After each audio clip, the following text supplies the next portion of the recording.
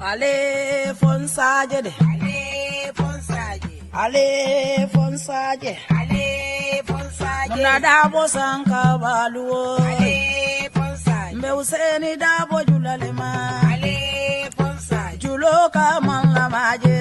Ale fonsaje. Ni aja man la maje. Ale fonsaje. Suluo simbeneleda. Ale fonsaje. Useni masata.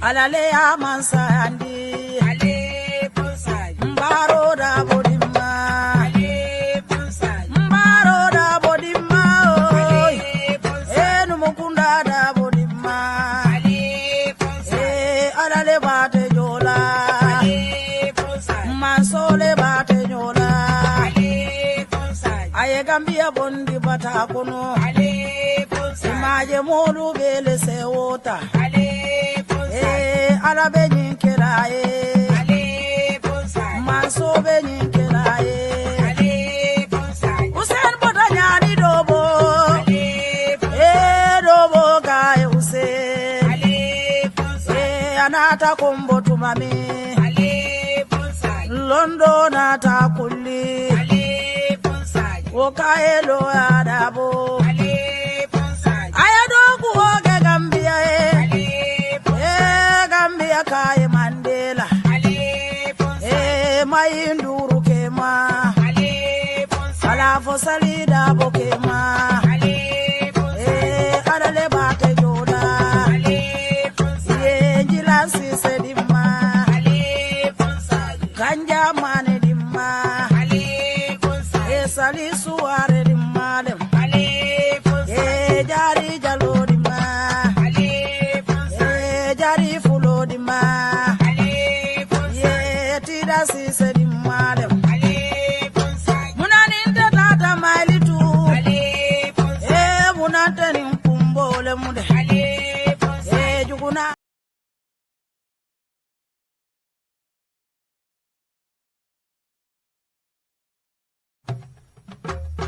ale fonsaje de ale fonsaje ale fonsaje ale fonsaje muna dabo sanka baluo ale fonsaje mbe useni dabo julalema ale fonsaje julo kaman la maje ale fonsaje ni aja man la maje ale fonsaje suluo simbeneleda ale fonsaje useni masata ale fonsaje alale amansa andi ale fonsaje mbaro da bodima ale fonsaje mbaro da bodima ale fonsaje enu mukunda da bodima ale fonsaje alale bate jola ale fonsaje mansole bate jola ale fonsaje aye gambia bondi bata kono ale fonsaje maje molu bele sewota ale fonsaje alabeji. Yo, assalamu alaikum, balingolu, bal konton na baki kotenke YouTube online bantaba la platform sabolto. Bi arjimalum ba December karo tilmo 5 days to Christmas. Okay, 5 days to Christmas. Okay. 11 days to the end of the year. Wow, time flies. Okay, time flies. 2024 for them. Danaka, we are the tail end of it. Alamam mfonte la kono kaira kono 2025 welcome kairo kono so nata kachala kotenke komen ka kenyame rek dol believe sa kokula misil mawla bang for Cristiano lomba nimbe ko klanka folo ni dualla duani ni Mario bulu me marata nsufola amata na jade kende la matonton fangola atelum dolmato la jondingo leti wajibi asana me kuku kala ga duwanya na bulu fano bi December karo tigi mongo wajibi asana me alongo bile kita diaspora la homecoming event o bile ya kickstart the Gambia the homecoming ngamero somanda ali live stream del kamera baya sia the media team ola nyaton ko makam so Bob Ture wolu kata na diaspora la other members of the diaspora executive Honorable Alaji Estabo, Wolu, any media kachata, session on soto, Nani Kombenga GB, the Makam Kontona, it went all well. They represented us very well. Makam saw a statement kata on behalf of Mocherik and Chairman of Diaspora. So in Diaspora in homecoming, Al-Quran Karamafan kata B. So be the program of Dadita, Abita right to the 5th, on the 5th of January, 2025. So kudos to our folks on the ground. About it. Be Cairo ngani be dua kala from alma alay Cairo sabare ni patio kono. Alama alay Cairo ke sabare ni Gambia fanon. Alama alay tenko ba sabare DJ. Nyato ta la feta mon sekunda sobe oben fanan alama alay dinna 2026. In that vein fanan be dua la sabante froli alama ni ngoni ko forkale. Itado daming modeje Carla ni lama bele bitalaji. Watol bitanyo nyala roman tabali ante. Dolmen man setala la donyo kambe jam follow alamam tula jam fo wati jan namina fa nañ tokku ken dol mbokay nuy na len si ñetti platform si tay aljuma di la wax juma mubarak si Facebook, YouTube ak TikTok yep si turu yudi fa lay bantaba si current affairs show aljuma tay ñaar fik fono si bari December danaka fukki fan ak ben rek mo ñu dese ñu say bye bye to 2024 and Christmas mom ñëw na be pare 4 days. The 5th day will be on Wednesday, next Wednesday, Christmas. Celebrate all over the world. So the ñaanal ante jàmm rek the ñaanal yàlla suñ borom defal ñu xewal ñaanal suñ parti bi gis nañ ne parti leader bi ñëpp si na Gambia ñëpp si na Keram Rada from the UDP nationwide tour ngeen gis welcome bi xam ne mashallah it was tumultuous welcome for the UDP leader yesterday. Just the crowd be very calm, talending from them rengaling ñu opale crowd. Why crowd bobu nak guy dañu dé togn UDP mom toujours a crowd, but when it comes to the elections we don't cross the line. Then I do go see what time bobu. Did not play video if he sound bite to some of the videos welcoming of the party leader.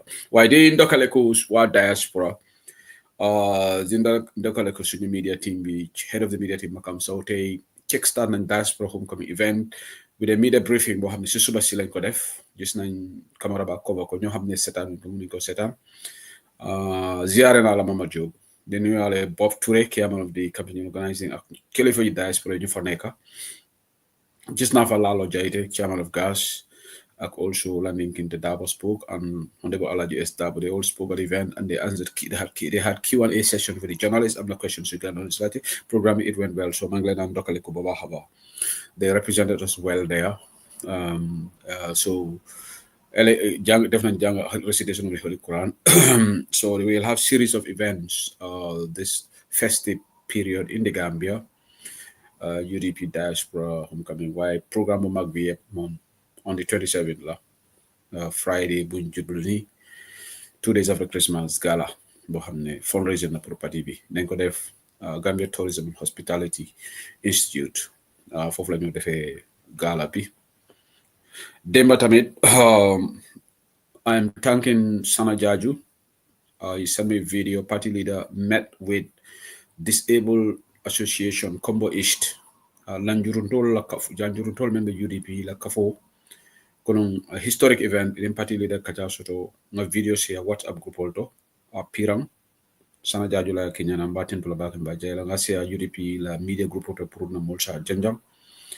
So Sada Princess Bintu Bamambe control. So was on another landmark event. Party leader content the back a video concerning the meeting also to Pirang. So the video player jam welcoming UDP la welcoming yesterday.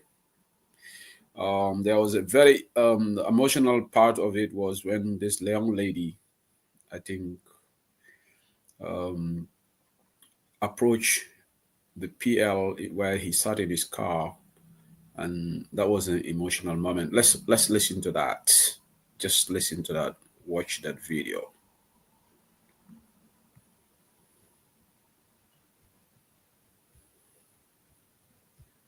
If I can play it, yes, I think I should be able to.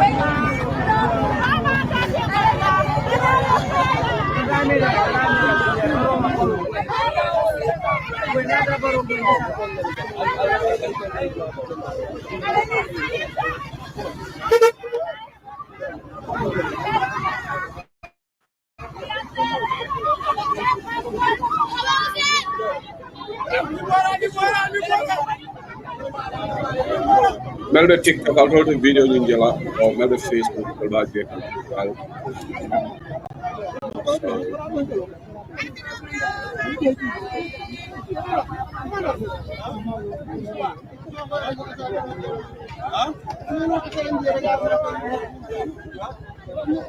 Okay, the other one that I will play obviously will be the welcoming of the party leader. I think there is a video that I'm trying to upload.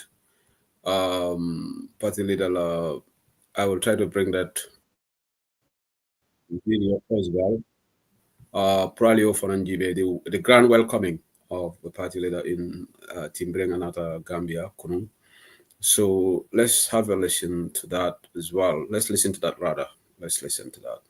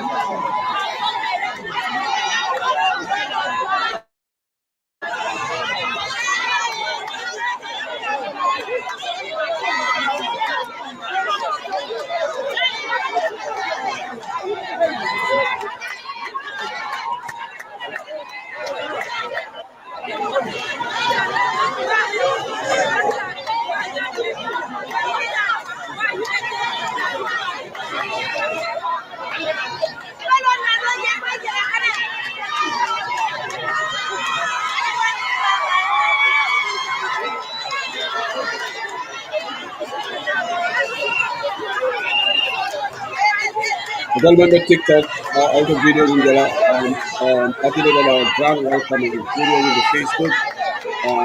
Unfortunately, my TikTok right now not the Facebook. Not just welcome.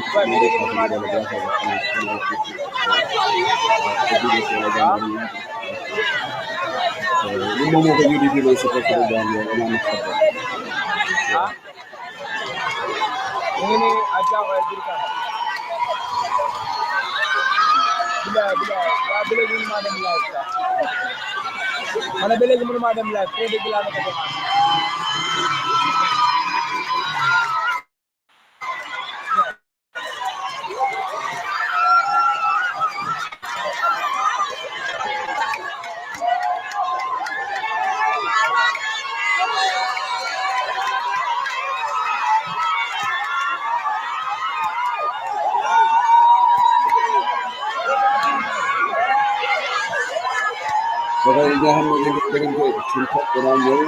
Because we have to play live video of nature development.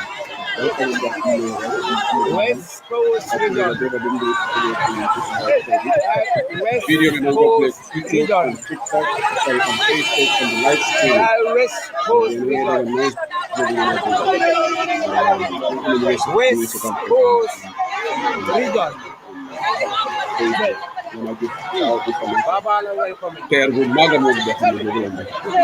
This is beyond evaluation.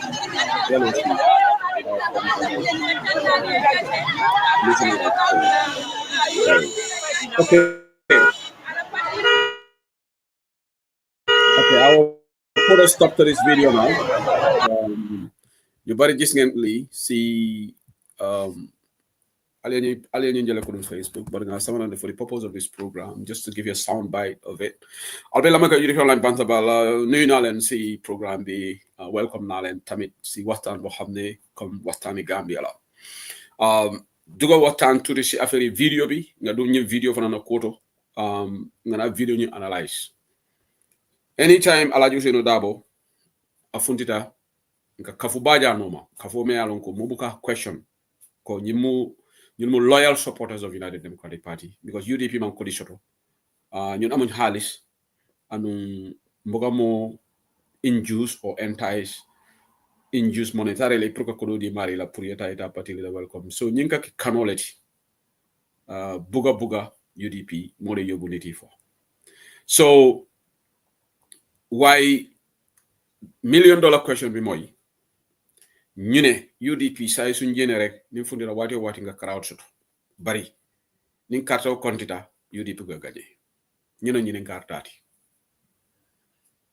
a jaxalo ka wara baro bu gañu welcome sifa soto nata de combo brikama ngol festa ngamere brikama dela jero to brikama le festa combo brikama ma kam mengara brikama mamra kata dulato kaci ngala mo wa brikama so brikama kafo men fundita je adama baro kata je lab kañu crowd sifa bondi so muneka ke carte fayoto fo UDP ka kunami wala $1 million question ti mane momo ke fannene kuina sa bopa ngane UDP amu support Gambia yalo mbandi ngolgo ni momo ye fannene musola iko musobe bulu wala karlo na musoti ni lawato sita to nyaka bolt kodi mo wako si olof ñene kunna sa bopa affaire jabar si waxtu teda ñew tay bobu la affaire bi le leer so mandi ngol yolo fode so mel ka foko UDP man support to Gambia ike fo wala nene because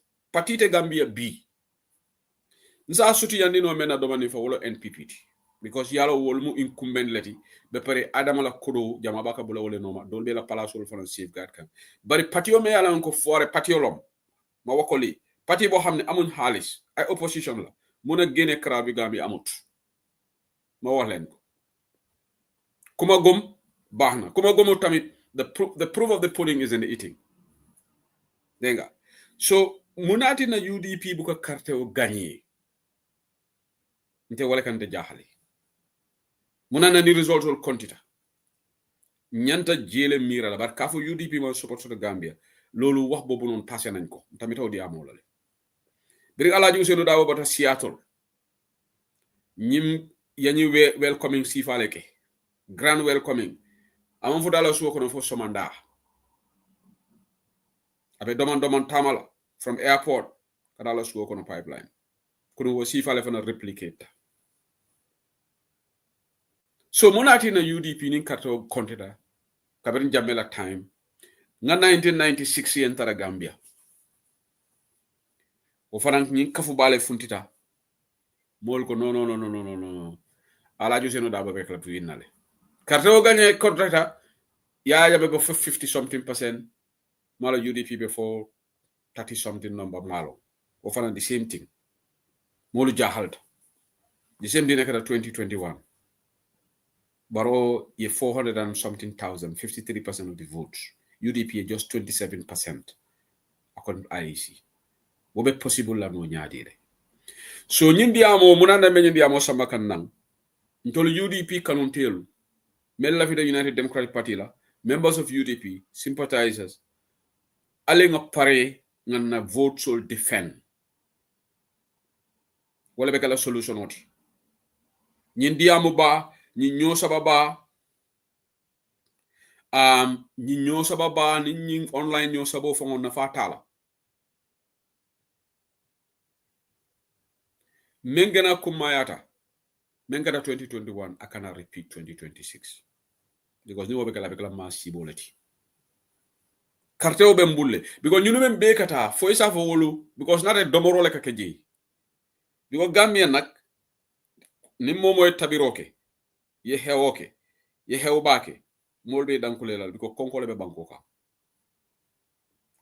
banko kan ni la fi des any crowd pour no because tabiroke rek ye mol ko moni kal na kay lañu leka because hif mo nek Gambia why ñuy teeru paa bi joxuñ fa lekka they went on their own volition loolu pure love la dëgga bugga pati bi moo leen fa yóbbu loolu day indisputable kenn mënut a weddi loolu moo te ñoo soso la noo la ni me ñoo soso fo ni lafta kala balla naati tron so UDP base be mbulle support be mbulle Gambian ko lafta United Democratic Party Gambian ko lafta Alhaji Ousainou Darboe baba ika fay baba bari carte kontidula njuuj njaay ka kawle kabre 1996 ñi man folo sa hende ñi metale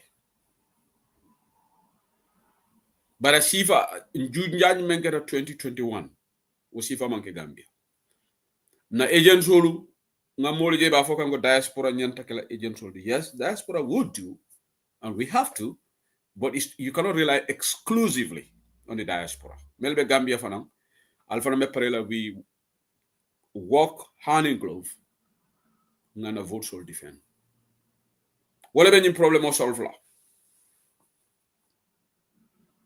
kabrin kuru mol be ñi karol la bena lacce bi la no lacce UDP la ñi crowd munati na ko translate into victory fod molu fa ko yab wax bo xamne waxi yabaate la te def ma den naxari si online bi yeb moy why you call yourself the biggest party but you have never won elections xam nga Gambia waxi nonsense dafa bari yes we cannot win because we are being rigged the votes are being rigged sacca su am lan ngeen bëgg ñu def because Africa in the west here nguri ne ndey daanu America incumbent be candidate of the incumbent Democratic Party they lost the election ñun fi conservative lost nañ election Senegal ñoom seen election bi daf dee jaar yoon loolu tax opposition daf dee gagné foofu Ghana daf dee gagné opposition daf dee gagné foofu Botswana xew na fa waaye Gambia moom xam nga lu ñu lan mooy suñu problème incumbent yi ñoom dañ gom si sàcca we were just lucky in 2016 because mbooloo la woon coalition bi la woon so IEC dañuy ragal ne suñ bëgg a sàcca coalition bi fitna mooy am waaye pour sàcca UDP alone dafa ne xam nga lu tax su UDP bëgg a wax ñeneen opposition dañoo fold seen arms ñu ne waa gaay UDP ñoo bëgg a indi fitna waaye coalition Alaaji Momar Njie dafa seega affaire bi xoolaat ni ñii su ma bëgg a def naka sudu noonu fitna dina am si dëgg bi waaye sàcca benn mbooloo sàcca PDOS sàcca UDP sàcca beneen opposition loolu dafa yomba because ñàkka déggoo in the opposition within the opposition mooy dëgga opposition they are not united opposition unity bi daf dee nekk foofu waaye si laamen bi la nekk nañu waxante dëgga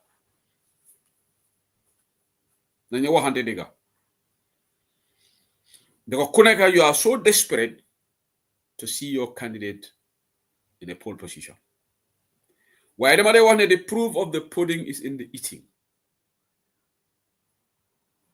free and fair election Gambia tey UDP dina gagné UDP kon dugoon nañ State House bu yàgga 2021 sàcca moo amoon waaye ñeneen ñi dañoo gis li waxi politique ba fa la politique olom UDP ngoolu they are just talking about the same thing waaye crowd bi ma gis démba loolu is ku bëgg a compete ak crowd boobu you have to work super harder extremely harder to beat us in crowd. Yes, crowd doesn't take you to State House. It's the results of the election that takes you to number 1 Marina Parade. Lolo degala. Why crowd can be a yardstick. Prunga nyo pesa. Janin katol be fayla mol ka nyo pesa jele. Coalition 2016 from crowd moli mo kafome be blokam coalition no manung. Udumoni adamatata uduma fongole afo ko birate crowd sifaje anatago ko atebe Danielale. Crowd can be a measure. So let's not just dispel crowd. Well, crowd amun njeriñ, crowd is just this. Carte fo ke fam sumani mina crowd. Ibe campaign la crowd men kabule noma. It's not necessarily a sufficient condition because modo site ila ralito, modo se bule la kafono mate katro faile. So we have to get minus here sometimes. Don't go by the number because modo be bisa body like samba. hani crowd member kabul adama barono ma manke momo be jebe katro file en the same to UDP amanke momo dolbe je wol kumpa bale ala kesiji bari UDP la crowd wol menka daje kumpa bale ala wala dango doyata bikon tolu mon kodi di mol ha ntol la crowd is organic man fake. It's organic. So mbe Gambia dingol tento la bake ngol men funtita itara party leader bendu mbe tento la bake mbe UDP la national executive kontonna mbe party leader fanon tento la bake duwali jabita to tata nyama abanta nyama message sol deliverta kumol fota. So wale kumayata jam. Now next wale bekala Greater Banjul area la rally bekala rally ba labango bekala Banjul le on the 29.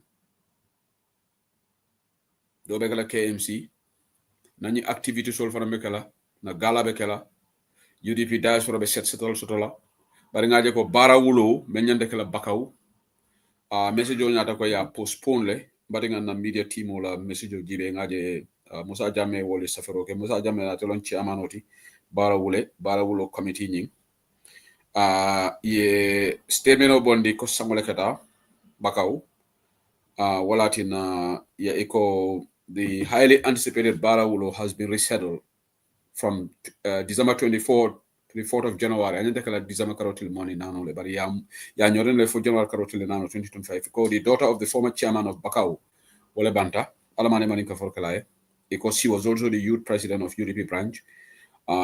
So Moltada Jile la Handabala Jes Dabo, and Bob Ture, Chairman Lalo Jaite, Musa Jami, and Sister Jarai Sani, and Medina Dean, Walletata Bakau Alfalu Kati, Kontong, Sound Kontong, on behalf of UDP Dice from the $10 So, ye Barawulo Menendekala December Karotil Mani Nano, in Talaro Mim Kana Sitem. Ya lungo nyoron le for January Karotil Nano, so promo base Akalam Nyama, because Anis Samuel Benta. Menkata Musoti, former chairman, UDP of chairman of Bakau, former chairman Adi Muso Lebant. So all my name in Kofroklai, Alala Jong Sonela. So yeah, announcement. Okay. So many analysis like Jam about party leader law crowd. Nimborodo. Mbeta Kibaro Dole Nata Jam Kunung. Nga Kibaro Sotoko, Deputy Wolul FPAC. FPAC Kamfata Adama Barol official of the president, for not sending NDMA la boss on leave. Ikomuna nima sana dahawa, ina samba administrative leave la. Bari nga kibaro fonon so janin kada auto. Nawek ikoy chorno cham baile. Me tentula wala ya dismiss le. Nawek la finance director chorno cham. Iko he has been sacked. Then go daha because they for bokas in Junjaj mo xamne in def evident pour one official of Nawek mu don waxtana ben Indian businessman pour convince ko pour mu inflate invoice bi from 35 per unit to 65. So benen $25 is bobu xamne taxi benen unit any unit extra 25 bi ñom dinañ ko sédo itol bo talala ba bi noto o mu corruption 101 net. So you got Nawek kuno ngaje Watson Gambia.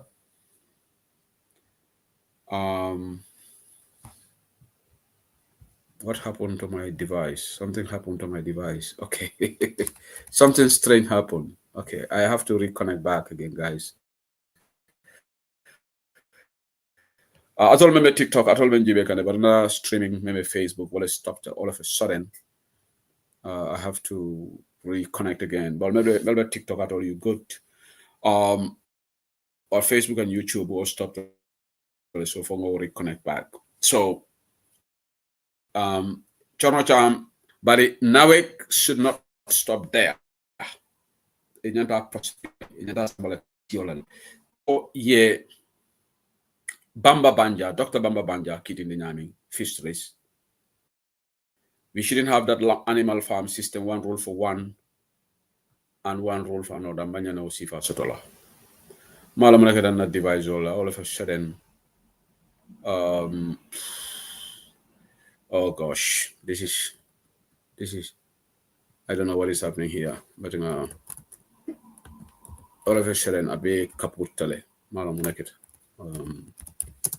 This is technology. Okay. I have to enter without. I'm not going to enter without microphone. I got no microphone over. Malakom microphone. Hopefully it will connect back again. Hopefully.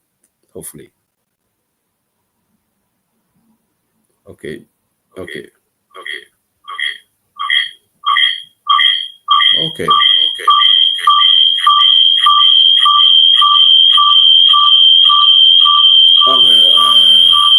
Something is happening. Okay, but I'm don't bother you. Okay. Okay, let me just.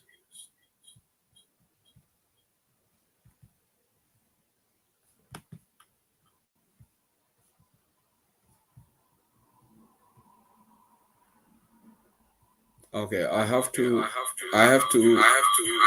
disconnect everything, guys.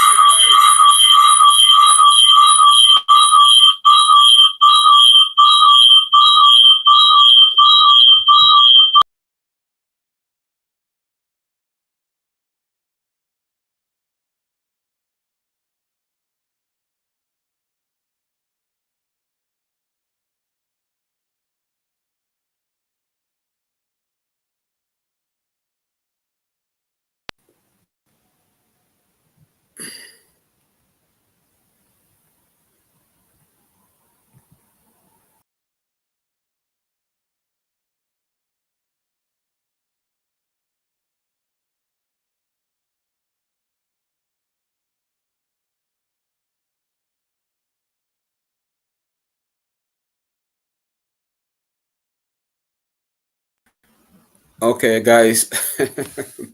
Something happened. Yalon, technology. All of a sudden, my computer just stopped by itself. And I tried to restart the streaming, and it was having double streaming. Well, another sound, both of them were playing at the same time. I don't know what the heck happened there, but that's technology for me, technology for you. I think I'm good to go now.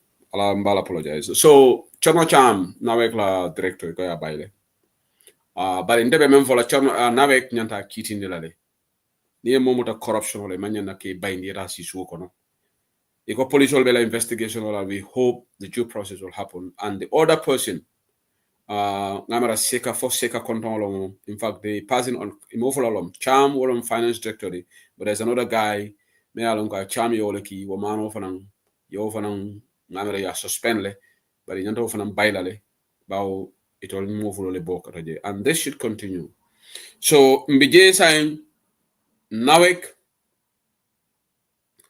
doko in few months time iba recycle ale sak na we start to another department at Yoremi. That's possible. Column. They scratch my bag, you scratch your bag. So you can more than after you recycle. But Niamurundi, the media will flag it up. Watching Gambia will definitely pick it up. But we were gonna not make noise about it because more corruption or that person has no place, come back to the system again. Not for now. Because at that time so now and I don't know how Mr. Cham how he's feeling now. Sitting ifam ibisuokono iko ifama bay o nkema bay because of the corruption all fo mol kam malu ñin na le bang yo nga dem liggéey ñu la fay salary way nga ne do MC sa salary bi yow da nga dem extra because you want to live large, you want to live beyond your means. Lo xamane mënu lako afford nga na bugal live fake life, daw moto yu chéri, taka jabar yu bari, di yónni sa doomi ñu dem holiday te yow sa salary bi mu antal loolu moo leen di dugal si corruption bi. It is too serious. So mbe woto fanan yalo nga sana dahabala kumo fali janne si nya jamara nga sana dahabala reference $100 million is nte boka bula mo no mabuka mo bayindi. So Financial Public Accounts Committee, the National Assembly, Wole Adama Barrow call out. E komuna na Adama Barrow, the president, is yet to act on resolution passed by the Finance and Public Accounts Committee of the National Assembly, FPAC, to send the Executive Director of National Disaster Management Agency, NDMA, Sana Dahaba, on leave pending the outcome of police investigation to the missing COVID-19 funds. Sana Dahaba kumufale gene COVID-19 funds or labajta. In September last year, the Assembly passed a resolution following the Auditor General's report on the government's COVID-19 expenditure, which exposed, quote-unquote, serious irregularities in the management of the funds. The resolution resolved that Dahaba should account for all undelivered food items worth 100 million. Signajele nga nyumfale jam. Signajele nga nyumfale bantaba. Yala ningo million keme. Dol ko amon possible. Mon platform dol fo bare bantaba jang. They say who said li dumre wahanto. Because I'm very responsible. Respect na suma bopa ma tok si platform bi ñu bari ñu ma déglu audio yi dinañ nekk si record si forever ñu ne dafa tok si bantaba di fen di rambage passé na jomal na suma bopa lolu ngam fa nga tambindi wala man ko warambo si bar nga ko to ndam si de ñi million keme mi da fola le janne wolom député wala bi ñi karole ko iko food items me alon ko niya haima million kemo iko before September 2023. Eko Sana Dahaba Fanan should account for the shortage of delivery of oil worth 37,650,700. But Sana Dahaba any million or de dundi mintol. What Sana Dahaba nyanta million niality. 100 million beji eko delivery items fana menia haima bita kanya na million tan sabani worola. Wuli keme woro, wuli taluru dalasi keme worola. The Assembly resolved that if Dahaba fails to deliver the items or the monies by the president must consider sending him on administrative leave pending the outcome of police investigation. Dibidole menko koni Sana Dahaba manyin kodo ama adalilo for molia kodo aya dundi dame aya bondi. Dibide wol ko president wala official nyanda Sana Dahaba shindilale for jani investigation ba Adama Manson. Yalla munan Adama Manson. Sana Dahaba ka dun state house la be funtila dunani fato ba baro wolbe jagar la. So, Chana Fanka Kibirle, Ako Ate, it a true snola because Ate he is in the good books of Adam Abba. Lola dewa. So, all the caring Fananko. Fasarole Gambia, typical animal farm. Bamba Banja, Yate Muda Kero Black Rab Mile 2. Ye bribery. Sanada Haba, allegedly, million Kemeata, Hannibal Sanada Haba, Omuna NPP Labarema Baleti, Hani Fendekelala. Injustice anywhere is a threat to peace and stability of that country. Tilimbalia abe bankudo akamasi bole wulu limoy febari Gambia ye banku dingol muta ye fise andi nyoti membe NPP wolu limendiate se yanda banko kan yake mola biko to the NPP le ni membe UDP wobe opposition o warete America you personal support ye luwa tamani wokan koni iko manzata label so ni pareta ye waramba bal dum yenta se husil lañu morena fo lakan ye saljul muta eta jamon to sali Allahu akbar Allah ko ber kumala tasabawol be muta tasabawol be jolon na doron tasabawol be jolon na killing karaban jimal be mala e kontol mo musulmo leti biko melka nyinki jama ba mo musulmo leti ni bore eta makka ye sali alala bumbato eta ji ye ticket maka ticket wol samo jama fo ngoy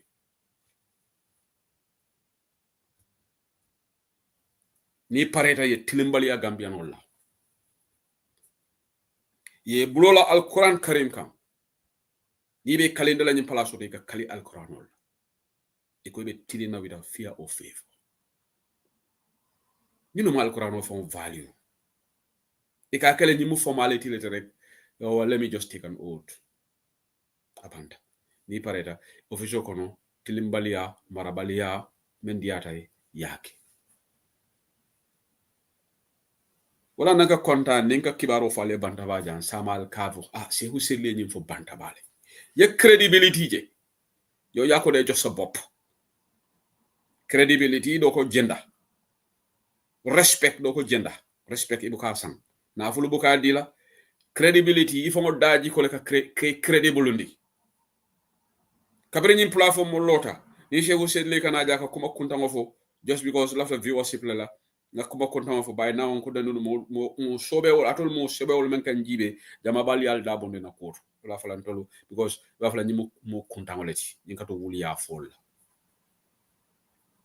but mashallah 90% of whatever coming for jam ma fa be ka ke tonyati de ba on tol fana ngari like third party information and we are just human sometimes we'll get certain things wrong but ninga fengo son wrong de se wosele kana jana nga fale nga nyingo sutule oronta because ndemu hadama di go toroneti kulim jum kudena ndo rek di jum domi adama amul ken ku perfect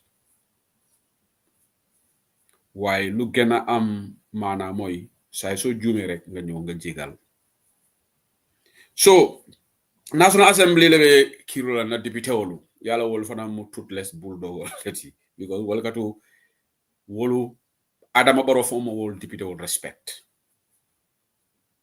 Adama ba National Assembly respect ka ba fla go ñu be how wala what can they do to me because ñu tend to impeach la no because impeachment of a kenole bari ni ko be impeach la NPP député wol te son anu ni tol man ser rek ate wok la ba to le majority sotoje ani Adama la ñim 5 nominees so hani mo ko be Adama impeach la ate possible la so Adama yo le long so men diata bare Gambian on lebe Adama impeach la ntolu Gambian olu 2026 ntolu la ñanta Adama impeach la ko nga ya jame impeach ñame so député olu mbe tentula yani on the chairman of FPAC is Honorable Alhaji S. Dabo yani bold statement ka Adama Barrow remind ko munati ne man sana daha bas sindi ni investigation mo na kelaji so iko Chairman Dabo said up to November 24 the executive had also failed to send these resolutions to the IGP to conduct investigation against the persons implicated. The suspension should have taken effect. The police said they are now investigating, but that only came after the executive wrote to them to do so. But they were not acting on the resolution that this National Assembly passed.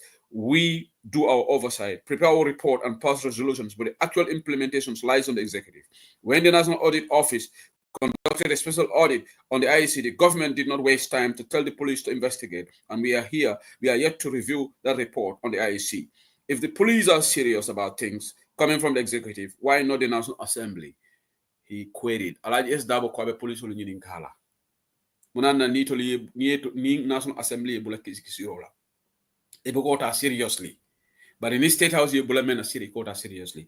Iko IEC la audit, special audit, president official bula police bula wala police yo ke sisasi bari to lañu ben be sirinje sana dahaba yalo nga fale janne ko reporter at the state house file sama IGP wol fana be siri IGP cannot do nada in Baroma fayake because the Gambia policeman independent momo Gambia police force is independent dang an bobo they are under the thumb of Adama Barrow. Ni Adama ko ali jump ye jump ni Adama ko ali si ni Adama ko ala official sorom ye official sorom kon al nga fe ko Adama Barrow police force na Gambia bondi jedi al nga fo Adama Barrow police force nan la waxante dega because Adama le ka IGP dictate and imagine if you fo be query kan ko ni Adama yal bula men al kake ban nindol ngal bula men al kake Member for Kiang West, Honorable Lamin Sisa said the resolution was passed over 1 year ago. Sanji Killing, any resolution was passed. And the executive should have respected the parliament's resolution. Member for Joshua, Sirif Sar, expressed his disappointment over the non-implementation of the resolutions and called on his colleagues to take strict actions and save the nation. Iko Joshua Faranda Dipito, Sirif Sar, Wofana Yala Niku Yatandi Nina, Munandi Ming Itola resolution on Ying. Among implement ako deputy wolu nyanta work nyanta do ko kalale ye strict actions but malamo of la mani ko nyame okay ngala you understand so please forgive me ku koleng londi ni ko to pour ka banko gambe banko safe kan tankandi so mole ni kibaro kenya na mbatin to la bake newspaper layer safe mbe f patentula ndol media mbe nyine kan corruption o kele jenko be banko kan Gambia dingole nafa soto Gambia la na fuloto kolol men ka dum banko kan moto sambal ye stop million le stop ka dum mototo UDP tol be nyine kele kan wala na ba ushenu natata state house ngo $150,000 is lulu ata domola wato dol fo ngabita sila pipeline ni ay bo state house ay stasti pipeline puru ka bankola na fulo tankandi nata be president ya depasso membe kelaji ni mo policy leti nka mulu moy ikafo UDP man policy soto wa Gambia nak deka bo xamne la deka bo xamne yabaate dafa bari ci deka bobu non nañ leen bay yabaate bi kan mo meuna tok tay nga ne PDOIS ama policy kan mo meuna tok tay nga ne UDP ama policy den yow sa boppa bi dafa kaput xam nga Gambia man yefi yabaate yi nak I cannot accept them politique nak nañ ku nekk mën nga politique ku nekk am nga right nga ut nguur waaye waxi yabaate yi ne parti bi amu policy. Do you know what policy means? Because xam nga Gambian ñun lan mo ñu sonal legi there is this word attack. We don't even know what attack means. Xam nga ñun lan mo ñu sonal we abuse English words. Kon luma doon wax ci struggle bi. Tay bo mënon opinion ku nekk opinion ken mënut am jama. Gambian bu mu dégg opinion ken mënut am jama. Thank you Dudu Jawne. Atelo na mandinka experti ako strict action means simfa bambandingo abaraka bake Dudu thank you ha simfa bambandingo wala mané xamati yalon tol tuwa ko en tol tiñale tuwa ko en tol tiñale abaraka nakoto ke abaraka atelo na mandinka experto de nim filter rek mama jobolo na surwa expert ni fanja ba fanja say tay mom defo kuku defo disappear ken xamu fan la fanja nek xamuna defa dem NPP xawma. So, alinga yabate bula. Patio me alanka established 28 years ago, 23rd of October 1996, full of highly qualified people. People have gone to university. People have worked for international organizations. People have wealth of experience.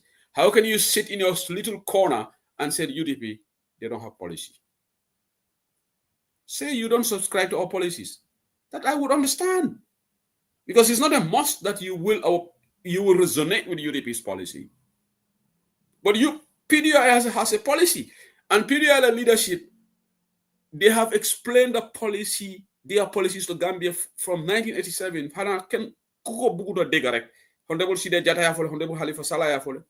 Policies on taxation, how to manage the economy. Even they talk about housing.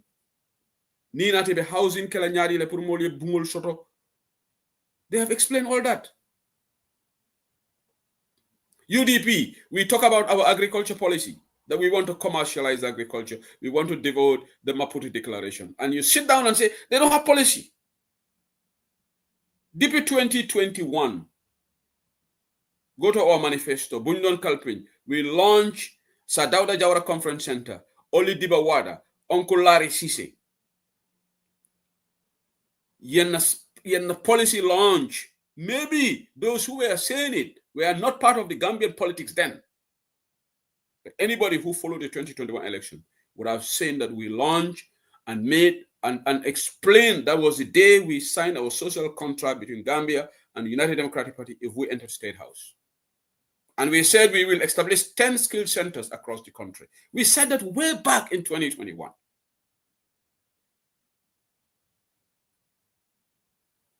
nañ leen bàyyi yabaate bi duñu yóbbu fenn 23rd of August yes UDP was formed 1996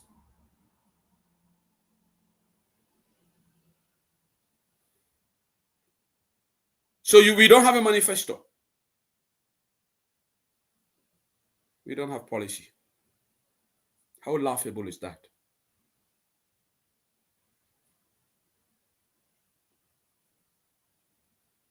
But the reality will come in 2026.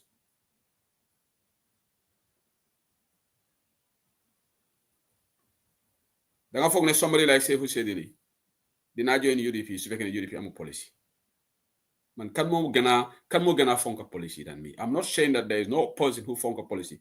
Man, before I joined UDP, I read UDP's manifesto. And even there are new people here who, when they join UDP, I send the manifesto to them.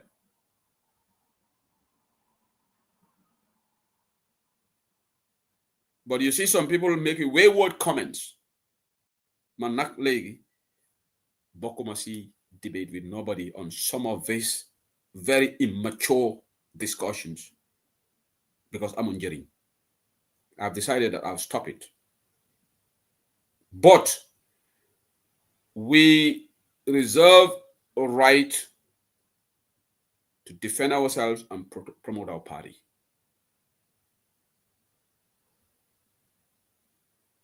Gambia nak mtambita nyinale nkafo nka nyo attack. Ako very sad you cannot even speak your own language. Base Dabo, how do you mean? How do you mean I cannot speak my own language? So just because I cannot say strict conditions while I'm speaking even to sometimes there are some words you can rectify or you can for nyadi.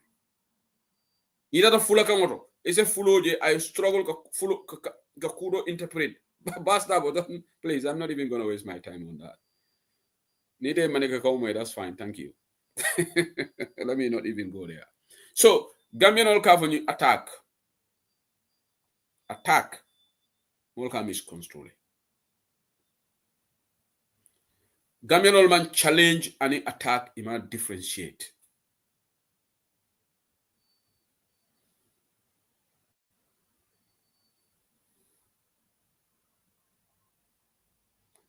Nyanda fatam fansiro kela de bawo bas dabo ko mom manike ko bari nga fa differentiate wala fatam fansiro ti nyanda ko fatam fansila le kamo attack anin kamo challenge political anin challenge let andata fale nyo challenge on ideas ale nyo question kanyin karoke woman tanaya nte UDP mo sena ikan tol question can challenge na policy yolla go muna la policy on health.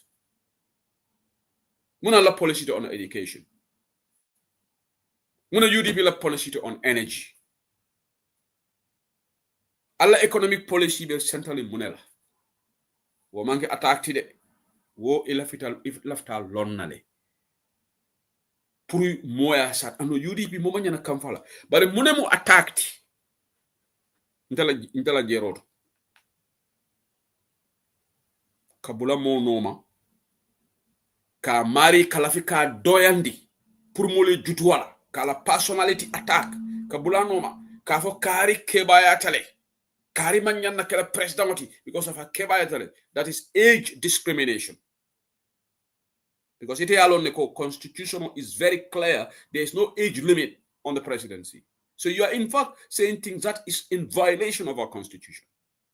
All those melkafoko alaji usenu dabo kebaytele albe gambia constitutional bill litul kam bari ñi mo kini wala ka law e ko constitutional Adama Barrow ay symbole la prior law na 2026 yalla ndol la banko na karole warta ji hypocrisy le warta banko kam.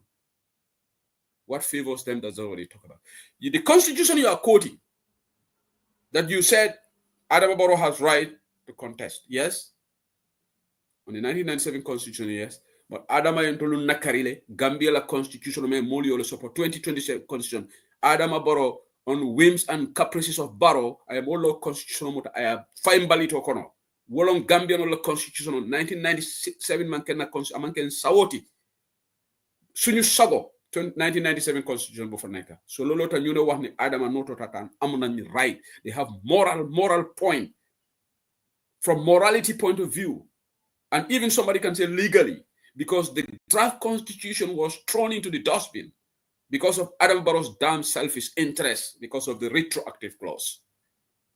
So there's a legit argument for Adama in the constitution of Fine Balido Konali. But in Melkafoko, lawyer Ousainou Darboe sa warata taxaw because dafa màgget lan la constitution bi wax on the age xëy na xamu leen ko is there any age limit on the constitution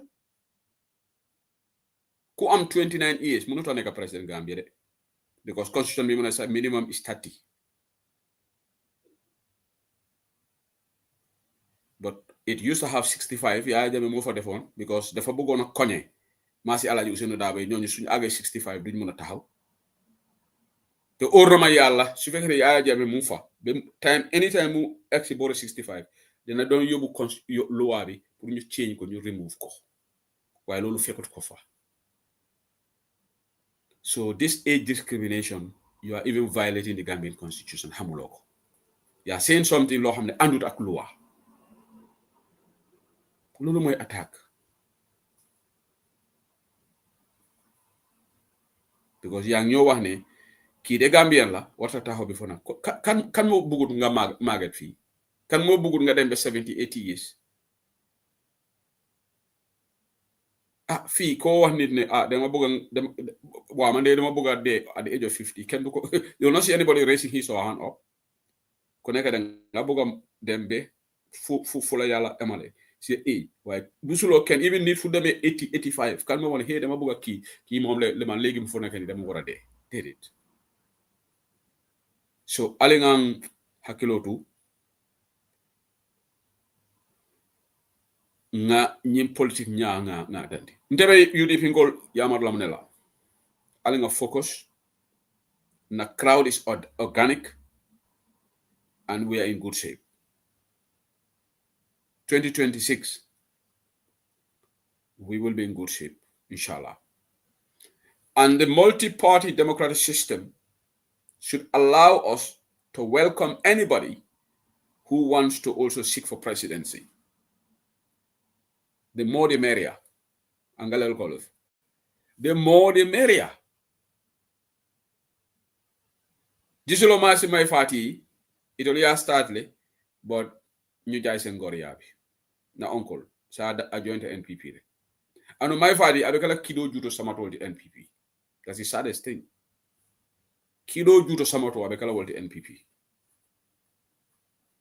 mel bora UDP wote mo kido juto samato di NPP di because man kanso toji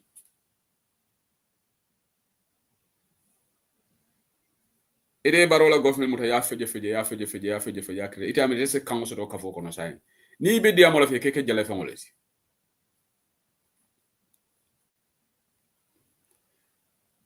so at the end of the day politico nin kambenta suñu manko ñu nekk bena waaye ben tey dama fogoon ne keroog ma def programme fii ñu ne ñu bàyyi waaye ben tey maa ngi gis semblance of it here and there ñeneen ñi ñoom ñu ne duñu bàyyi ñu ne ñoom UDP daal fo nga dagaase silo kan ay bo silo kan ate possible la they're gonna waste some time. UDP is here to stay. If anybody think you can bulldoze UDP out of the way, you are just fooling yourself. We are well grounded, we are well structured, and we'll continue to be big players in the political dispensation of the country because hamga gis nga nit ma wax leen dara hani kodo alel nañ ko seetlo si alel kodo me ma batala so sono si dara doo ko dee value waa loo xam ne danga si sona ay ati loolu danga ko dee value waay nga invest nga liggéey danga am sa xaalis loolu danga ko value waaye yow soo demee maybe xëj na dara rek bàyyi look nga am alel you take it as a joke loolu tax ñeneen ñi dañ dee dem pisir pasar seen xaalis bi you know what people have failed to realize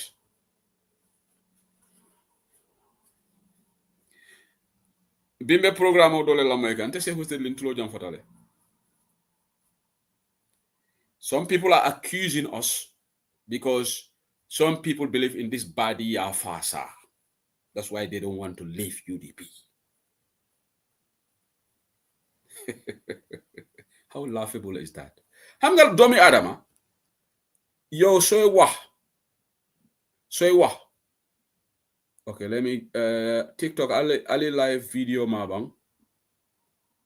After Facebook ben alert ali screen on my F1 ala live. I don't even need to remind you guys. Tap the screen. Tap yalon tebukala fikanyin tap screen for back. Because now a common sense, 77 people are watching. Please allow share because not every video you stop. I have to do this verification, and I cannot be on the platform doing verification. So the least you guys can also do for me is please just share live. It doesn't cost you money. It cost money. Like just share the live, tap the screen so that good live F1 Nali Olma the live will go up. Hanga fumadore wahbi alinga jabate bula. If you think I am in UDP or Kennedy UDP, because what about you? Why are you in the other camp? That's a question that you should ask yourself. Because you're a key sorcerer, Lolota Mungi UDP, because they try to play this body fasa word. They think they can just use semantics to fool people. Because 9 out of 10, when you hear body fasa, they are trying to stereotype the Mandinkas. And it's utterly nonsensical. Just like Adama Barwaya Menfo. I'm not going to use diaspora fee. Stop Lenko. Because why are you in this camp? You're ban hetna. So let's stop pointing fingers and let people choose where they want to be, for cry out loud. And let us not give it a meaning. Because if you give my support a meaning, I will also question why are you also in this camp? And we have a problem. Nobody is a winner here. Let's allow people to have freedom of association. If people want to be in GDC, let's respect that. And let us not give it a meaning.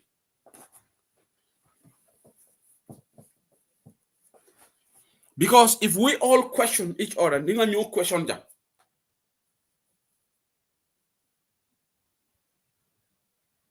Wow, this body of us. Let me tell you one thing, tribal politics.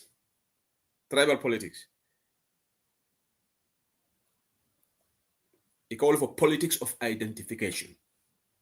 Here in Gambia, we try to talk about, even in the West here, there is what they call politics of identification.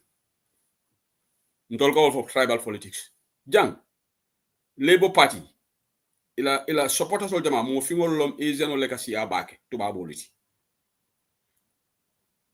Because mo fingol jama soko immigrant they relate themselves to Labour Party. Ikaje ko ila nafabe woleto. Fona falintade, but in the past, for ni Labour men na sa ngol fona immigration ko ya mude ko be mol deport le mewol to man na metare mo fingol be found distance from Labour. Ni data America the same thing. Gambia ali ngafo ngam fongol le neni ni data foni APR is a stronghold be old. What's the reason? Last election APRC North Alliance they only won in Foni. They might win Banjul, they might win Badiou, they might win them. Niran Mama Kande traditional ala stronghold. And people sit down here on TikTok saying, wow, people don't want to leave UDP because of Badi Afasa. That really annoys me. So UDP reknyo def Badi Afasa site kabobonon. Yo yange def Badi Afasa. Why don't we allow people to just associate with whatever? If somebody is a Jola and you want to identify with APRC, fine. Just give it a meaning. Because APRC is not a Jola party. I have never called APRC a Jola party, even when I was fighting against Yahya Jammeh. Because I think there are so many Gambians, Manding called the APRC, the full the APRC Jola. UDP manke Mandinka patriotic. But people sit down on Facebook and TikTok and say, you know what, people don't want to leave this party because nyom de gomsi badi ya fasabi. And yo nekolo de badi ya fasa. Yo kambinga neka, lotanga neka fa.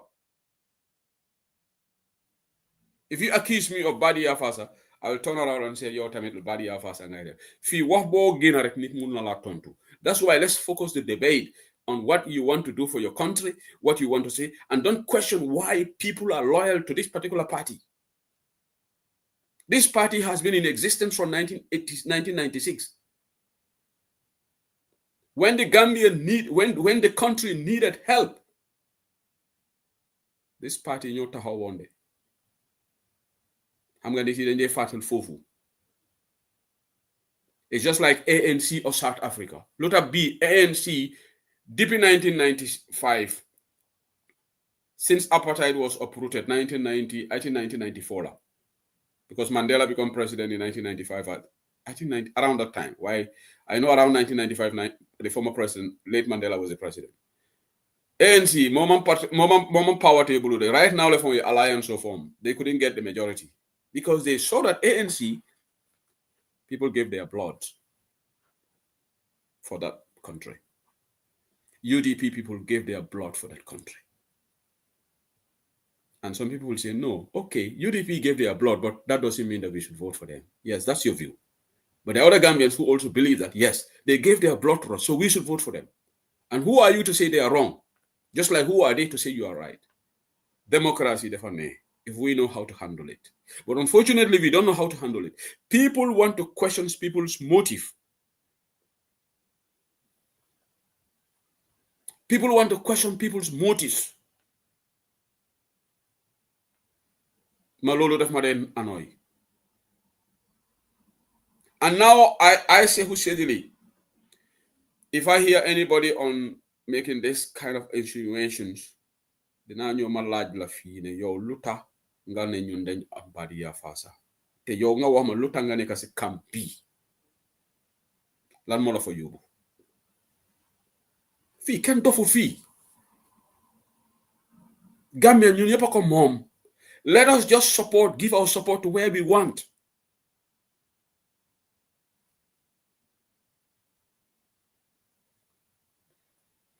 But this stereotype nonsense on UDP got to stop.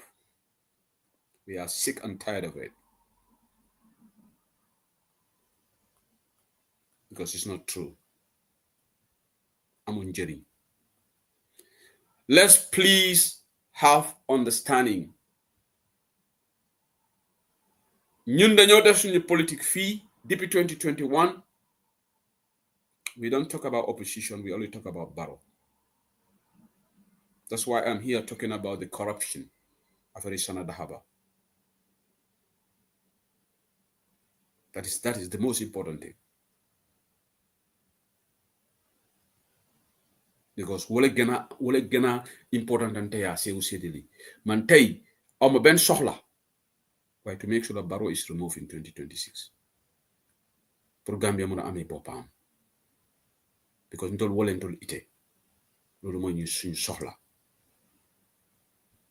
Court cases are delivered.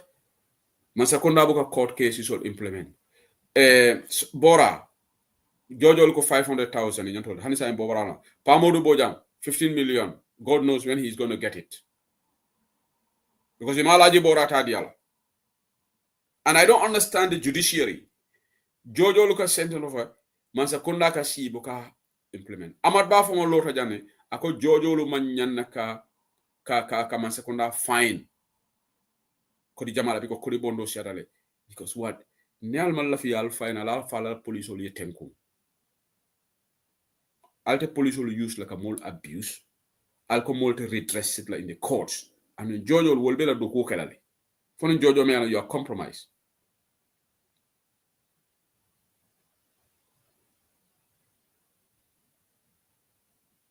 So the big question is now Adama Barrow abe bola ñun dulanto ñaadile de amobe sharing dolu ko nimman coalition okay Adama te bola ji tonya dolu ko ha dega mo kilisi Adama bondi no jele vraiment tonya le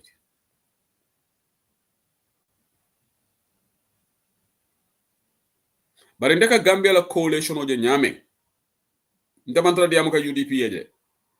Mbenye ndiamo menkala, let me make a disclaimer. I'm talking for myself. As Sehu Sedili.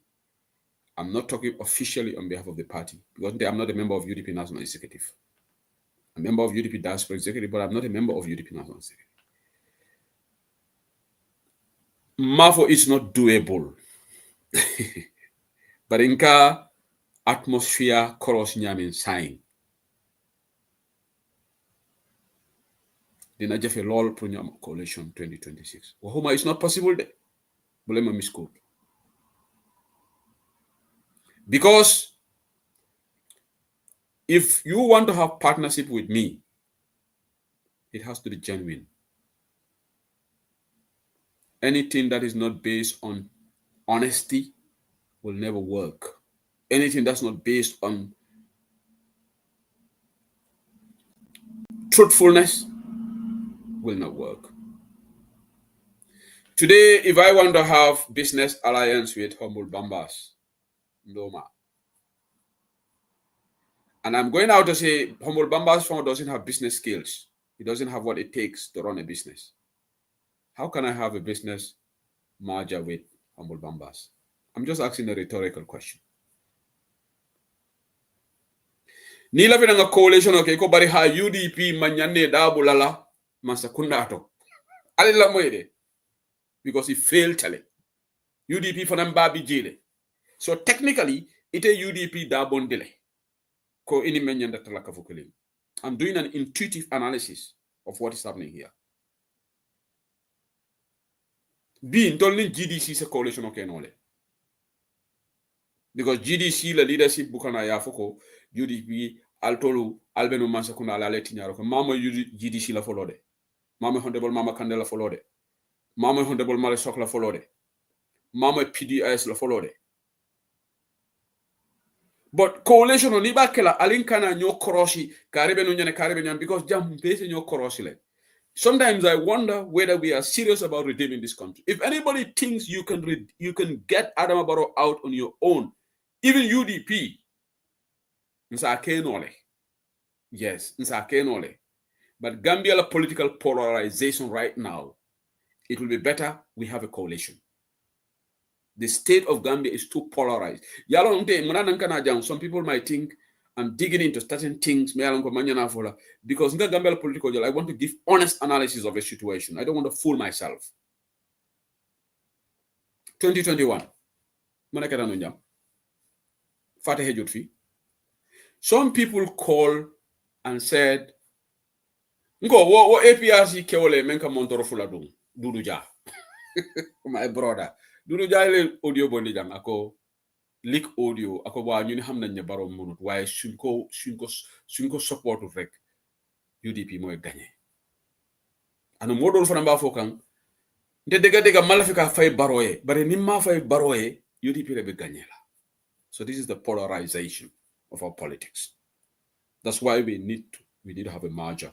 But we can also have a tactical coalition.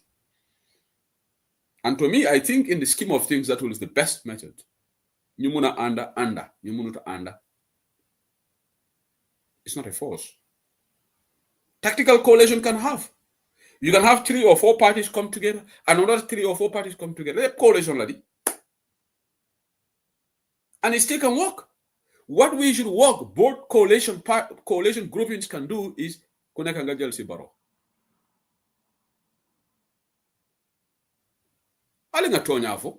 For example, let's say in UDP, and I'm just giving an example, UDP, GDC, Marisok, then Yindolo Fanan Kafuta Nyola, Yala Bemo coalition already. You have coalition lady. And we all fight and take Barrow's votes. Then Barrow is not going to win. If this coalition take 20% from Barrow, the other party take 20% from Barrow, how can Barrow win? Because last time Barrow got 53. Because voter turnout can never be 100%. Last election was very, very high. Because we got 27%, Barrow got 53. That itself was what? 80%. Voters, that is the votes cast rather, not the voter turnout. The votes cast. That percentage is the vote cast. So I take that back. I forgot the voter turnout rate. So tactical coalition can work.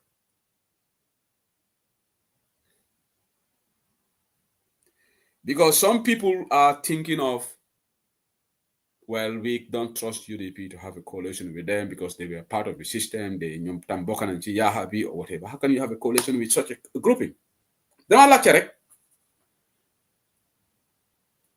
If you make remarks like that, and we hear it on daily basis, unabated, even today I heard it. I thought we had that peace thing here 2 days ago. Today I was listening to another program and such rhetorics are coming out again. No. These people are all part of it. They should not. Hunger. We need a new brand of politicians. Let me make it clear.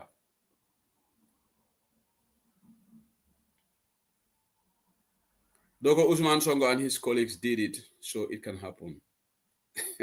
Amy, Usman Songo, they had one big coalition against Macky Sall. All these other parties joined Usman Songo. They joined Pastef. They endorsed Pastef. And that's why it worked easily. But Gambia political, politics if I Gambia sign the doing a war.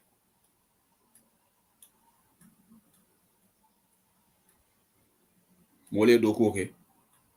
Ye selo tay, ya Gambia bonni kole yakono. I kontolu manyan nandabulala nyinindiro to sign. Because ntol nga chance to lenu 2016. Ntolu we didn't deliver. Lolo fanga ko wel. So Gambia political it's good. So ntenga mera nyin tactical coalition system will eventually shootla. Then you mundala person opinion at it, and I'm gonna make a disclaimer. I'm not speaking on behalf of the party. Before it na audio taya kuntu se usedi ko tending but inte mobo kana photo sorinye. Momo en na kumo misquote mina la banta baja ngasin and set. So ni momo ben quote la, make sure you quote me properly. I am in for coalition. And in fact, it will be better for us to have a united force against Adama Barrow. But certain rhetoric nka menje, nka memoi. Namna be kola yala lede, then you want to dig up. It will be a miracle, naketa.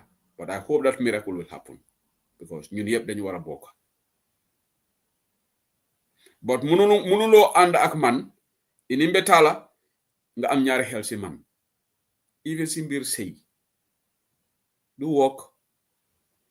Si anda ak nit nga am ñaari xel ci mom wala sa xarit ina betala bari hakli fula soto ila terto wo teri abukatade ikata sobiring wo terola ngo na waxante dega banta ba suma ñew fi dama wat dega. My analysis are going to be as explicit as possible, and this is why I put the lines for people to challenge me. You cannot try to be cosmetic about this. Oh yeah. Why UDP? Stop these gimmicks, because you cannot remove UDP from Gambia political landscape.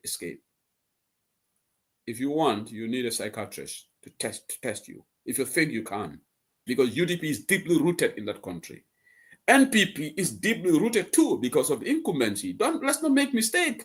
And you know what? We are fooling ourselves. We think it is going to be so easy to remove NPP from power.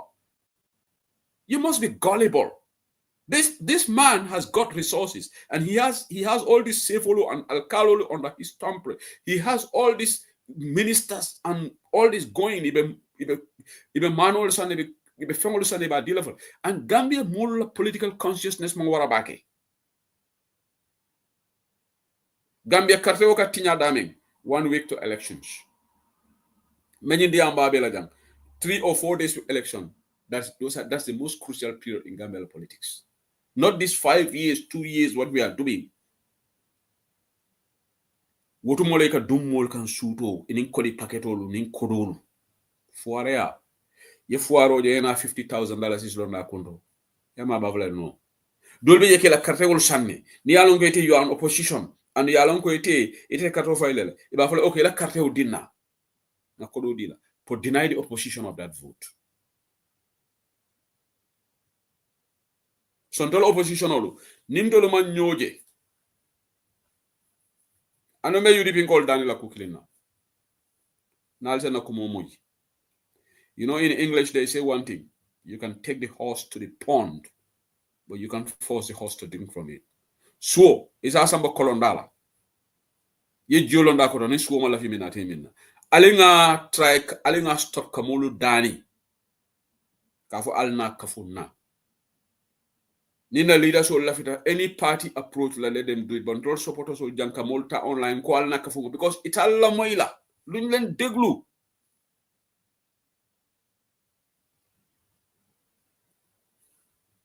So fambaton dolom ali ngana politique okay ngana kafolo londi ngana grassroots politics okay anunte damma next election ñing crowd bal nit ñing ka dajalo ñokan aman nafa fenna ali nga doto dote wala gëna important. It worked for Chairman Yankuba Dabo, it worked for Lord Mayor Talib Bensouda. They succeeded mainly, and Mayor Banjul, Bur Banjul. By the way, happy belated birthday to Bur Banjul. And it worked for her because of the door-to-door.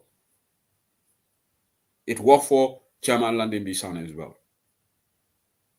Door-to-door is very important. Alenga nyo bunya politiko kono nga nyo fana na palaso di nyola akumaya tabake but Gambia 9 out of 10 obukantolu fafeka so nde coalition lafita la bake bugana mo am, but it will be a pleasant surprise to me if I'm proven wrong in 2026 that my United Front. But some of the rhetorics that I keep hearing, even right now, it hasn't stopped, that UDP and NPP should not be part of this. They are 6 and 9. You continuously call us 6 and 9, but you want to work with us. Or at least saying, yeah, we should have a coalition. How can that work? When you call me, that day, momo kurumoleti. Ndese husele ne mo kurumobuka anda. Nini anda da fon nara lonko mo kurumolti, I'm done. Immediately ngalonko mo kurumolti, I wash my hands off you completely. Kuru yanda tije. Anu ninga sute ko itemu mo kurumoleti. Mafo ni malonde. Ko halama di ngodo la matimato wartal. Halama di ngoina se tara fenkering. Many years itala kuri alona. Dolbi ika kele in a coveted way.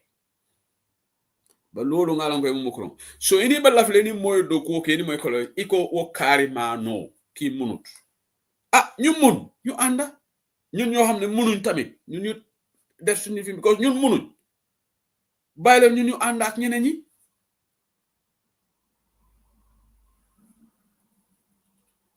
waye ñun ñoo xamne munuñ yalla ak ñun we contributed the lion's share to the liberation of that country. Lolu kenn mënu ko wédi koko wédi you're just fooling yourself or you're being disingenuous. And we should have ingenuity. We should try to be honest. We should try to have clean politics. And let's stop stereotyping other people. If you point fingers at others, they can point fingers at you. If you couldn't point finger at the other, hana soko bugut. So they say platforms, it are platform or the Afro UDP. No, body afasa. I'm sick and tired of it. It's absolutely nonsensical. It's garbage. You call me Badi Yafasa. What about you? What are you doing? You're also invariably, inadvertently doing Badi Yafasa, but you try to clean yourself, say, no, I am not because I'm for Gambia. I'm going to get interesting Gambian politics. The man talk about enjoy Gambian politics debate. Say who said it? I'm going to enjoy. Because man, I'm for Gambia.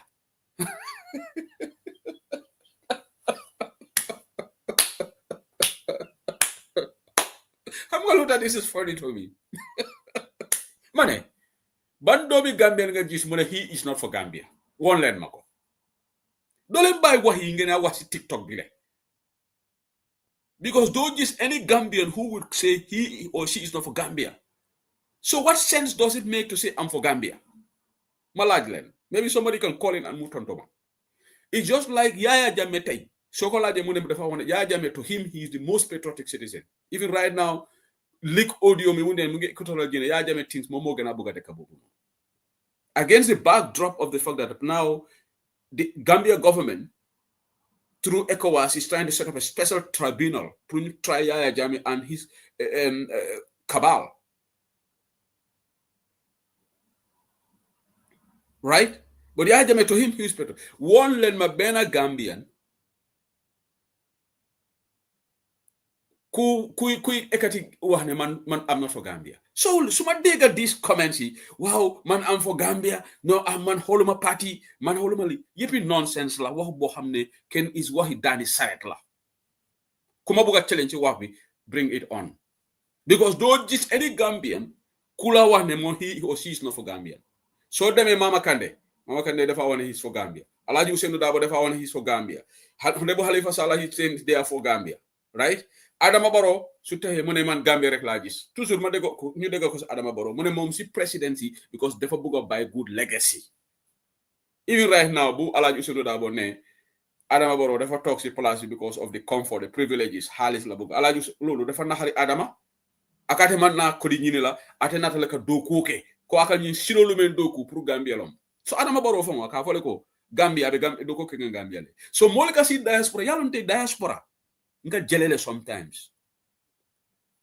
billahi nga jelele if I hear some discourse we need to improve on our civic education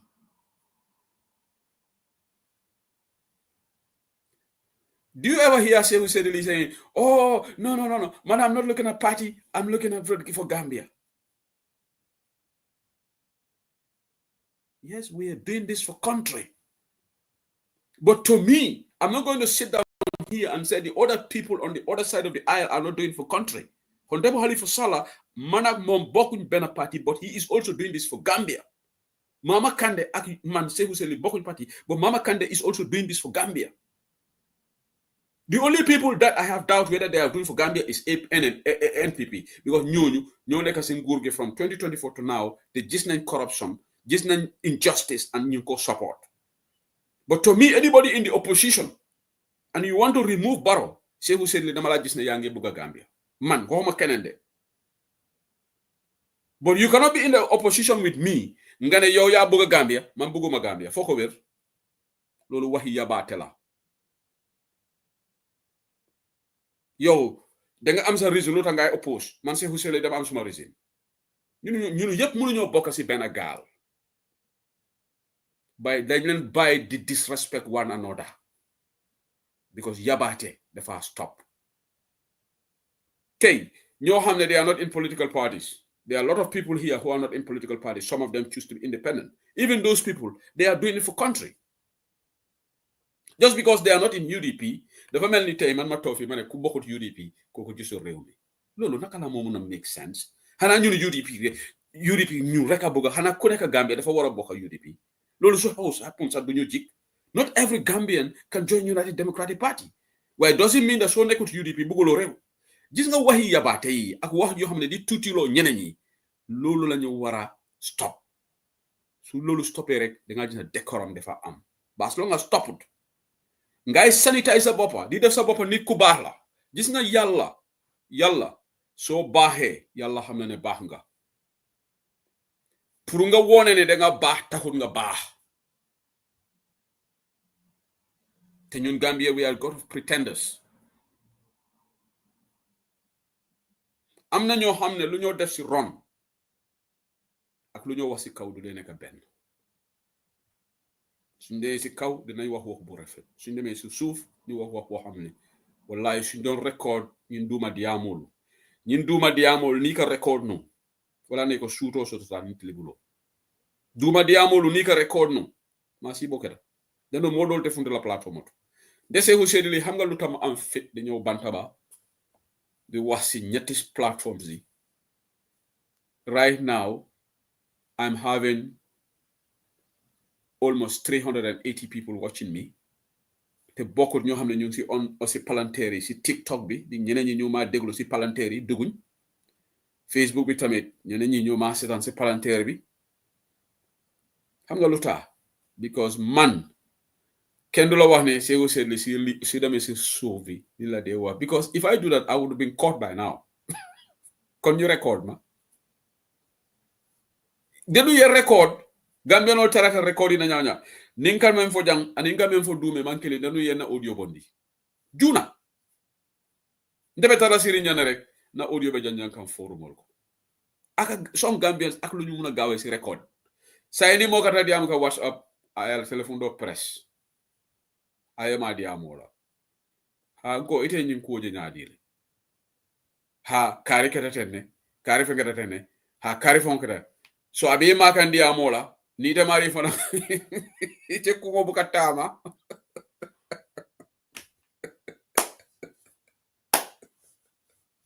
ite ko bu katama press touch recording okay jani be fanjala rek ila audio be jani make it rounds bari lolu bi jeyi ika kuma di mal fo santo wax yu bax lañ de wax ci kaw ci plateforme yi waaye suñ demee ci suuf lu ñoo wax ak lu ñee wax ben loolu tax jubo pour mu am dina jafe we'll try to manage it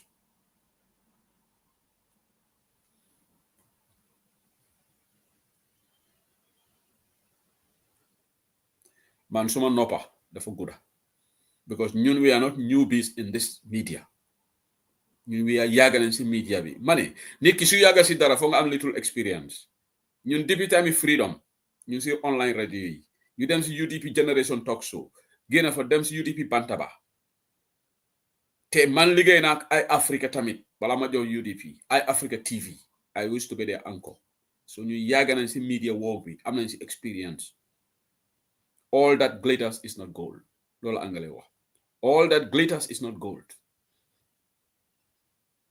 nde jama fa ndi ngaje motata platform auto Hadijatu Kinte nuyu naa la neex lameñ xam nga man luta ma like Juga Cissé ak timam bi Juga dafa wa dega lu nekk ci mom la day wax gis nga man suma xamé nit ma gis nit lu nekk ci mom la day wax the same thing with Mam Lisa Hadijatu Kinte ñi dañoo wax lu nekk ci ñom tukulor ci the same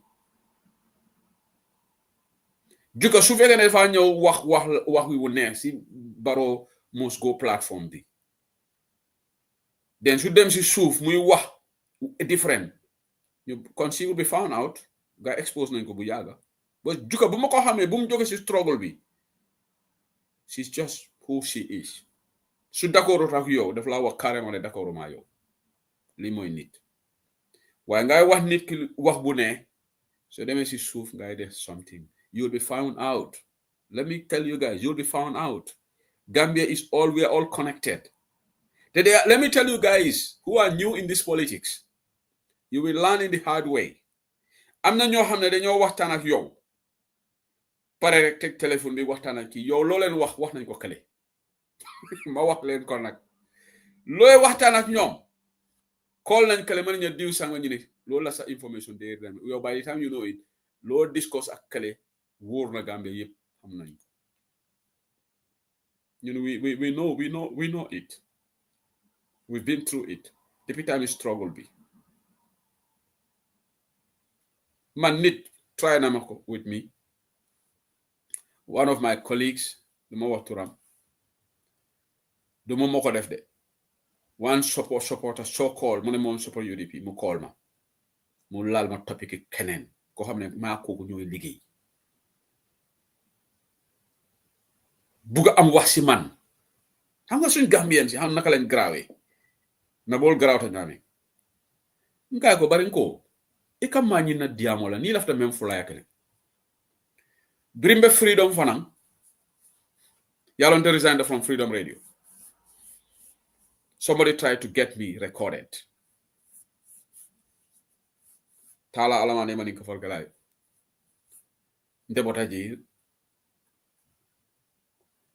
Modonata, I have found Nemodia. They say who? No. Say who you are good. Say who you are dead. I used to enjoy your civic education. Bro, your mom, li. Then I started kawola kumu fonye. Bela ya fonye, nga telephone tronka ndeka funtile nkata nga mission also. If I bring a call shika, I'm about to go out. So wala la mission man successful. I telephone Landi. Ibuka batade.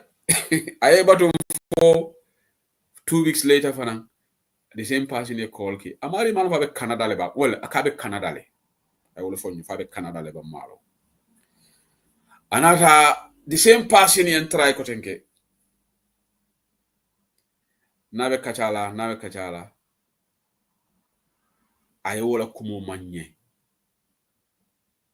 but wolona galala last date abo kumo malante nga ko kari nga lafta mengo men folo woye ta amari la aka lansol yelele ya fay directly mana ne bo folante na jabi wala ede nga e kanyi men fonte jang ni woye yo wala radio call aka line o yelela a call ya fay jani mina folante nga ko bi kola sama kola kana nyimbi am sifa sama nyana kawra boto do mako mala kol soto ale na fi ko manko to jale ninte kata mo gullible ngoti wala manke mo honest ngoti nketa fake person ti ala ni nketa mo kendori ala leke protect denon defanan sita mbele ate bala telephone record ka by the time la ay ta ki way je mo lofla sewu se lika karle kuma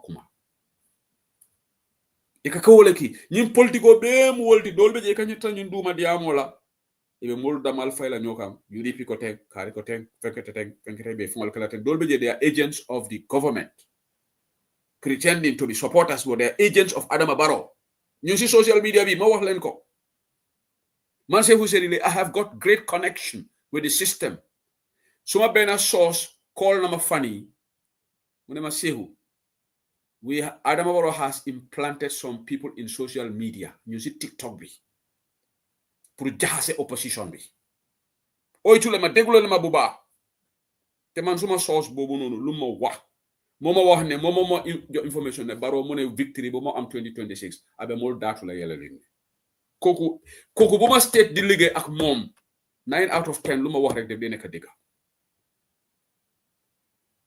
iko SAS liye mol implant janne ni social media kono bari ke fo le pretend ko they are part of this group, they are part of this political group, they are part of this account, and that's why some of them don't put their real accounts. Look, some of them don't. You will see them with username, with some names, because they don't want people to know their real names. I'm not saying everybody is like that, but this is what this agent told me 3 days ago. Because they have implanted some of their agents in the diaspora pour de yentol damal jase kan kol takindi nyola pour oppositional damal se sonka so that Barrow can have what he wants. Yalo incumbency ila matimatol kasiale. So let's be careful. We have people here nengol be diaring ibe fongol kala ten one, even if they try to stop talking about UDP, they cannot stop it because that's their mission, because they've been given an assignment. That's why even if we say let's all talk against Barrow, some people will just do it for 1 or 2 days and they will come back and they will start, oh no, we know what is going on.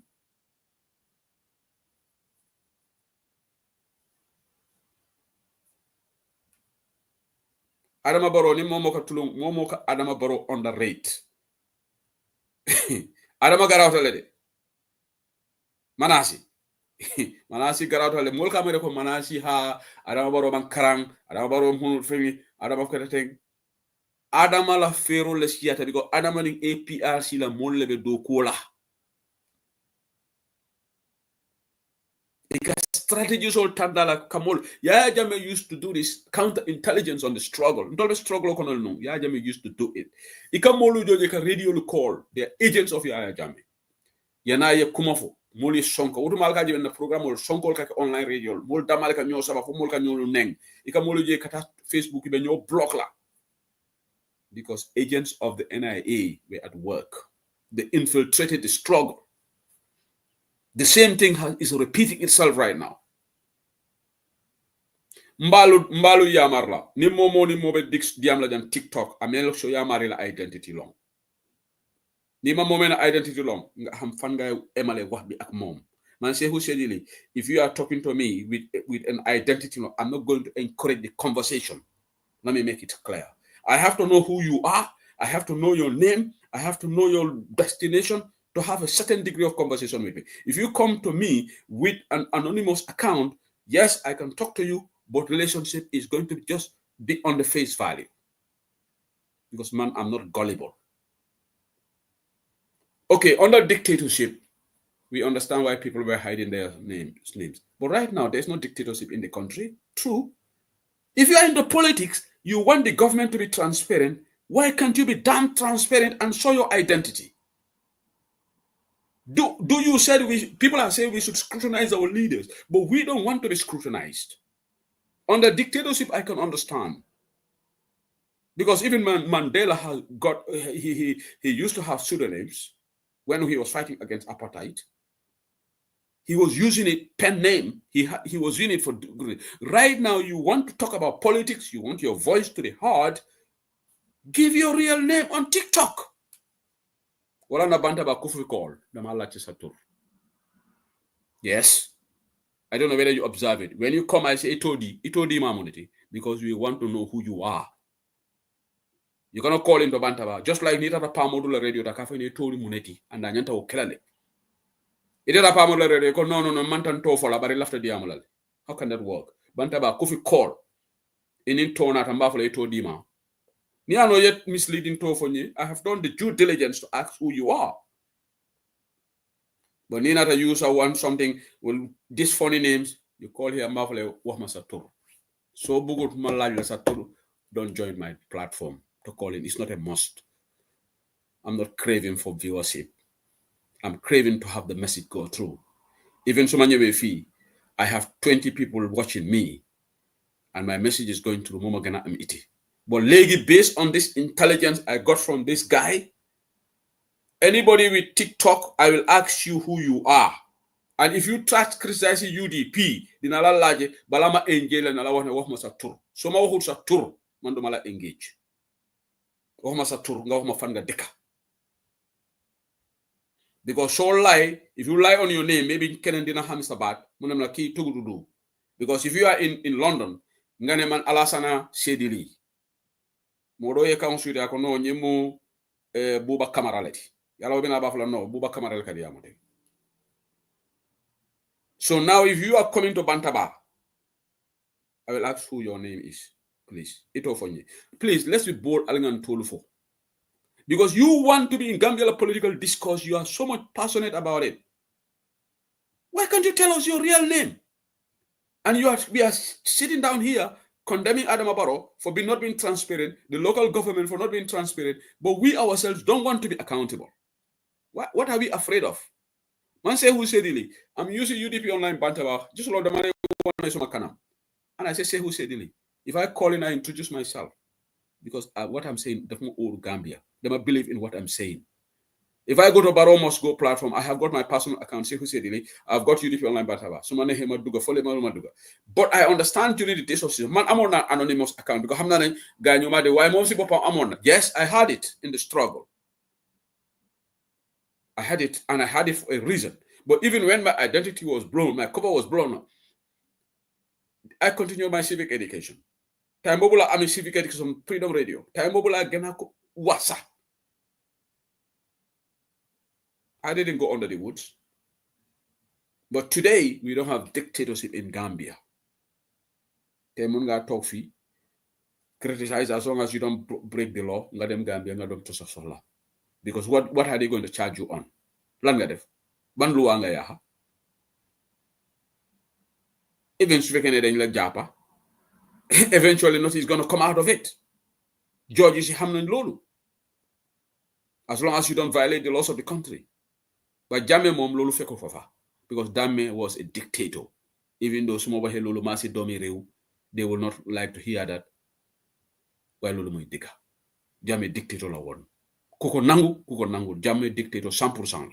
So feel like amale waxtaan bi tay ma may yan tamit ngeen dugga ci wax bi ngeen call in ngeen wax seen xelaat ëllëg dinañ am our last program for Christmas break ëllëg inshallah from Sunday we will have a break for the festive period until ñu dugga ci 2025 ak jàmm current affairs show ëllëg mooy last day inshallah for this year and we'll have a break until inshallah ñu dugga ci new year jam so léegi sambe line sol yela la ni memenda yafo dole duntanang Ibrahima Koli bismillah.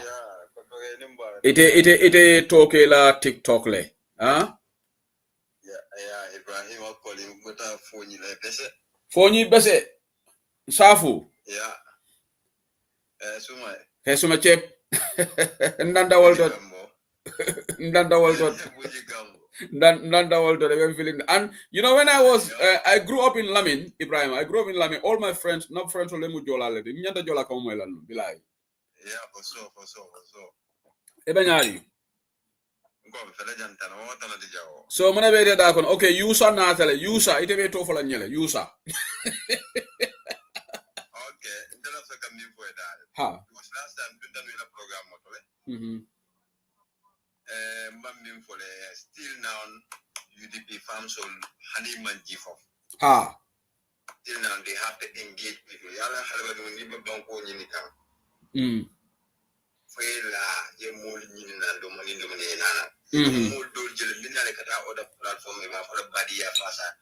Those people are not the exactly those political party, but they are NPP. They are trying to distract people's attention. Yeah. On UDP. Yeah. So UDP doesn't mean for Hani Ayata UDP that I Bangola Ganyeta president. Still now they have to engage people to come. Yeah. For them. It a party Jumale. The Olunga when I'm going to Mama Candle.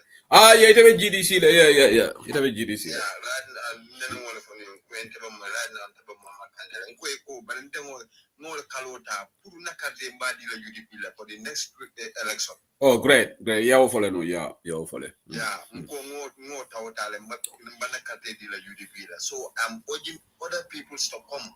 Now, the UDP let we see if another blue hold on there. Yeah, ni UDP fana ni nga party man sakona ni UDP man fenke. Gambia di ngole right so UDP bondi je ye modo sindi. Yeah. And wale nyanta kela fana. Wale nyanta kela. So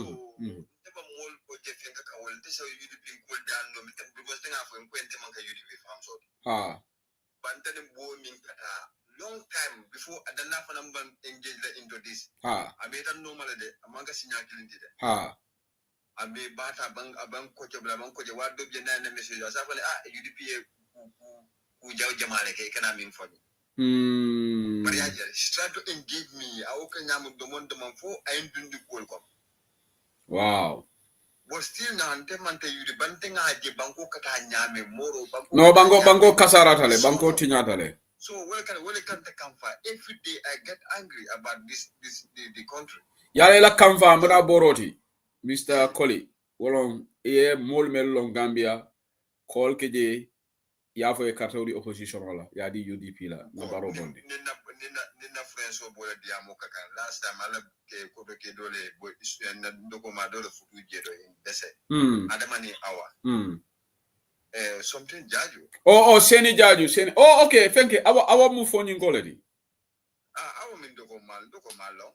Dogoma, yeah, and it's Seni Le Futu, Sana Jaju, la twin brother, yeah. On that day, the first marriage that was Sheni was there, and this Bensuda. Yeah, Talib, Lord Mayor. They went for the distance. You have a site among Bitangoleti.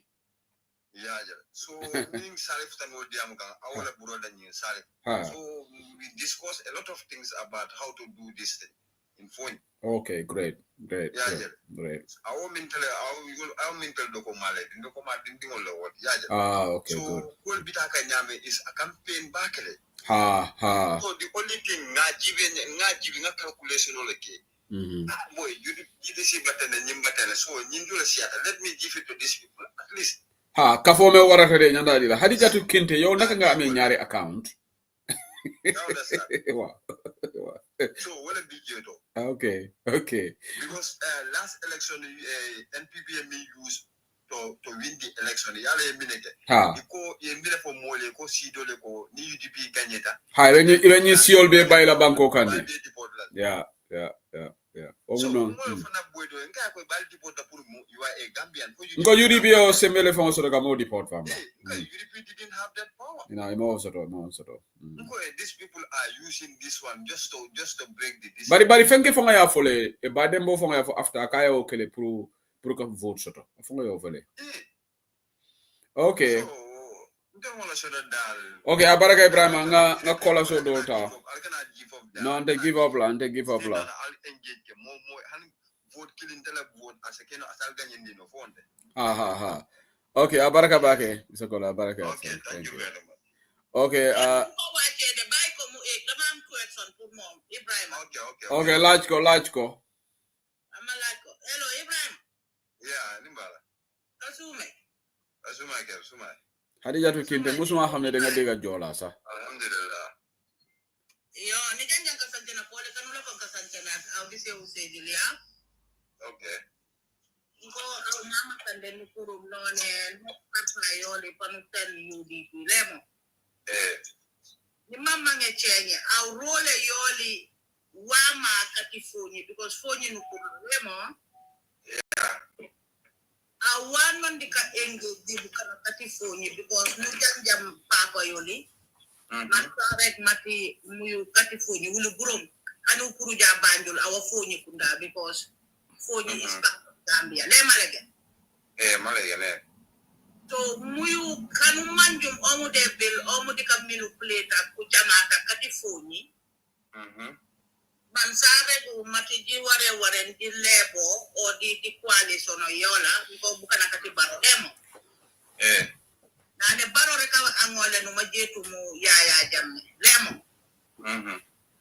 nya simit sone futto di bachi nyame nanu manjum angolen tajetu mu ana bari wata inja ku manje lebo nona regemo lemo mo yo janding ana warek mati yaya jamme apuru bana jownya wakime aragutu baro mana pulen ekoma fonyi yalon jandi mu jow utip manu jow be baba nyaka samas a wandi fo fotula fole yanu mandi bukana buro yo kande gururena yo ekomo in fonyi claro wakimi faba kari tombon jaka aragutu baro usodara manku purbo yoji waren di chenga ni fana umu te kati fonyi nandi kasanchena muyu burom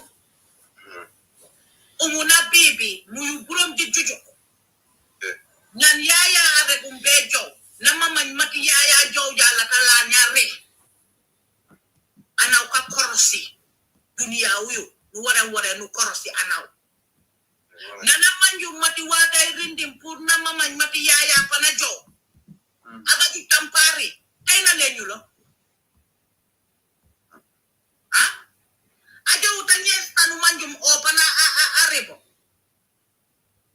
kati fonyi jakku man anni fana o man sabil man saregi kagajo kanu manje o ni mama mati jandi mu jetu mu yaya jamme mu rek baro mana puren bu kana kati na puren ekomo fonyi fos jandi mu bil none ana anu manjum na jojo o international lay koku sola o mansure bukana mati di leb adama baro o pour o manala ko manari mankuku bukana kati fonyi ku continue man ku tora rino di bukana kati fonyi de ngel kanyila jamaat de njamande njabadi bunka okay njabadi bunka bari ye jola ka moyle de wan ku rajam bukana buro man su ku rek mati umusiye uyu na purlo I speak 7 different languages. Wow, that doesn't make sense. Wow. Nijanja wanende rege do jak mi di man su ku bil man su ku rego muyu ku jamaka man su ku rego mati siye uyu banku purenu inje jati rek du jaka safa kumbo datu mani mati inje la tanyira jamaat lemo yo Baraka yani imangun pour au fana manukan muyu ku jamata kunyira katika jamata kan manju muyu di karankara muyu di wala ndi yito man di sensitize pa ko yoli ti nyayoli manku manju malekena because rewo fa ka kali tombon jata la kala ko manari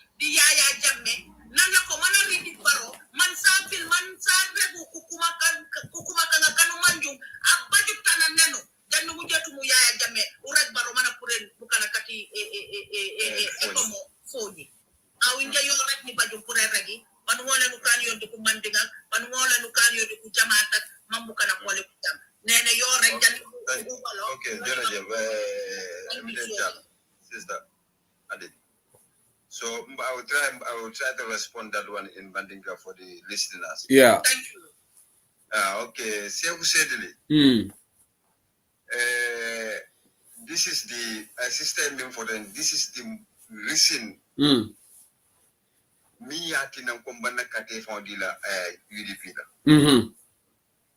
Nga Peter West Coast nga message osina just right now. Because I call an infant about the amount of UDP la you send by the amount of us tomorrow. Nga ask question on nkae ko. Please Peter. Nkae, my name is Ibrahim Akoli. Please try and ask Baba Dabo for me whether he is going to remove the economic this Senegalese military in Fonyi. Yeah. And the second question na in Gambia and Kwaeko safer float in Gambia. Baba stop Lalabang. These are the two most important things na in Gambia. Pride Dabo in Gamfonga Mwe Dabo Dakon. Yeah, from all response lami. So until after more get a president, you are not protecting the sovereignty of the country. The data court. It amari support la de. Damari support la. Okay. Yeah, how will you right let it? About this Jamme case.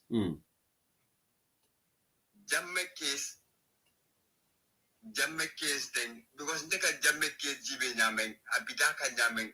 I'm just seeing a little bit bias in it. Because more meaning Jammanuel be Kuriake. It will form a dialect telling Karifa. Staiden will be seen in Benekino Domala, but you are talking about only Jammet of Positive Jam. Bele Kuriake Bemuta based on Den Banqueta. So why are you following only individual? Imanyana Jamani few others all single out the reunion dol today. So man fenga moro ni atra ya jame intele koto mafa wala intel do mafa moro ata diala nye na de diala tonyalo so ngati nga wondol I mean tafa nganna wala samuto dumbang I feel how they feel. Yeah, ide mo kendole ke mira o nyama. Intele buro da banyin fenkol kona is bora koli. Jungle. Young family. But let them take for the court. When he's guilty, let them sentence it. That's finished. Yeah. I don't present quality. Well, if fact nothing a facting. Yeah. I can't keep you with the others. Take what them back. One more point let it. Because on that day, you think Sana Sabari, you have to think grant because I testified of it. So do not amnesty for one, amnesty for all. Yeah. So you cannot be saying you are going to give amnesty for this one and you leave this one. So there's no fair game when it comes to just Jamme case. Let them all sentence finish, then the country move forward. Okay, Abaraka, Mr. Koli. Abaraka, thank you for your time. Thank you. Thank you. It's a drop knowledge. Okay. Hadijatu kinte malo nunkoite jola ka umoile. Wow. Okay, I've got Alnata Nyame, I'll be joining now nyama. User 205 it only. Lamin Nyadi. Lamin Dabo, go ahead. Germany. Okay, go ahead, Lamin.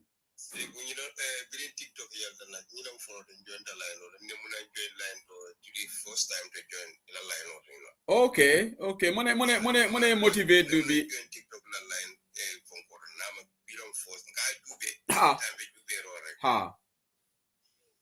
Okay, be Abaraka. Mone motivate ne to be join the TikTok live or. Yeah, because point will be left main phone because about my fatty issue. We should my fatty. Yeah. Near my fatty when you come my fatty la mole minto na sato. Kunun. But not today. Okay. My until la sato de kajelo kumandi nyakwe madina koto. Maila base vigere no bira pareda wato men. Ala force atele kuro sang atatana ke bali aka ikarfasima. Okay, ndela ke ba dun niye karfasima draw.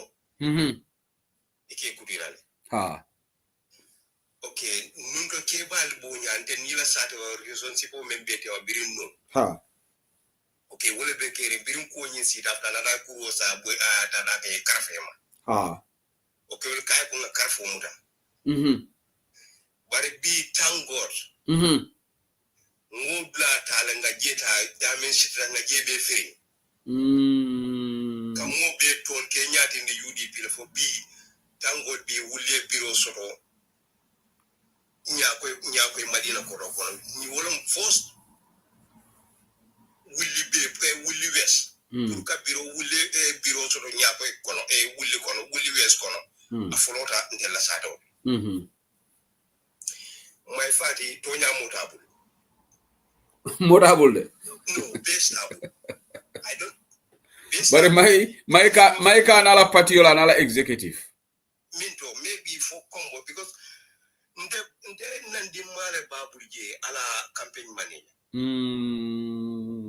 ngo bonda bul now abe lori UDP la campaign mobilizer abe women mobilizer mo design well is good binki ma do bije fanan o bala place ngo fanan bonda bul sign abe jikiri na penta bulje because verify tambila même fa en shock verify tambila 2021 mayni suntu toure katana sato lo eko ye bero fay baro sani nga mo ko mayta da baro kan sani ndo ko ka fu mo ndo ko sani no mayta 2021 de kabrin 2021 aka campaign ko no barole 2021 ne ha akarante la sato da ka fu bero fay baro andi bero fay barole wow so ko do so do le bero fay wala je because afa la kuma kan so maybe you from opposition yandola ya opposition mighty he knows me very well I alone maybe abe diamu ka mo ila abe diamu ka mo I alone jumala be diamu bari nyanko goro ngol si ada Gambia you see so no problem ita ko ita malafi banko bita kanya ita malafi ko ila pati londi wala so next minute konde pasete muruna ko kata barole ya ha aja halo warra ha bari yalon ay nyime fonke den ngole kayro soto say mo be yalo ko maybe NPP la banta you know alo fanan e ka point do fanan ko intel politique party please anin kananyo attack na fata la de na fata la ngafo kunu ngapol ke pamu la lano tamu esabiye ko anin ngaka del politician da man ka karnyo kele ni nganyo kele ka chance di barole nka barna UDP to tolerate la anybody in 2025 ni men nata no we come back to you well, we don't have to attack anybody, but we can defend ourselves, my brother. Of course. Yeah. Baby men no go. Baro be sirin da men be bo siran ni no. So muna den tel mi alon ko nyande kele kilindi why intel kan yo kele for what? For ate UDP attack le bang for itela jero. Antela jira ko 2021 before ber fonkwaye keba normale. Debate la bari imanna okay no maybe ala diamo ko nako parola man sekundaji la UDP la man sekundaji so na ala o manke tonyati lolu du dega no na ko ay UDP la man sekundaji in which way when did we have UDP government in Gambia when we had a coalition government. Not a UDP government. Ni UDP man sakunda nata. Ni ronda nafo. But UDP man sakunda man so to follow how come ko UDP man sakunda yo jele. Ye barola man sakunda. That mean ika UDP ni baro bege kilinet. Afangole yo for dollar. Yes. Okay, I will make interview la moila because mabe la moy follow.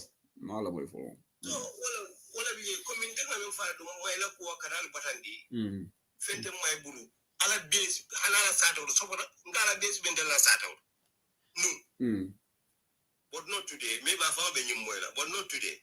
Okay, abaraka Mr. Dabo, thank you so much. Thank you so much. Thank you for your time. Okay, mbadi ngol albe call us all segment Hadija to Kinte Yoya in next place.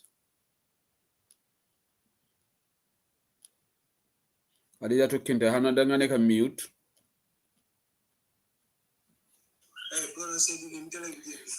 Itolon baby madu ite fana yeto announce. Itondi. Itodi ma. Yeah, Kemo ngelo ne but lafta ya for records. Kemo. Sign in moment bantaba call you have to announce your name because I ko agent all lebe siare any NIA agent all soto jang. Yes. Problem tala ya kinyame wole betata agent all ni fana na de. Yeah, told for mole. Ibe nyaade Mr. Sedi kotana de. Yes, me find it. Okay. Yeah, so bele diamo la mo kam bela konton la mo la fana konton na me mo be konton na kabri YouTube lem yalla defa ko be meji be kan YouTube le follow. Ha. So Facebook and TikTok call le kan sambana woto you know. Call le sambana woto. Okay. Yeah. So abe nyame coming Gambia dal political bimbeje nyone political bimbeje wato do bije because like mimbota je aka my party la call wala political ka aka mol abe mol ne ka most of them ala followers all because at the Gambia do be ne la no ala followers wala do da mal ne ka likewise Fabakar be min fo kan o fana bala support so da mal ne ka because so ni ko je talo ne ko ni Fabakar ni ya jamme sambana wala ba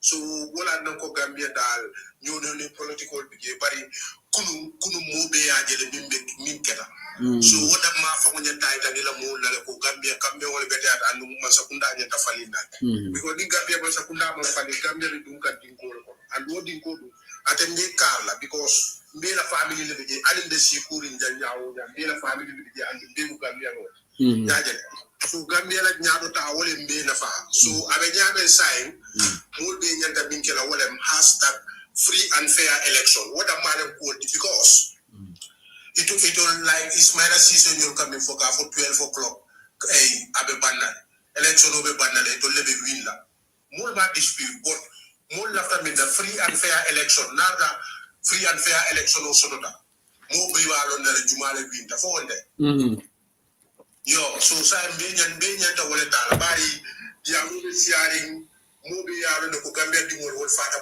barbaro fa wol lon jaajel sign so litanda ita dila ala ne ate fa wala mo yaro ne josi be balangol la rek so sign Gambia di wol be kabrin jan diaspora le fo Gambia fo minto mo be kabben kaf ko free and fair election #free and fair election 2026 ya mo be banal Abaraka Kemo. Thank you. Okay, Abaraka Kemo Sedi. I don't know. Okay. Now I have got Baro must go. Uncle Hadijatu Kinte. You are next, please. Before Gara Si Baba. Hadijatu Kinte, if you are still on mute, then I can move to Si Baba. Si Baba, maybe you can come on. I don't know Hadijatu, whether she forgot. Maybe she just on, but she forgot. Okay. Si Baba, you go on. Si Baba, is your name Si Baba? No. I want to give you my real name. Yeah, what's your name, please? My real name is Sharif. Sharif Jabang. Okay, Sharif Jabang. Okay, because you are also coming with Si Baba. You know, Si Baba, we doing this because this TikTok style more for some of Si Baba Belekanaji. So. I know. No, I don't. I don't mind. You know, I just use that. You know, just it doesn't mean that I hide away. Never. Okay. Go ahead, Si Baba. Okay, go ahead, Si Baba. Thank you very much. To give me the platform as usual every time. You know. Coming down from the platform when you are credible to back you know. It's fair and balanced. Come allow time I for you. Freedom Radio, fair and balanced. Fair and balanced. I like it. You know. Okay. Yeah, what almost yalo what was if you get some galka call ka jere ka mol kumol takin ni nyola. Barola jamela mol. Yeah. So they without thinking of kumol come back and kala kumol la mo lego like mari joba de coming for. Ha. Na Gambia intellectual la kumol wala mo ha. Especially can you tell me na kumol de mari joba thinking you my party Ismaila Sisenyon, Musa Balu, and so many of them, you know, the Banco Bitrele. You understand? The Banco Bitrele backing up by selling their soul. Yeah. You know, these people, this is what they are. You know, and power. You know, my family, they already saw their true color, true colors, to us, you know, the true character with the faith and their conscience, you know. Say no educated person aid and abet a corruption government and injustice. You know, people like you, education but ever since ni lafta no say bula ni masakundano. Absolutely. Ni lafta no. Come itole manyal minkatende right now more sabal no. You can do that and you can be in a higher even higher position than them. Yeah, yes, definitely. Baro gain. Sibala hanuma de wonya daga principle soto. Yeah. And I will principle. Mo inyanda fantamindi la kodo lale si baba. Tani be fale la mone kono forere kono. How you have your keep your dignity. These people are inflicting this nation since independence. You know, these so-called intellectuals. You know, betraying their own people. Ite domala bina lala wala kumula ko wala nyata ka min fola ite nyata wala ka fundi ko ka kumula fo mo ka mo filin direct mo di yalla ko kum fo mo se ni ka kumbo abe di yalla to ko ngara ni mi fa mbarima may fadi fa ka kumbo mu di yabe mamoy wo bina alo mo crocodile tears already fake londoro wo bina bina fola gambia le kotenke gambia with their, you know, good senses. Yeah. Consent. Will be no. Momo breka will know my latte ka kumo mi fa I don't know masakunda ka mi asakunda mi ko tande ndenga bi momo ka adama baro support ila la fo is okay but kana fo ke ka adama baro support le because aka banko ta mani jam is right it's wrong because afonga la molle kana ka fo ko banko ka ta jam is wrong say yeah adama fo la molu say Auditor General Junction, Funta Jande ya for me bekering. Yeah. What ka do ko ke masakunda le sewu? Yeah, Tonya Lord.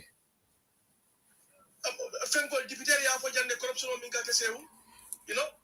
So see baba atolla patio albe tembe jumal right now doy.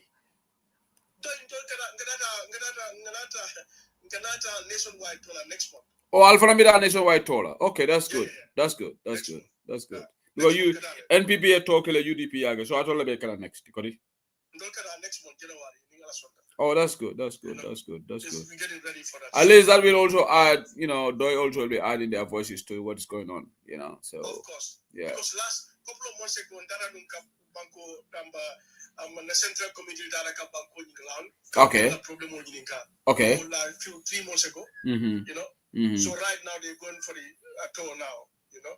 Okay. I will start in the new year. No, after New Year's. Okay. I think on the 15th. On the 15th. Okay, that's good. You know? Okay, Abagasi Baba, let me take another caller now. Thank you. No problem. Thank you, brother. Thank you for your time. Okay, Si Baba explained for Nanko Doi Bela made the people's store start likely, I'm confirmed, but I call likely around the 15th. Anyway, 2025. Well, that's good. At least the more opposition we have touring the country, if Barola Kurial explained, and the more oppositional being and the cancelinity, opposition manana, opposition tuti ulola, opposition manana. If you look, I am going to make this proclamation here, and that's how we're going to any opposition that is going against another opposition, then you are aiding and abetting Adam Barrow. But 2025, we're going to go with this viral. If we see any opposition you're attacking or try to belittle other opposition just because you want to have vote, then we will categorize you and Barrow in the same camp. Okay? So that's how we're gonna that's the media strategy we're gonna work, because you cannot dispute it. You cannot be an opposition and throwing shades at another opposition. So Ababa, can you mute yourself, please? Ababa? Ababa, can you mute yourself? Because I can't mute you. Enembara, I told him, hello? Nyadi? Hey, Balaji, yeah, but we yellow mail of it. Nale be fengole use kang sorry, a headphone, Kodi? Iba moto kono, Kodi? Yo, say be moikana, muge moika. Balaji, go ahead. Be moikana say.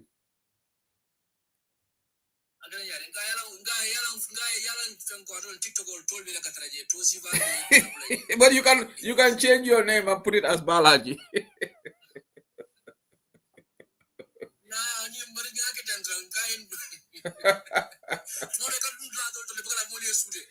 Kuri bara mange barola NILT.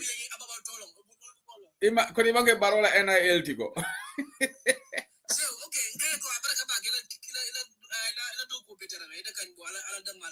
Amin ya Rabbi. Alama dua ala salatan tema baraka.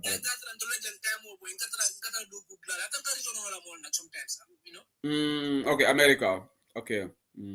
Yeah, bila time of withdrawal from sila jang. Kaya ko kulumbe me esa falla fengola na mo kono ala interview nyo kuno. Ako Gamero yendro blow na mo le nenele UDP aning MPP. Ko yalo Gamero ngakala nyo nene. UDP sanyi fula like mansa kunda. Sanyi fula into what arambaro ning APRC be do kola.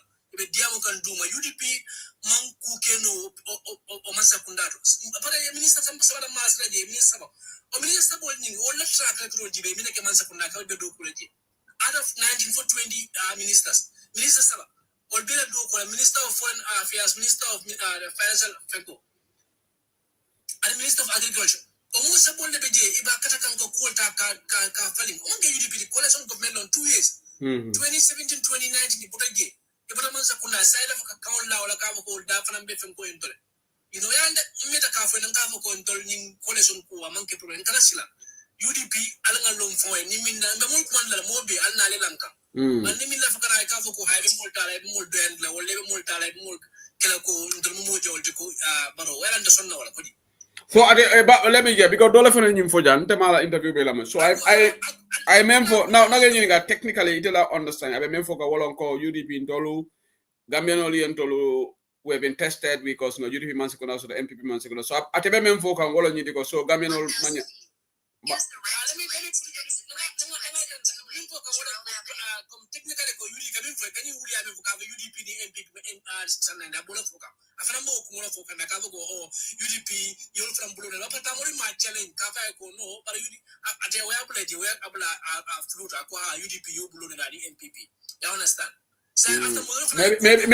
Maybe yeah Betty and you have to misleading because y'all don't more sensitive and you go wuli e ban kan nenne.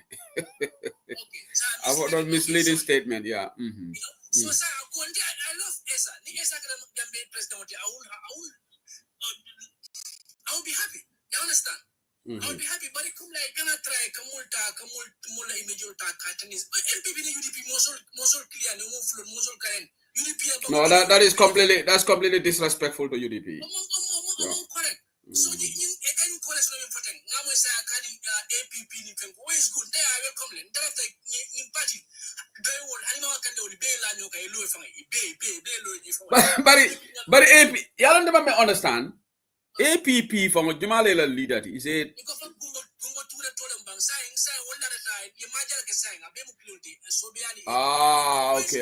okay. No, that's fine. That's absolutely fine. That's their right. That's their right.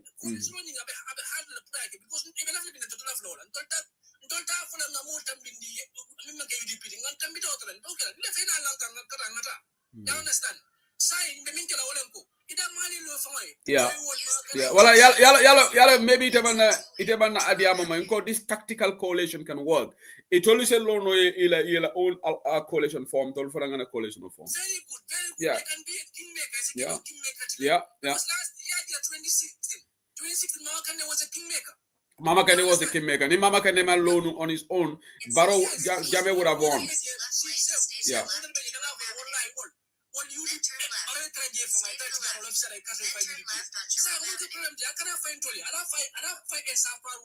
but I can't find MPP. Yeah. MPP is a fan. Alta MPP, I cut off data. No, but you know what is going to happen, Balaji? Likely the Barola votes the Tala. If they think they can take UDP votes, then they would be so. I was intending MPP la party multa. It support less MPP support more than justify. Right now, nobody can justify MPP la support. Because I say MPP betting Aromina. I found a Todi Laga Gogo, now flow visit person, MPP, now flow visit person. You understand? Say, you know, no problem. Even left current because after Monica, no, I go nothing in genuine liberal married me and going to make an older. No, but say, actually, cover you, madam. But how does he mean by if you have to be genuine? What is his yardstick of being a genuine? What is his barometer? Just go interview. I will listen to it again. I will listen to the interview. Yeah, because. So coming point, it doesn't really look for it. You try for it. Not on UDP. A foot on your 250,000 electoral most. You understand? 250,000. A foot on your so today's Barola based. A Barola Castle Tang, buying to France and Bedunkan, you are in blood, Macato, Naminjas and name to India, I won't yafala. You understand? Okay. I won't yafala, I mean, because Gambia said, Gambia from campaign for Gambia. Because Mobile was saying, but Kolyam Gambia. You can more the cast out like Asuna, Niasa, Kasuna, Masova Kolyari, Bolu Mansuro, the Talabi Halakiri, Karaman Suraman can never better. Saying, Gambia no get a cooling the Katamoka Kato Five Baroi, and Kato Five Momoy, and I find Doye, and I find Esafali, none of Kafantoli. None of Alia Fantoli, the left over, but Nama find to la Kato Five Baroi, I find you Doli. So Niwo can I buy the coin to win Barola Kato Tala, to not more Kato Fine. I can't be like the winner. Okay, Abaraka Bala, not call us Dolphin. Thank you so much. Thank you for joining. Okay, Khalifa Jaite, you have your name. I don't need to ask you. Khalifa Bismillah.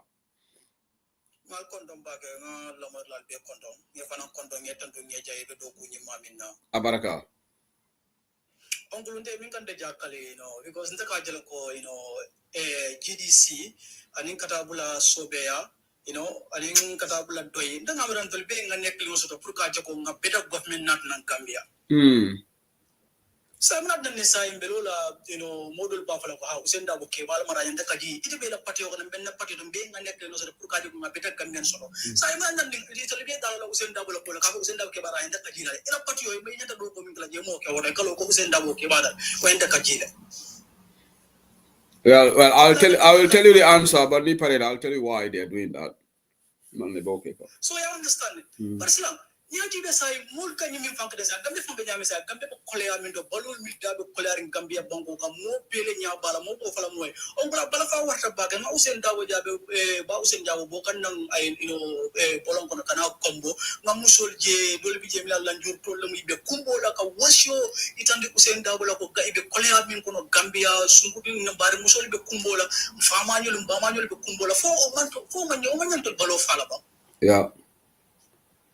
So Gambia better move in the sign than being in the car trial and bacon and including Gambia, better Gambia not now because new government member Gambia want to cool up on to the Canyon Banco come because we'll send the Fufuro the State House.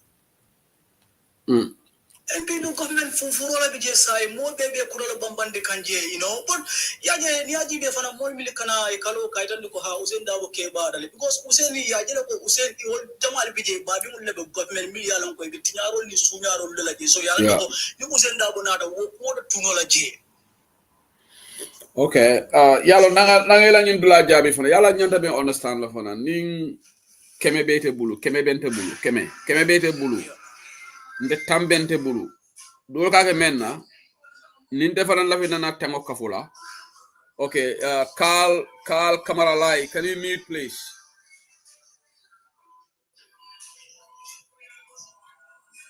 Okay, but I'm gonna disconnect because you cannot join the live even music playing in the background. What is that? So nin tambente bulu keme bete bulu defaran la fi nana temo kafula yaro mela fi tela même mo antale te bulu itol wala la strategy te be strategy me work pour que UDP la support base ta ke fo le nene yalo the problem is even Gambia la political landscape understand but yalo sometimes it's better to go through the hard way ye karang ye ko kare fo le Gambia la political online ani men ko on the ground man kili ngo yaya jame ya trele ka UDP la base stable yaya jame fo ya trele go ko be obol masakunda lam even ni Adama Barrow ay Mama Kandela patiola hit back more than tall. Yeah? Ay Mama Kandela base le from hit back than the UDP. Dollar yes na executive members so dol hadu metale wol sawunta je ba UDP la grassroots politics pour ko ta UDP bula monsia. In true knowledge. Ema wala na Adam Barrow could not win West Coast among KMC be no man Banjul win LRR because I found a try.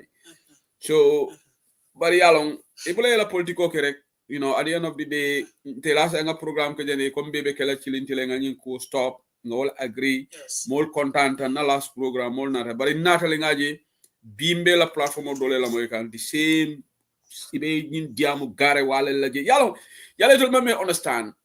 Near diamu for more kalon where you're coming from. Okay? Iba like a you remember baby jam, all these people who are here for the past 60 years. They have all failed us. So that means you've included UDP, you've included DOI, you've included everybody. If you say 60 years, they have all failed us, you know. So if for Gambia, they should not. So you are saying that UDP should not be trusted. You cannot do your campaign by attacking or belittling UDP just to win support. That is a very bad way of politicking. But it will more understand. Birim Marisok nata. Marisok is not campaigning. Akavo Alkana Kato di UDP Lakana di Kidisila. Marisok is just selling an agenda. You understand? It all they will learn the hard way. Yalong Gambia political malong. It all mukumo dum kutole. They are just coming, but they nil reality nata. Nil reality na tradition. That's what they will gonna learn. Ye political you need ikobe modo talaka ka belittle. Political support so that can backfire sometimes. It will more long. Yeah, Marisok musoni nga like back because UDP la policy I like wala nanding musoni I UDP party of like because of ibeloring minka. Ngo Khalifa nanga nyininga kuklina. Honorable Bibi Dabo, former vice president of the Gambia on the PPP. Yes. Former finance minister. He a political understand Kiang. Atemu moboka boy in the Kiang. What about BG? Okay, so Menketa, you don't see Bibi Dabola PPP attacking UDP. You understand?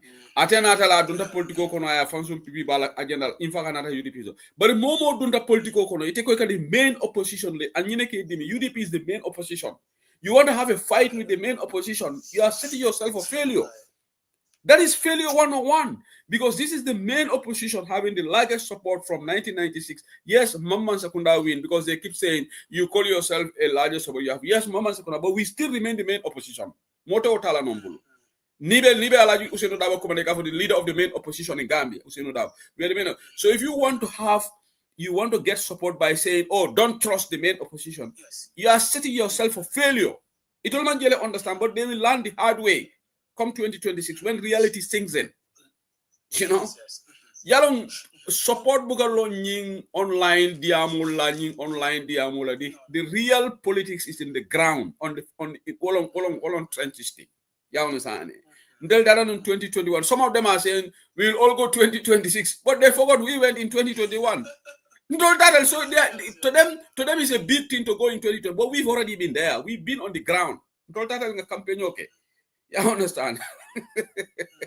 My brother, you know, so that they let the award of the I just laugh. Politicals sometimes can be funny.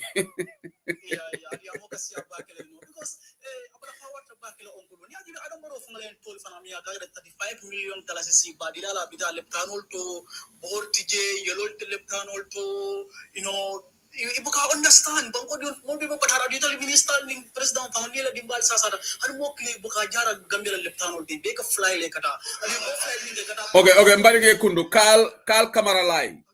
You said I should pick you up but ni not any musical kana. No, I don't know what is that. You ever meet the time because I dropped you the last time but you come with a lot of music. So Abaraka Baka Khalifa, let me take another person, yeah? Thank you. Mobile sharing, yeah. Wale Junior, Bismillah. Yes, umbe konto na bage no inila la moer lalbe. Enembara. baraka ba ila tay moy te kay man ñoo so ñanta kay de lafta ngete nga meda wala di la ngelo mbaadu yalo mo problem mo de bala fo yo long because yalo platform mo settle Gambia but platform me alon ko nay kufu mul ka lamoy keba kelli hadu mala fo yo man diga kan sifalo be ka ko keba kelli hadol ke lamoy mo mane ka kan imani dole fo ben altu ganja ko mo mane ka kan moy exactly so wala mu keba kelli hadol ke lamoy keba meli alon ko ila mo kuma bal ke lamoy so o ka te Gambia man sakunda la problem mo lati ani Gambia mo dama je mostly akakele problem mo lati so ikala fo musifal ida eliminate system ko no o ikana diam ko ba ala mo ala e barako kele ko amin wala amin ama do atala so de lafta diam la mena maybe yalo mo jama bi je ta panam say lafta mo advice la pour mo le start ka dun TikTok mostly na UDP so ko tasol dal bi law dun TikTok dunia jamano men na reno la kata so ni ko ite no tala dron ite ko ite no tala be fam batala le TikTok ko tolbe amira ko TikTok kurun le ka keje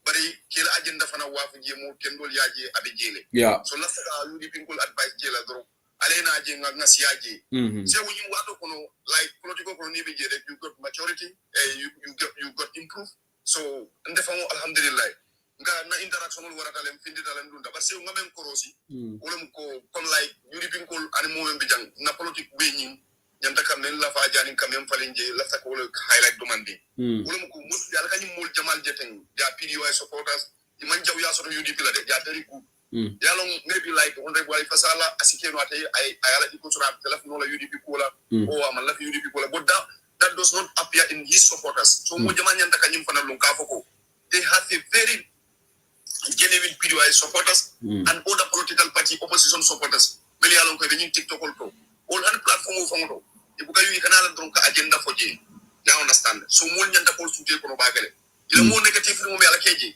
wala buka continue do political party la de ale mo negative ndal doyle abe mama kandele o aka usenda bolo fenke ni akoro ni ko party fongo la contribution ate hani dala so fongo keleji ni ko party fongo la gathering after laji so ngani akelo to ngani municipal suté so the advice I give on that side is ndol ñanta men kala wala na political bulo ni 1 year la tuta ndol la campaign ndol UDP call.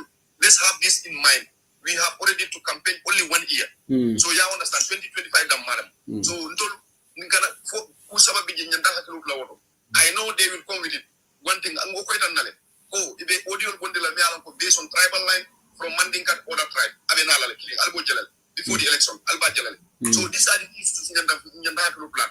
And there is something going on say umana for ya long ko. There are misleading information based on draft constitution. Draft constitution. Me alon ko baro fangole adeda. I mean empower ji. I mean sembin to yaji. All loyalty. Kono draft constitution men baro adeda. Madu nga fa baro la draft constitution 2024. I loyal ni jida ni loyally retire nyanta ka salary men soto. Ila nyanta ka package men soto. Olle ba fara kono bari. Membe je wolom ko ya sambala nyanta na la député bumulla. Al nyanta ka alon ko ndol we have 56 MPs in Gambia. Maximum. I think minimum is 56, maximum 58. So 58 on we have almost 15 of 14, one independent. So member they need 70% majority. But member deputy Mansonka Adiam, Durkwate Diamla. But one of our deputy, Mr. Ba, Ateko, he's not happy with that. So deputy at the moment, being Melori Diamla. So Baro are frustrated, desperate with that constitution. So but there are people who are misleading people in TikTok. They left them for Alejo. But remember the reason why I was insulted, I was accused of insult, I was accused of everything. Nali aje drong alnyanta na ko. Wali ni mul dominate platform mul. Ni dara platform temaleto. Most of the people interested on what I'm saying. So ni benta je drong ni platform modila ya din tela drong itol ka platform from abandon e ka fidi jele. Some of them can come fale ka tan ikante de pichota ikante. You understand? So most of them platform ni from mo ka tan provinces le. Ndeke nyilinga. One of the incident na a witness go modo eneko. To be honest, but I want to ask you 4-5 important things. Barola man sakundai wala nat. I will write them. I am so ako Costa Road silo membi ato dum OIC Road. Killing kai for 1. Ako nyo ko malon ko I mo do fana mukai 2.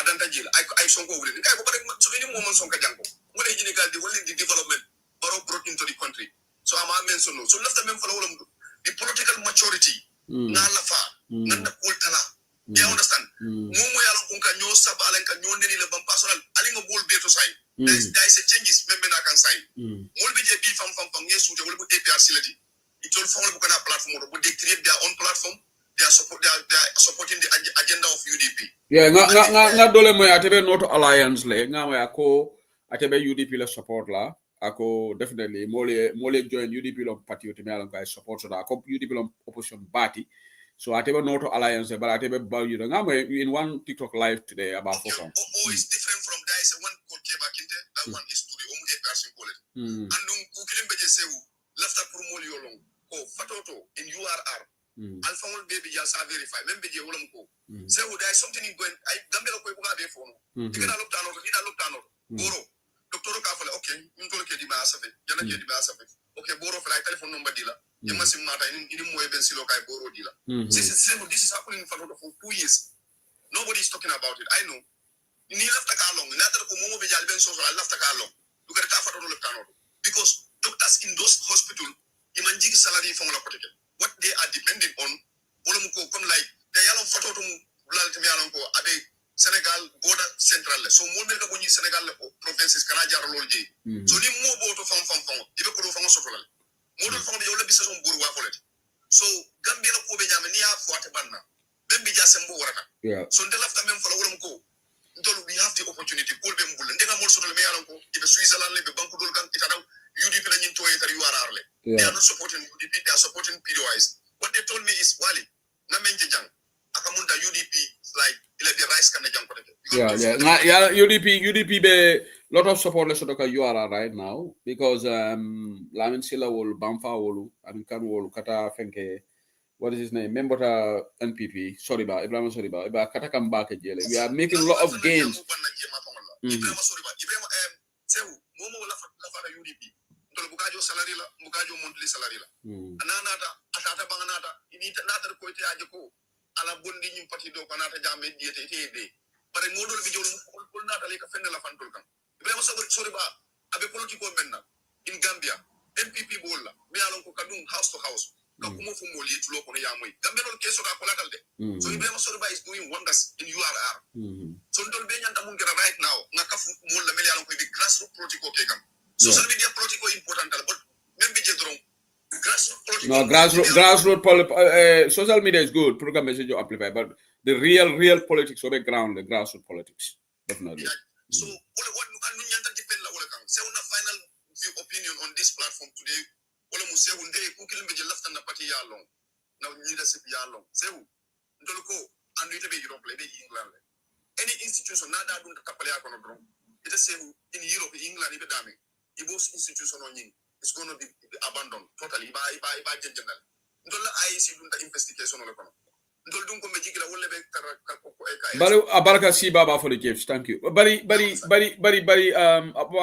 wali wo investigation or woman mantra ke kan jedi what has started nothing okay say madu ni investigation on fem mantra ke kan jedi no ko kidin je me alo usake sewu let me tell you one thing dalo kudol be je amanjere pour ngan sile kan ngande kan let me just give you my idea one thing here ñing Ousmane Sonko la ñin na aman ñanke la sécurité de di wali tin to ñanda mi ñi dal Ousmane cross border file voters from Senegal ñi ñanda la fenati mi alon ko bi gonna put that one in a letter to Ousmane Sonko mo ka bo Senegal kana carte fayola jang aman ñanke la kullo famote de UDP ko yalla one thing je sewu I will just tell you this for free UDP ko ani to la party supporters all it is say we come like example you are the leadership of the party you are the decision maker kudol bi je ni yayi tan dikana batu jata muta jata yayi tan dikana batu ika party support ala fango ike so symbol la ike bombandile ike hanyindile ika je koy galon ko sa thank you very much se usedili so kudol bi je aman jare kala doko mu political gain leti so ndelafta member aman ja nyimbe bola usenda bola fana yabe bola UDP executive level a single 100 person can do this kainta di mola ko I deliver my letter to Ousmane Sonko na find ko kainta di cross border violation of election voters from Senegal to Gambia that's our concern you understand omu fenati mi alo ko sewu play a very important role. Nde sewu ning ala nala kila tema billahi men kalila jang. Ning ay sitilin tantel ning baro tema. Mama kandelo da fanye. Sewu me baro boyndila. Ngela nga fay tay. Bimba ko la platform le. Okay. Yeah. The system nga menje basay. Nga election menje Gambia. Yeah. Mama kandida lota. Baro lota. Video ICR candidate olon. Be lota. Ay sitilinda. Sewu me baro boyndila kan election la. Inshallah, abaraka Wale Junior molbe share ne abaraka bake. Thank you Wale Junior. Abaraka bake nganata na brother ya Lamin Bojang. Lamin, if I'm on mute, please. Yeah. Yeah, assalamu alaikum. Mr. Sedini. Inimbara. Inimbara. Alhamdulillah. Albanyari. Muna be America dong.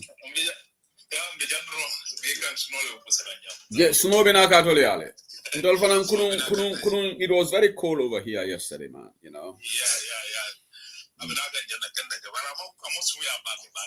Yeah. Okay. But in the mangere Lamin Boja na broda sayang ay cut off le sayang abukang call I cut off le completely.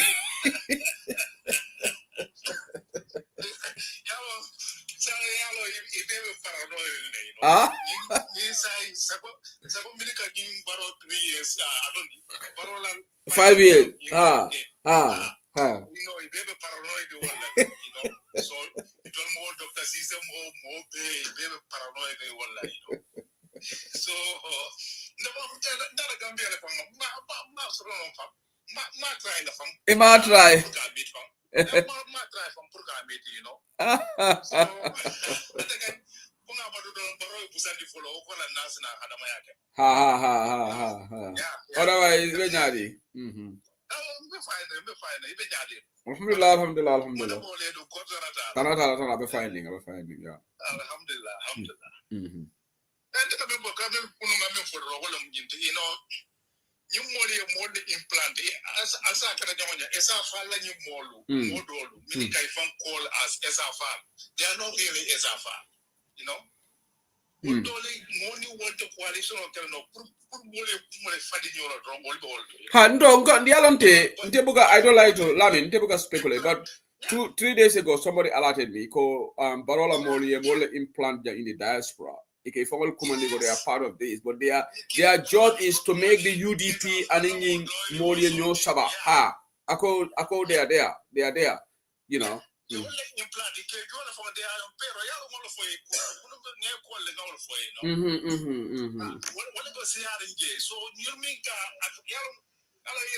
Last program yeah. Ngo binye la program dole lamoy ntemantraje mba lamoy kandere bo ngaje be diamo dol kala because yalong we have to be honest about things. I didn't want to go there because agenda of Africa talking about their Congress and here, which is good, that's fine. But there is a person who called in and said nobody should vote for UDP and Barrow. Instead of, they didn't condemn that person, but there was another person who called into the show and Womari Diamtarek Ako Atebe UDP le Bari blah blah. They started going after that person, and the moderator was disingenuous. Nobody talk about UDP, but there was one caller who called in that triggered that call. The caller called in. I was listening, and the caller said, "UDP and NPP, nobody should trust them." Then you should just say to the caller, "You know what? Please don't say something against the other opposition." Just yeah. Last time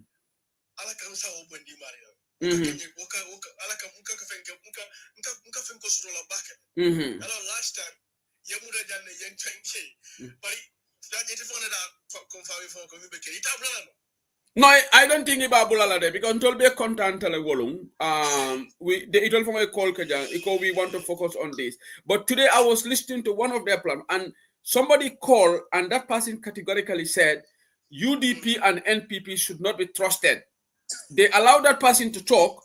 Then this man called in and said he is supporting UDP, but he has a lot of liking for SRFAL. And this person started admonishing them. Then they were not happy with that comment. He called that person. in fact, the moderator, can who fee after the UDP? That's not true. There was a previous caller who called in and mentioned UDP's name, which allowed that person to call in to comment on UDP. I was listening. I could have gone in. I could have gone into that program, okay, and call him, but I was working. I didn't want to start another brouhaha. And they are trying to make themselves as angels on that platform. In fact, they started. The caller who called in and spoke exclusively and said nobody should support UDP and Barrow, they should go out and something. Instead of you telling that person, no, you know what? We are here to promote our agenda. Don't start going against UDPs also on opposition. You didn't say that. You let that comment slide. And this other person, you are saying, you are being dishonest to say nobody spoke about UDP here. You see, people are not honest. If they can play the recorded, of that program, it will. The caller said that. You understand it? And now they have the pack that we had them last program. They're going back, and they're going back to say that but you remember them for 60 years I have failed our country. You know what? We may have failed our country, but you were not even there when we were liberating the country. You did not go up. You cannot say anything about us. You cannot say you love that country more than us. When Gambia was bleeding, where were you? Let's start asking that question. Where were you when the Gambia was bleeding? You cannot say anything. UDP was there in the forefront. We died for that country. This Yabate has to stop now. Mr. Certainly, they come with different format. Yeah.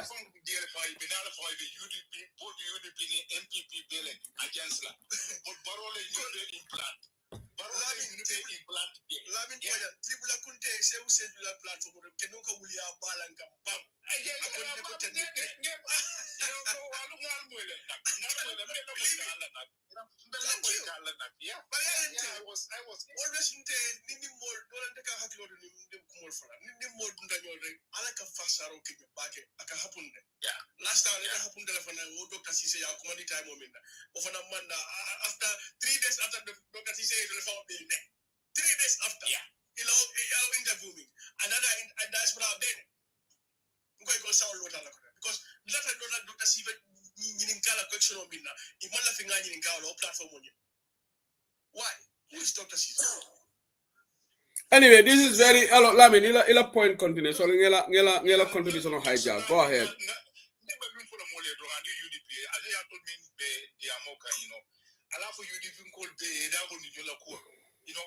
UDP is at a good stand. Politics in Gambia sign. UDP is at a very, very, very good stand. And more can I believe in the core. UDP the matter winner. Nobody more can I believe that. Nanda Franco open the room, Nanda do open the room, Nina Final coalition or not coalition of Nima Final door, Nebleka. Nkana Nikana New Sabbath. What all any more day implanting in the land. If more don't be a base salary, what No, yalo Laminika Menke. Yalo Ming, Jam Moman Karamoti Jang, Moman Kuni Moti Jang. Nin dunia benyin jamano men defoni mo men mala fi kunene de kunena ye diamo je niasta yalon ibuga yudi dolbi je fay isela diamo be fo ma UDP to fo dala but ñune daha ganar wasa soxla okay e kam moneke e katra diamo la le kalon ko ñin kumo they are throwing shades at UDP but they will not mention, and that is even worse. I think it's better I will even respect you more if you come bang and say UDP than sugarcoating and everybody would know you, because if you are saying, well, all these parties who have been here for 60 years, you are including PPP, you are including APRC, you are including UDP. But ikatamena, say the people on the coalition, they come up with a new phrase. We want people a new start. We have got this. We are talking on. You know what? They are even so disrespectful. They are claiming that they are the only people talking about policy. People have been talking about policy from 1996. You see, this is so disrespectful. PDIS has been talking about policy. What policy are these people going to bring that Gambians have never spoken about?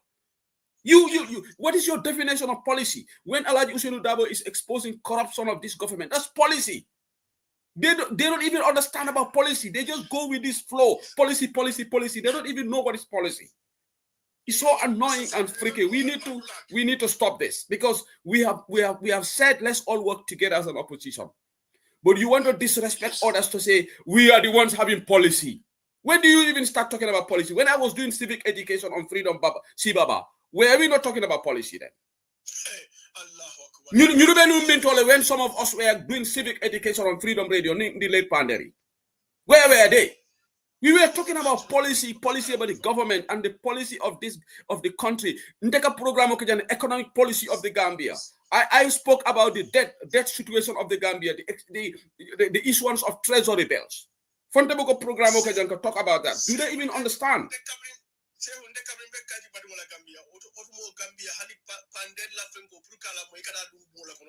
In those days. Yeah. Don't we listen to you guys? Computer laptop love program yeah. What's more yeah, more Gambia, more Gambia, but Gambia hey, no go say who? So you understand. Before do the amuda, come you disrespect before, you know. It a opinion for which is fine. But come on, Yaron Kolte Doyan, Mutotala. The voluntary problem, I have no problem in anybody doing your campaign and said we want this person to be the president. We think he's the best. I have no qualms. That's not my problem. Because women are right, you know. It's okay to say it. It's okay for you to say it.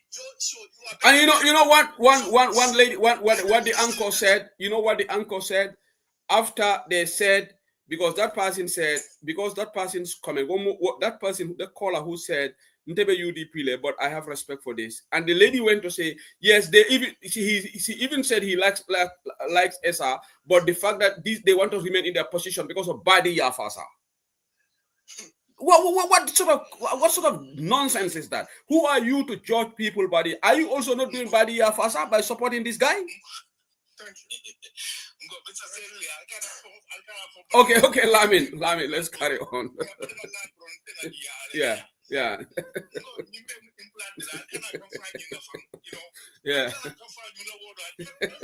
Some of them are it's just laughable. Yeah.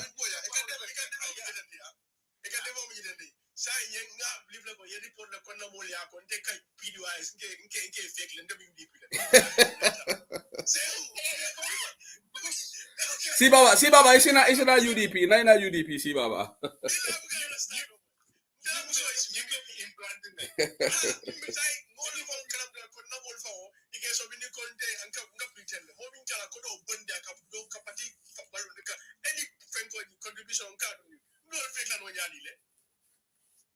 Yeah, because we are a genuine supporter of Doi.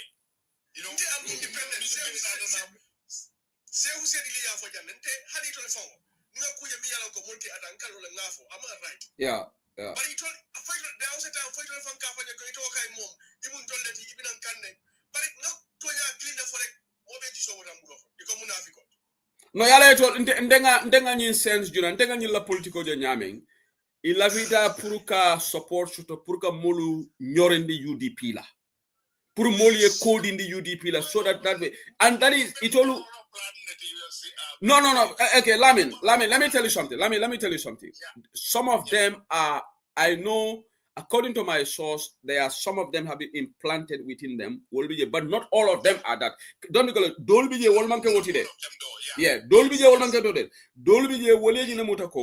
the best way Pruntol nga support bill wala nga UDP ta nga mol tina Gambian ole fenke UDP like na UDP sontonde. Okay, that's the word I want to use. Na UDP sontonde Gambia promote sa for UDP fana me man sa kundale. UDP did not do this when they were there. What did they do? So we need new ideas, people with new brains. This is what they see.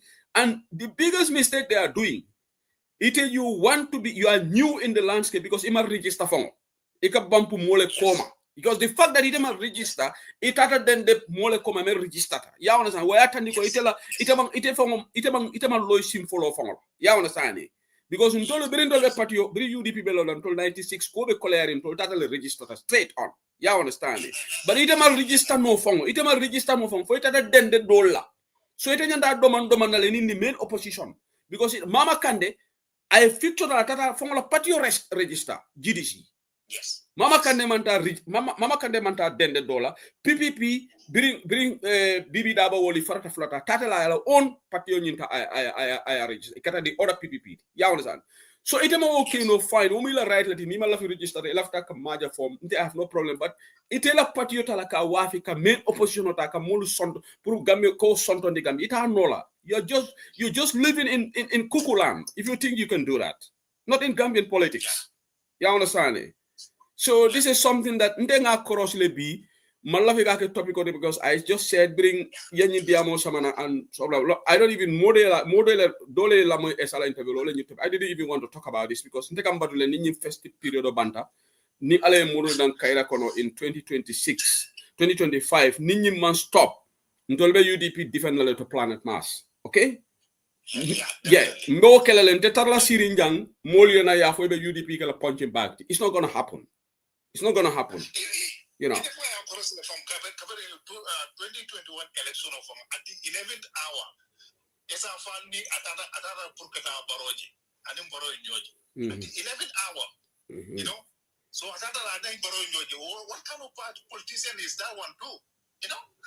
So, but you know, in planters all for them, all for them, all for them, but in Dengela, you must do me diam, and then I must do me my diamola B. Woman get implanted, must do me diamola, Womila, work a program of host like agenda wife in Kajele online. Yeah. Okay, Abaraka, thank you so much, Lamin. Okay, see, Baba, you are back again. You want to say something? Okay, si Baba leader man diabo ngata Ibrahim Sani. Okay, si Baba is back. Okay. So sorry, nada ko dem go after me for coming over much you like. Coming Ibrahim, can you mute please? Ibrahim, I think there's a noise coming from your end. I'm mal for si Baba yalomba. But noise canal for Ibrahim Sani yalomba. Ibrahim. Emmanuel Kunya also what am I mute? Then say unmute. Okay. Si Baba, go ahead. No time for me for all some of opposition parties in Toludamal coming for like they think they can come with their false narrative on our people arrogantly and impunity to what is happening now. In Toluko, Nakakili Puru. Common enemy me along come bake all fight. All on common sense today. Yeah. So coming from coming for either to at least no more is different. Yeah, all of caring. All of caring. No, at a walk law. At a walk. Safe those to the Kebala metal vandaliside. I go Hadama Dingo. He coming for Sonomot. Coming for that and so no more monkey clean. I quite for an even in La Puria Star Colia, will be corte, will be city. Because he coming for that, being a new man, woman train a new color. He left the Cairo in that easy away for them. I don't near the having the cable for Naniu, being a new man Timma. Puri Cairo Sabanata easy and Sabo Bankoka. Molka funti ka pretene ka kumul fo wala sharando la Gambia. Yeah, ndafa nga wala jedalo. Anu se unye Gambia samba ko malde. Bage fande. Gambia no halin tol fo dam marko society kono. Yeah. Community kono. Ya understand. Hani ko dal fan kono. Ha, Tonya. Tonya. Billahi wala se wite meden tuba du jande. Tuba bol lo amasi kono de. Ka pretene wo ya mimbe sono mo de ka wala fo. Life. Nintuwa bo man la fila abala abela karabula waya tanira life ko man la fila. Life. Generally. Ntol to be honest, a foreman di abal mo fake ringol si adam konole. Yeah. Yeah. It can be for that and in be so mo kono se. Ning ima implement rek. Purita fana na amina atakela no. And wole Gambia ke taraden hani na nyimma sakunda maralla min kilo ka fundi ka banko be tiya kan dende because ka lo ka kuma non sense min fo mole ka mol believe in di ko itul ka minke mo ma trake ka banko bi dano nyaro nyaadi le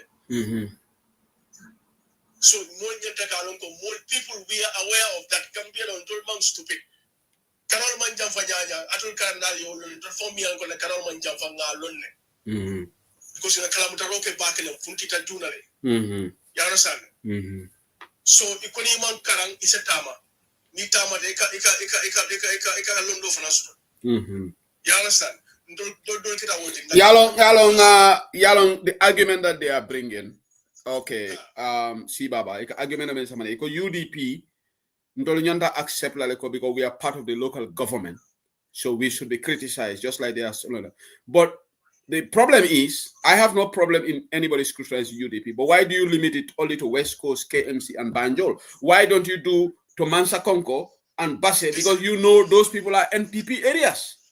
So bring in Basse, and if you want to scrutinize all the administrative areas. In their discourse, they focus on only West Coast and Talib. So that is systematically targeting UDP. And you know my brother Domireu, he's my brother. Domireu don't want anybody to talk about Jammeh. Near Jammeh Toforek, he flips. He will defend. But you want to talk about UDP? At least APRC was a fully fledged APRC government that ruled us for 22 years. And today, even Atala leader, because I listened to the interview, he's proud that he did a good job at TRRC because ECOWAS is now saying that they are going to do whatever special tribunal to try Jammeh. Yeah? Okay, but you don't want Nimole Diamola. If somebody says anything about APRC, where is the evidence? Whatever. You want to talk about UDP, but you don't want to talk about APRC. How does that make sense? This is my point. That's a fallacy. And you know what? See, Baba, I'll let you speak. His colleagues don't talk about APRC because they know when they do. My brother Domiro will not be happy with them. So they talk about UDP, but they hardly talk about APRC. These people who are, when they are doing their program, we don't trust UDP and NPP. But do you hear them saying we don't trust APRC? Because they have got somebody in their midst who doesn't want APRC. You know what? In this politics, let's propagate honesty. You understand it? If you genuinely want to scrutinize everybody across the board. Okay? Then you can be seen as to be fair. Domireu is here. It's good I have him. So, yeah.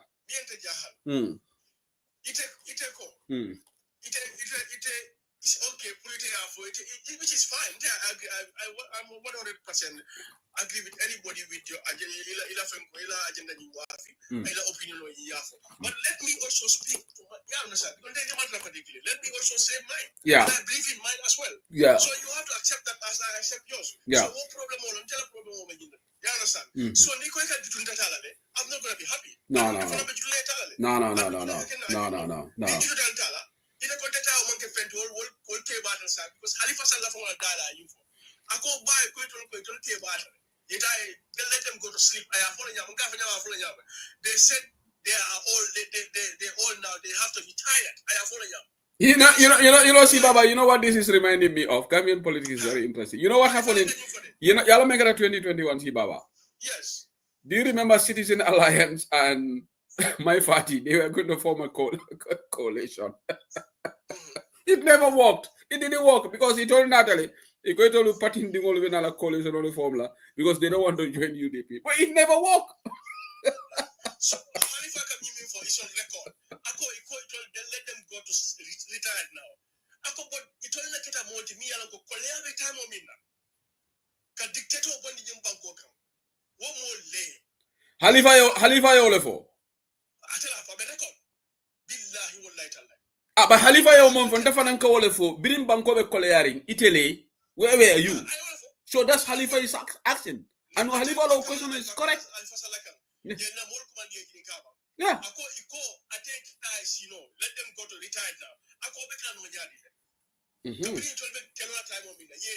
Yeah. There was no funding. Yeah. There was no support. Yeah.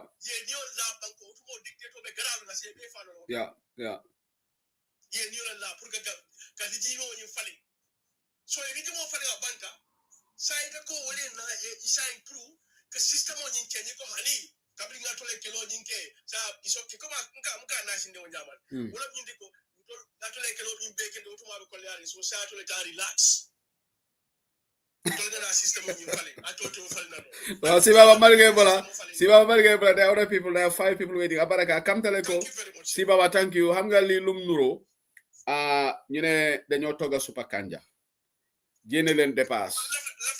Yow génne loo dépasse. Waaye buñ toga super kanja ba pare nga ne yow ya war a palaat bu mag.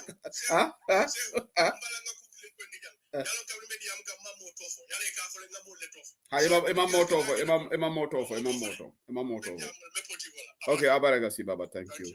Okay, doomi réew dina ñëw si yow waaye da nga fekk am na ñu nga fekk fii rek nga xaar xam naa ne nga ñëw nga no xam naa da nga ñëw defet ko yow su nit waxee turi Yaya Jammeh rek fu nga dugga si loolu xam naa ko waaye baax na dina ñëw si yow.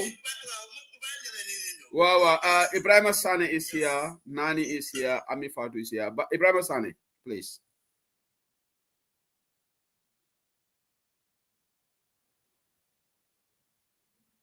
Ibrahima Sane, are you there? Ibrahima, oh, I'm telling her mute, but I'm on mute. I can't my system will understand back. Oh, Ako, you can't. Okay, I can drop Tele. Oh, okay. Ibrahima Sane. Oh, he's there. But I'm mute now. Ako, you can't invite or turn on because I'm from mute. Okay, Ibrahim, my system understand. Let me go to Nani. Okay, I unmute le. Ibrahim ata. Mejam korona de.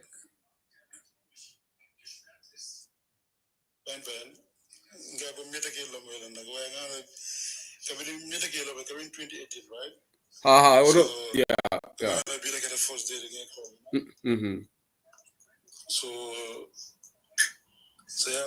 Sometimes okay, good.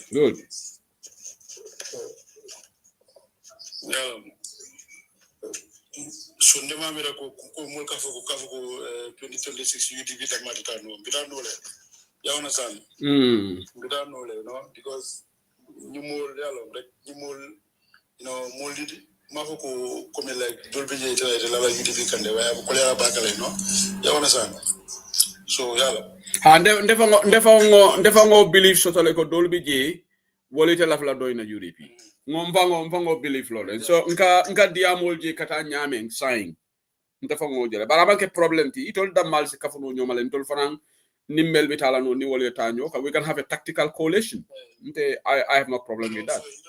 Yeah. Ndelo fo itol damal fo de kafuno no nga gambia lo ne ñun damal ite benna you understand because coming for it because Gambia no atena yesando atakame ko menna me do atata la sando ndol mo mi resti fa so ya understand so ngal do ko katakane pour ga karandi pour ya fa am ko yara bakale no yeah you understand so I think like UDP ye focus you understand because ñu mol itol amira communication bi online ni TikTok o yere tera wuri kanje but different Gambia e molol bi jele no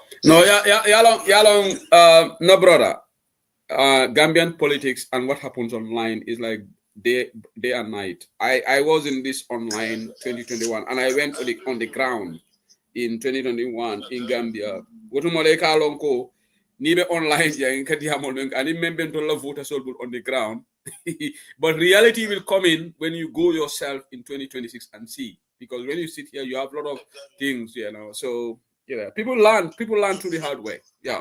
So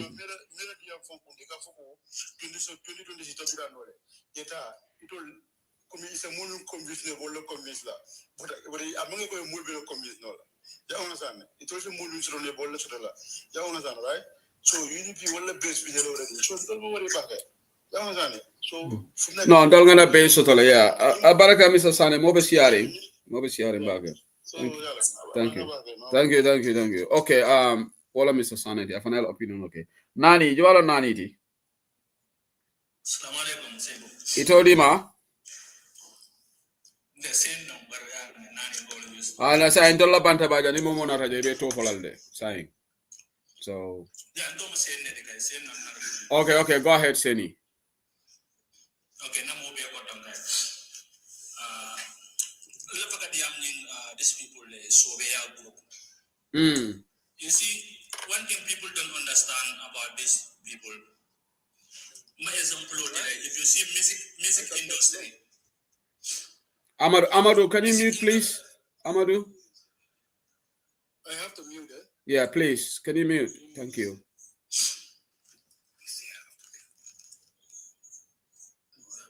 Okay. Amadou, you should know how to mute. Just press the mute button. Put your microphone mute, please. Okay, looks like he doesn't know how to mute. Let me mute him. Okay. Okay, go ahead. Go ahead. Okay. I want a deeper example for music industry. Music industry, artists, the level also on your trend. Upcoming artists will be if they want to have farms, the first strategy can be used to attack the big artists in the music industry. Because new okay, a farm jamaso to one jama to one. So they are made a course and made a platform for local, but the system will be crossed there. They want to use UDP name to fail to have majority. That is what I yeah, that's what they are tactically. That's what they are trying to do. Yeah. That is their plan. That is the plan A. Yeah. UDP UDP supporter because UDP supporter they are loyal to the party. Yeah. No one can deny that. Yeah. And then you don't if you're gonna kill over the UDP the come. But because any more like an athlete me and go will fall like a patita pants. I'm going to go move the card pants. So that part ye pare water. Fem be account ya be body because you cannot kill my phone to know. Because NPP ya don't know UDP NPP overcome now. Moto question no. So it don't mean kana you don't go UDP do like an kill ye pare because don't mean padaron delta la. You are delta la. Femo fen.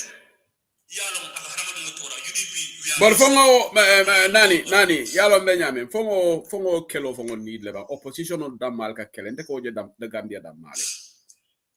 I don't see that in anywhere, any country where oppositions will go online and criticize another opposition. You said you're an opposition or I only see that here in Gambia.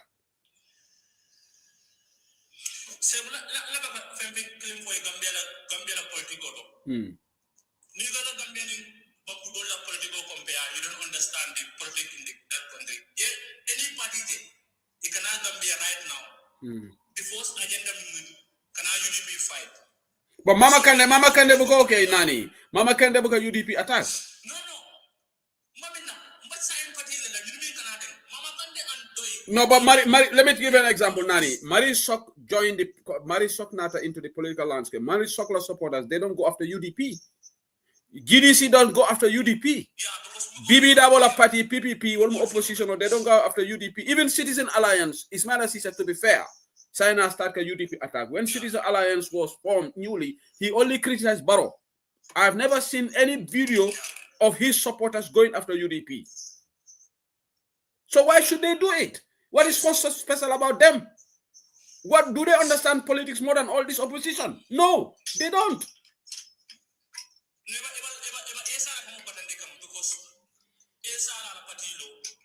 He have supporters me and go, they are loyal to him. So you don't mean that a platform or they think that if a UDP they are just fooling themselves. If a because Brabala Kodo do Gugam, the mountain Kalam Daje. So now I could do another. I hope that baby. I hope Karamano but I baby. Nana Alafakana Bankolopon. Okay, that is very good. Say no another Panana Patilo. It will be more support.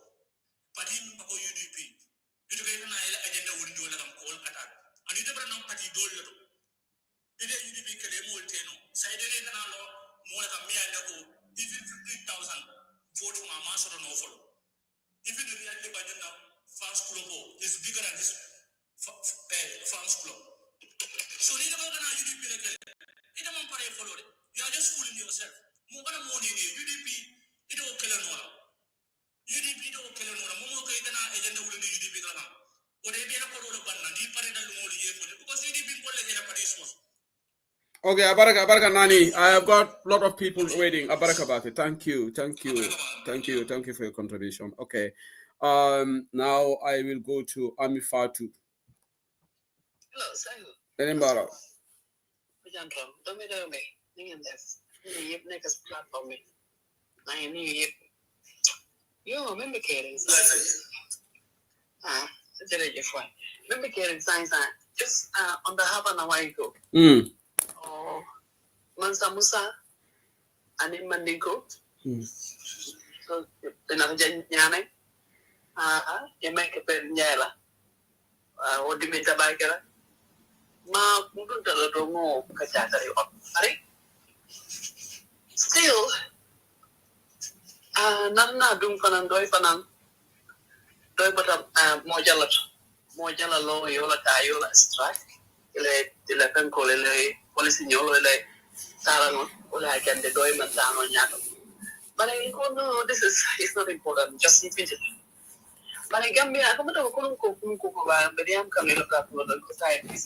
yeah, the piece is not going to work. I think it's not going to work. You understand. I understand, but I don't understand. Yeah. It's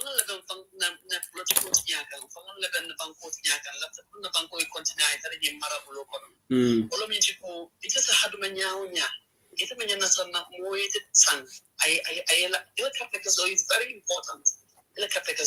It's a killing. It's you dundi amazal jawla bulay mas jawla wino stro. It's a funny contribution to like I don't want to have like I'm not going to but all became I use can and then all became maybe it's half a coming more party members party but you can manage NPP platform part of new platform million long for that yeah sign peacemaker. Yeah. So for the sign didn't understand. So you need to allow more to do. Pretty la banco was. You have to rokono. You had a body to rokono. Can be a molo pataka nyame. Now my kunko didn't me alonko. Honey, I'm an unnecessary tongue for a safe fun. I'm almost of them bad in them. Didn't that isolate enough for me. Ah? Obey it can be a. Say what's 2022 one of the water from Coleman to do Collier and back attack. 2022 water didn't I didn't flow blue. I didn't flow blue. This was the time to put an airport because they sometimes I have random time to come. Yeah. Okay. So in control my company carriage. But I'm become a highway. What means that guy when you do funny man upon your covers our thing called Vanidol.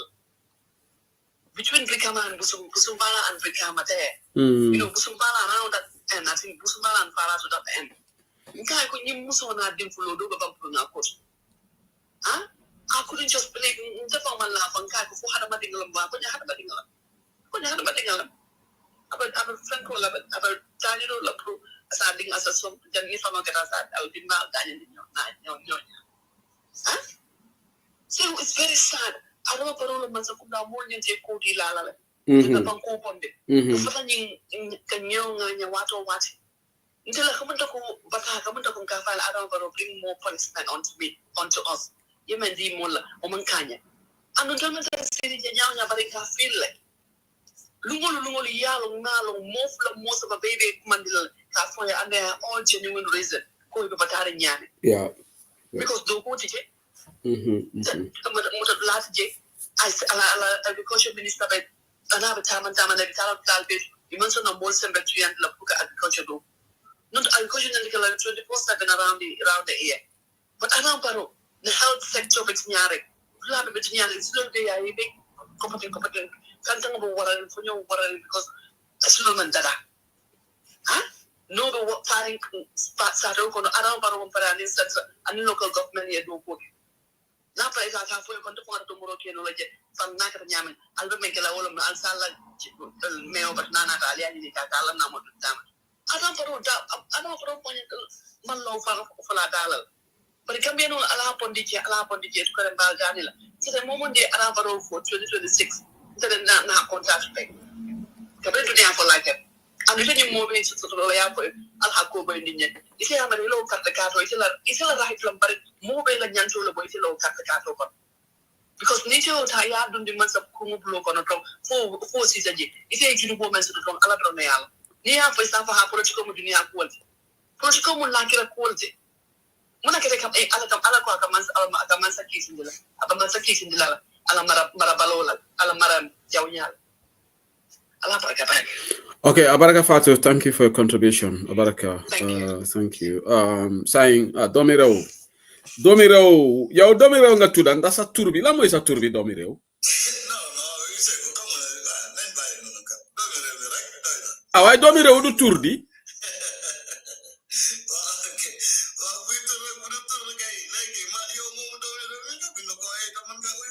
Why hanga man dema am information ne guy nguur gi dañ jox implant agency in the diaspora here, people using anonymous TikTok names. I'm not so much source from the government.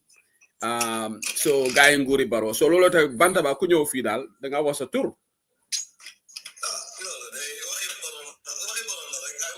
Why Gomire, you negotiate si dictatorship bi. Why shouldn't just say, oh man lami la to the anyway, you want to remain and man ham na la man yaga na la ham. So why it's okay, yaga na. So them I just want to follow.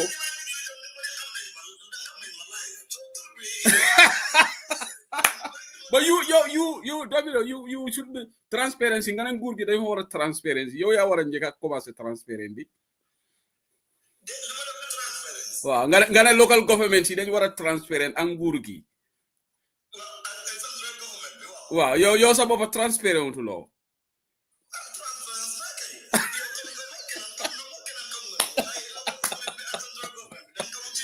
Anyway, go ahead. Lan mo la fi ici.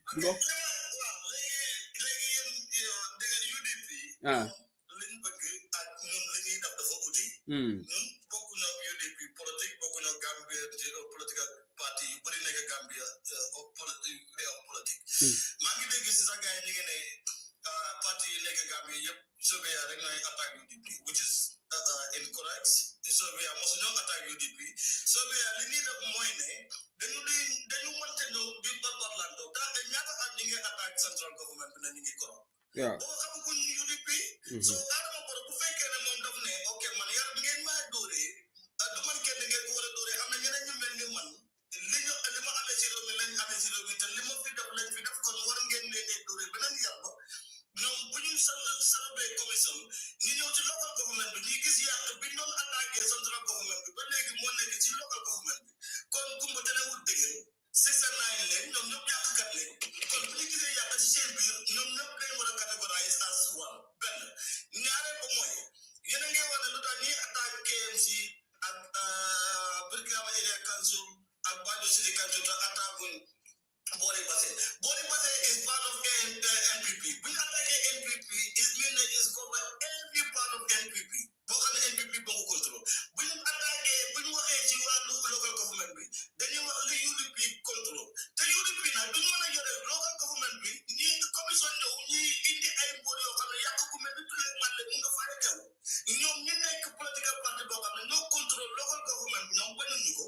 Lady for coaching Adamaboro. So we are transparent. Lino Purwa and Gambia Chipo Pomale. Nyari party no you're a Ngurgite. No you're a room. Couldn't make it about your support. Legging and no now putting a Bufako like Adamaboro never yet the UDP using Benny Yakasimo. Couldn't know UDP in a yakne. Why to take a young Yaka? Then you were asking a Nyari party no naked no fit corrupt. No land for final corruption to say dignity. The better was a take NPP never neck. Did you get UDP? Better part of Boka Yam. Legging it up NPP need them UDP. I'm a better political party book on the same one. You may get what the APR, you know, dama bëgg nga bala duma la bëgg a dog because man dinaa la tontu bu leer waaye dama bëgg nga daaneel dama bëgg nga clarify because am na ñuy laajte si plateforme bi nga ne Barrow lan la Barrow wax ne comme moom kenn lañ dee dal yeneen ñi nag ñoo xam ne loolu fairwut you said something like that Barrow said du moom kenn lañ war a blame loolu la Barrow wax kañ la ko wax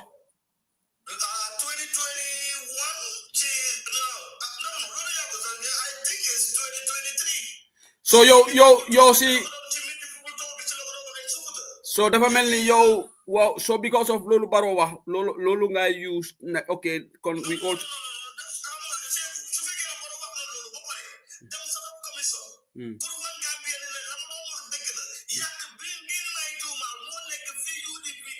yeah okay okay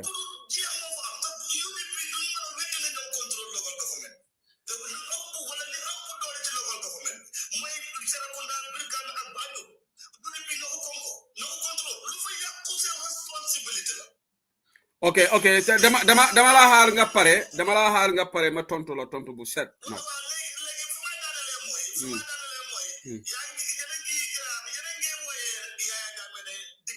wow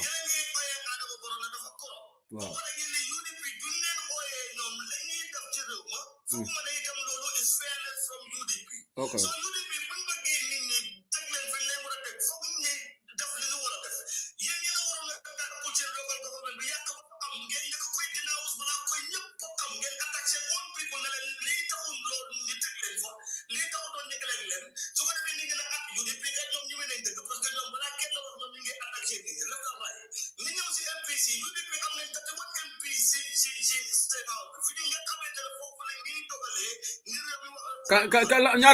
ñaata MPs lañ am léegi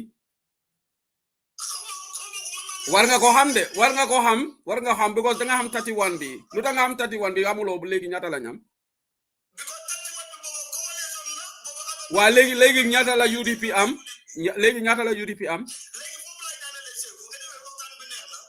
non bala nga dem rek doomi réew ñaata la MPs la UDP am léegi ñaata MPs lañ am si parlement bi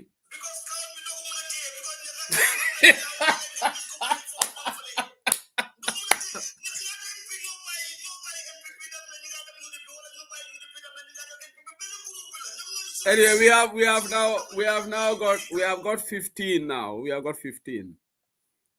From 31 to 50. You see, that means you guys doing bad. You guys Okay, legi haral ma ñëw tontu la. No, why may mama tontu la? Doomi réew. Thank you for airing your view because li mooy democracy. Doomi réew.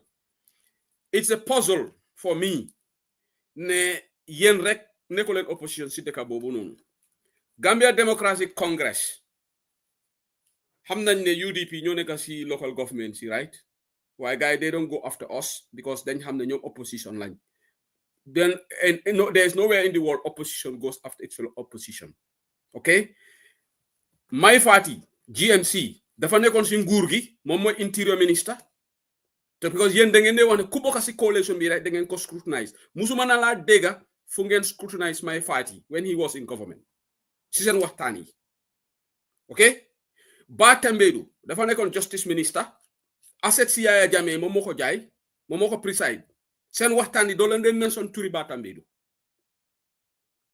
lu ngay wax nii ne UDP ñoo nekk si local government loolu dëgg la ñun suñu nekk si local government man suma boppa dama ko dee wax fii ne we used to be scrutinized because our leaders, our mayors and chairpersons are presiding over taxpayers' money. See local government. Why? Yo gonna have the local government, central government, dafa ute.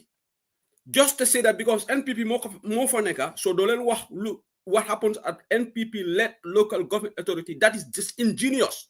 Because local government and central government are two different. Lola ta central ak local. So le na criticize local, dengan wara lal Brikama, ngelal Mansa Konko, ngelal Basse, you don't tell me because NPP ñoo fa nekk why they are two different entities. This is local and this is central. Why sense scrutinization is only on Brikama and this because UDP ñoo fa nekk. because dengen try pull tuti lo UDP. This nga solena scrutinize across the board. Man say who said dina la respect ne ñi Gambia lañ gis targetun benn entity because ñu ngi laal ku nekk. Because there's even key central, that's why they call it central ak local. So don't try to conflate the two issues. They want to know NPP ñoo nekk si nguur gi nguur bu mag bi ak nguur bu daw bi, even in Olof, in Mandinka ndeko bena and in Angale. So be pare coalition ñu bokkoon si coalition yep. Who was the fisheries minister? James Gomez, PPP la nekkoon. Da ngeen ko musa scrutinize si seen waxtaan yi. Kan moo nekkoon fisheries? PPP ñoo fa nekkoon. James Gomez PPP la jóge. Fofu la file ci laka. Fofu nonu under his watch file ci laka. Seen waxtaan yi yep yéen seen programme yi musuma dégg ngeen wax affaire James Gomez. You are systematically targeting UDP, and this is what it shows. You have an agenda, but is anti-UDP. I challenge anybody in Sobea to a debate. Musuma dega season program ngeen wax James Gomez. Can ngeen discuss affaire the fisheries ministry like a file like a fofu corruption bu scandal bu mag mo fa dega be Bamba Banja mo dem prison. Ndaw fofu UDP minister mo fa neka. Gënu leena xam than anybody here. Ñun yëpp dañ jàng dañ dem university. Gënu leena conscious. We all know what is going on. Lolo ta ñu ngi wax ngeen bay li. And we will be exposing all these archives come 2026, 2025. To one Gambians, gis nga man, I like fairness and objectivity. If you guys are talking about the entire coalition, wallahi, kulen lal, dina len defensive platform bi these people are very consistent because don't UDP rek lañ lal. But who was the Minister of Justice when Jammeh's assets were sold? So if again a domi UDP mo fa nekon Justice Minister Batamberu every day ngeen wax consistent platform. But you talk about can more deport because Lawyer Dabo was a foreign ministry. Most in deportation. Can more than 3 years but do them because Lawyer Dabo moko wax. What about the Jammeh's assets? You are a strong supporter of Yaya Jammeh. I have never heard you talk about Batambedu. Because Batambedu was part of the UDP. Batambedu is not UDP.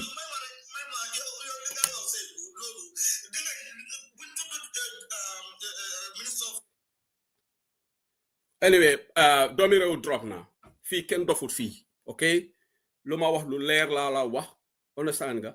Because mune mom suñu tudut Batambedu, you have to, because you guys said you are scrutinizing everybody in the coalition. And important, Batambedu was in charge of Gambia's transitional justice program. Okay? No, the moderator, you should not have dropped him. Okay? Batambedu is in charge of Gambia's justice program. Assets Yaya Jammeh fan la dem. Ñun UDP, we were not in charge of that. TRRC was set up under Batambedu's ministry. All these commissions. Santa Yala and Ñun UDP were not in charge of that justice ministry. And let me tell you one thing. I said fisheries ministry, Lakana, PPP is a political party. Ku nekk PPP, ku nekk minister fofu PPP la jóge UDP. Si seen waxtaani musu ñoo mention James Gomez wa Banjul la. I'm not trying to bring regionalism here, but they don't talk about James Gomez. But they only talk about Ousainou Darboe. Mo nekkoon foreign minister, mo sign deportation bi, mo sign 3 years. Li duñ ko fi nangu nak. Xam nga lu xew, we can stop, because I've heard somebody said, if we don't stop it, what are you going to do? We cannot stop anybody from saying anything here because fi ku nekk da nga am gaming pro, fi ku nekk am platform. If you don't stop it, we will also go after your leader. That's it, New M. Because fi nekk ku nekk da nga am game pro. Ken oppo fi ken game. You know, we have been in this media game for long. Kerry picking be more stop. Fofu la wax. Aliou, please.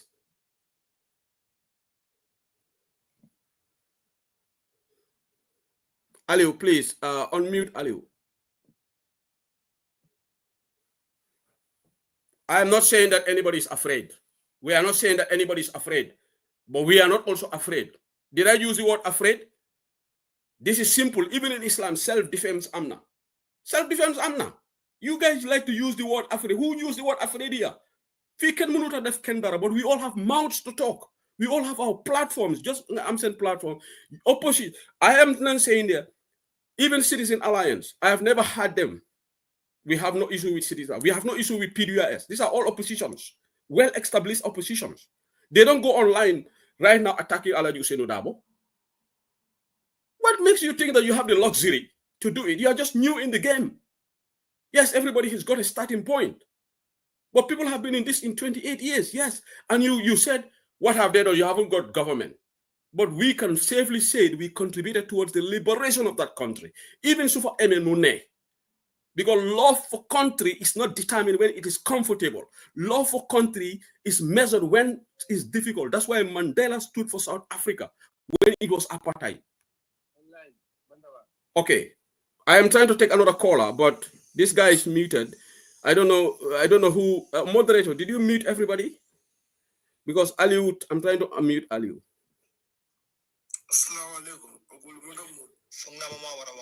No, Kila Amadou and this Aliu Nyolan Jeka Ak. Alaji Kijera is also here. Bas Dollar is here. But I'm trying to, okay, let me unmute this guy. Because I don't know whether my moderators are muting people. Because I cannot mute. I don't know what's going on. I can't. Yeah, okay. Amadou, you go, Amadou. Sorry. Yeah. Abaraka. Yeah. No, I've been for Kanya, come last time for Nyame. Gambiano Nyantaka Kukinabula, Kafoko, Film Nakida Gambia, lawyer double. Ponyan Fania, in a Chobukame. Nikira Namir, Tonyaka Kalabang. Fonan in Tonya, Bukala. Yeah. Yeah, Gambia political, no funding Nyandaka for political term and in Tonyaka and in Tinoka is very important. Yeah. Science I am in the case for you, but in a future, it don't future. Always eating and college you be. Yeah. A lot of us people are here in diaspora. Yeah. Don't jam the cool in Jamaica, San Donya Community Gambia. So Gambia Benjamin saying political. Well, I'm the cabin Dr. Sisa Party, when you Dr. Sisa, Jack Dr. Sisa, Guy among Gambia political long hand sign. Attack classroom, come currently political, and in Kata on the ground. Sibito, Nkaranda Sibito, Madina Angale, Madina France, Jamakuta, Sarshajo, Moto Belema, Guy in political, online political on Dr. City. Yeah. But they don't know politics. Political American Kakaram Pukoro, political, Gambia political Jimmy Bata, what it is. Came out into the sacrifice and Cabin 94 for sign. Mulcasi Kafoko, one of the Fendi, political. Yeah. That's an insult. Yeah. That's a big insult. One man will keep out on sacrifice because no Saturday for your funny Jamabidi, most Saturday law. You have a one Gambia. And I Gambia. Yeah. So you can impact on the Saturday Biroto. Kamul Diamondi, Kamul Ediki, the Party Saba, Safon, all the Gambia, UDP, Doi, Mama Kandi, is finished. You told them plus in the Can over, but I like disrespect. That is the hard fact. That is the hard fact. You don't have no brief to fend. You can believe Ale Falonki. Why you believe for like I'm the Janiable, want to send me out, until I had belief to phone now.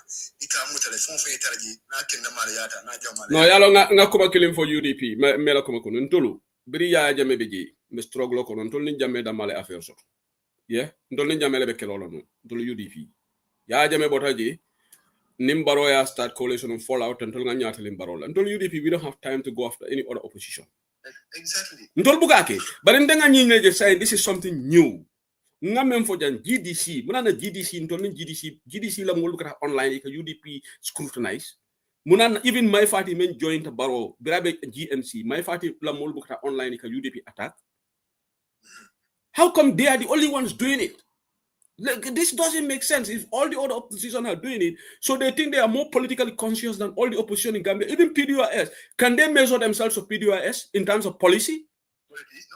Can they measure PDOIS as most robust when it comes to policies and more detail? But PDOIS supporters, even to the program last time in Nottingham, Suleiman Bakarba we invited him as a guest. He came there. We have cordial relationship with them. Yes, sometimes we have these debates online on issues within those, but they don't go. They have great respect for Alhaji Ousainou Darboe. You don't see them doing a program on TikTok or whatever, going after Ousainou Darboe, questioning what he did in the coalition. PDOIS guys don't do that. How come they are the only ones doing it? This is the question that I don't understand. Is this what they think that they can get support? Okay. Okay, go ahead, Amadou. Finish. Yeah, what from political this year? I need more political. You can't do the Hadamano Nivelo in Tonyakam by a force multinational. PDIS Loda Tonyaleka, UDP Loda Tonyaleka. The phone fair along with PDI supporters in the I respect it because now local Ibelori Menka Capri and Sabilori Walaka. But new politician on the Along with another DB opportunity in that. Woolman not political, will not run Kamul in the Yokunare. No regular hard way jarred, but that might not all. But that's not a politic. Don't Gambia political thing alone. I'm going to beat in our start. Don't do no political stadium. Captain Mamma LK San, Belori, Kalo Dipidala, Kamokia West Karantaba. Will be the blood of Mamma LK San, La Combe O'Connor, will be in political and political town in Gambia. All I know about Milka Diamuja, little man, but they are underground. What about UDP based underground? UDP have base underground in politics. They may malo, it look at the online, America Diago, White Gambia. They have the structure, they have the people, you know, the capacity, they have it. Ngo, let me ask these people one question. Yalong Gambia, people want to take things for granted. My brother, I was in Gambia when the time it was very tough. Yaya Jammeh was at his peak. Alaji Usino Dabole ka low podium moto aka Yaya Jammeh criticize. Aka kumol fo ka Yaya Jammeh call out. Yaya Jammeh fongo ala dilo dole be nyenata the entity a telefollow coming I barola nyin korra ko expose ala that time how many of these people dare to stand in Gambia to challenge Yaya Jammeh? How many of them? No one. Most people run away out of the country because people want to protect their lives. People didn't want to go to jail. Okay, go ahead. Thank you so much. Let me take another caller. Yeah, thank you. Okay, okay. Oh, I'm definitely going to drop. Malang Kijera, Malang drop by mistake. Bas Dollar, I told her next day. Oh, Amadou, you there? Oh, Amadou, you just spoke, sorry. Bas Dollar, go ahead, please.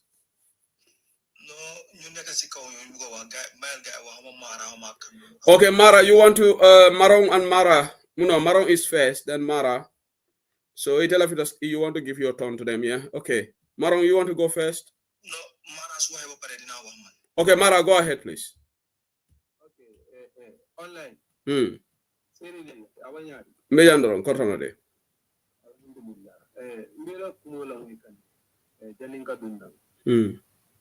So, like, it's not the solution. Because the way you are responding to questions, like it has to say, and I think that you are very smart, and that is the reality. You are mentally and you are educated. But the way you respond to questions pertain to an individual person. You are even more finger can be like, you know, even more innocent people or like those who ask for a particular party because we know where are they. So in the book I understand we are for where are they. Like you don't call any name. So secondly, well, can you reframe your question? Where are they? Can you be more explicit on that? Where are they? Where is their leaders? Look at UDP scrutinize. Where are they? I didn't say they are leaders, did I? I say where are they? No, where are they? Yeah, but I didn't say leaders. No. I just want to say I didn't say where are their leaders. Called me properly. I say where are they?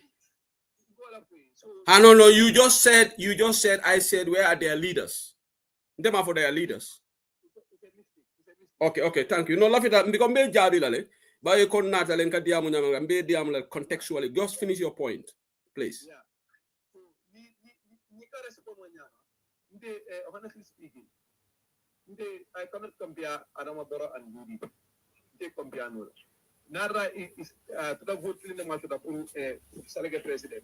I vote for UDP is better than voting for Adama Barrow. Barrow government is already failed. You understand?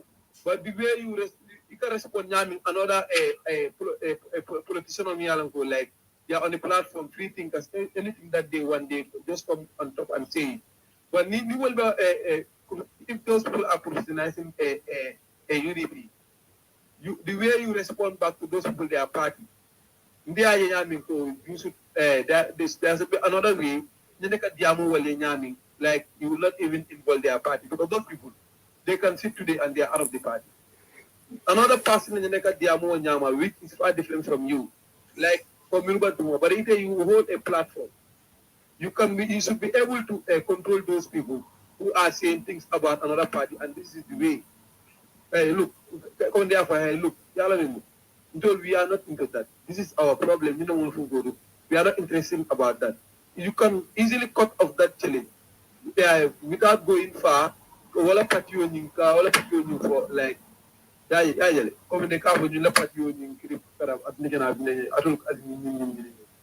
so I understand. No, I just want you to finish. Almanyana drop la moderator. Munana drop. Moderator, don't do that, please. Munana drop. Bring him back. Need more conversation on a mampare drop. Man of family dropped, but somebody dropped. You don't do that on Bantaba. Why do you have to drop the guy? No, I'm be drop. Okay, Mara, love it a mem for like okay, finish, please. Like you see these political parties, all of these political parties. Yeah. When we plus I totally agree with you on one point. You have said the hard part. So people come to the media UDP them against. You understand it? More can I and the coalition in there are other political parties they don't talk about it. You understand? So it definitely sonda ko mutonyaledi. No, I agree with that. No, mbadu nko is sonda ko ngawo mem fotenko I katale online ika UDP damal attack but the other people in coalition they call attack is sonda wala ko di. I agree. And yala ne kaka kela platform wala. Okay. Okay.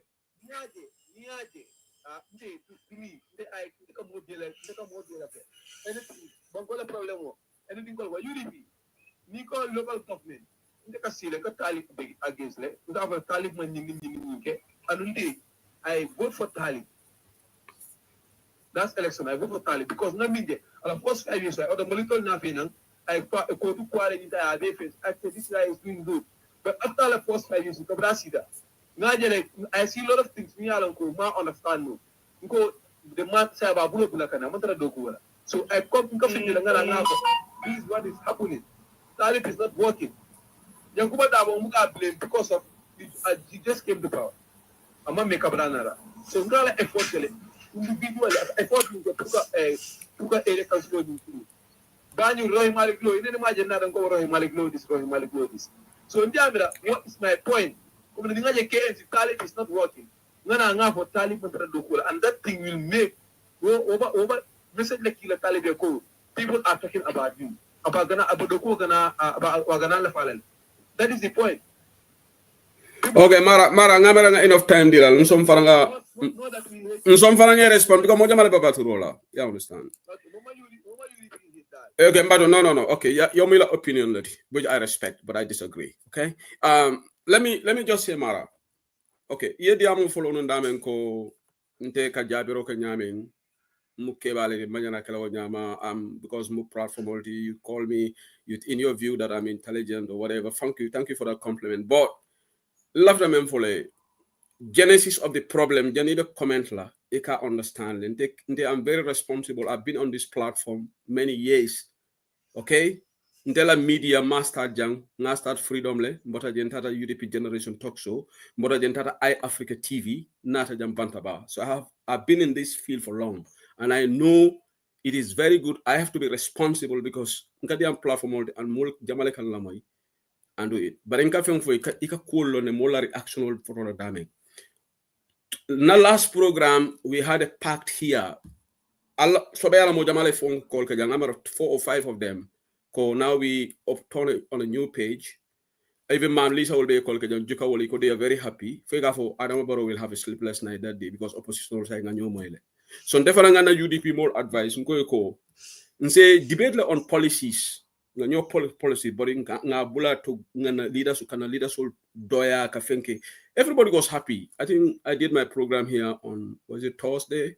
No, malam what lunjumale from, but 2 or 3 days ago. Na last program. Bimba la program on la moykang, alla platform auto. Malam fay fana mbijele bang. Me platform dole mbe doku la because mon dunno. Mole call keji. Atol ka memfo ni moye call kejang, moye call keji. Ako Gambian orienté kodi la UDP ni NPP la because wolbe mu iman comme mu tiñar la leti. Moderate alla même od moderator sobe ala moderator lom musolo matolom amam fem fo woto so modo e call kana mara wonata fako ha woka ngamero comment le moy woka advice di ko ndol oppositional panon nyanata after one another ko atefo mu UDP le bara esafa likely ke oyo le fo. So itata ka wala diamo twist iko in fact wala itola bere itola wala blame ka wala be hypocrisy sabna because moment diamo UDP la kola, which is a lie. The previous caller called in, I was listening, nte man dumb man deaf. I started ka UDP nko nendiro lon kantol nim baro put in the same basket. Ntolia naman ka tolia ntolu pour ka fontol ni UDP men nte I take it as an insult. All right? Because UDP a main fight with Banco can Baro market. UDP Baro is the main beneficiary of the change today. The UDP people died for that country before Baro became president. So Mbeole Diamo Kanjang iko alla leader fanan kunu a program okay pa modu nte mo program lamo even biri moya fo jang kayente malamo I have to go and listen.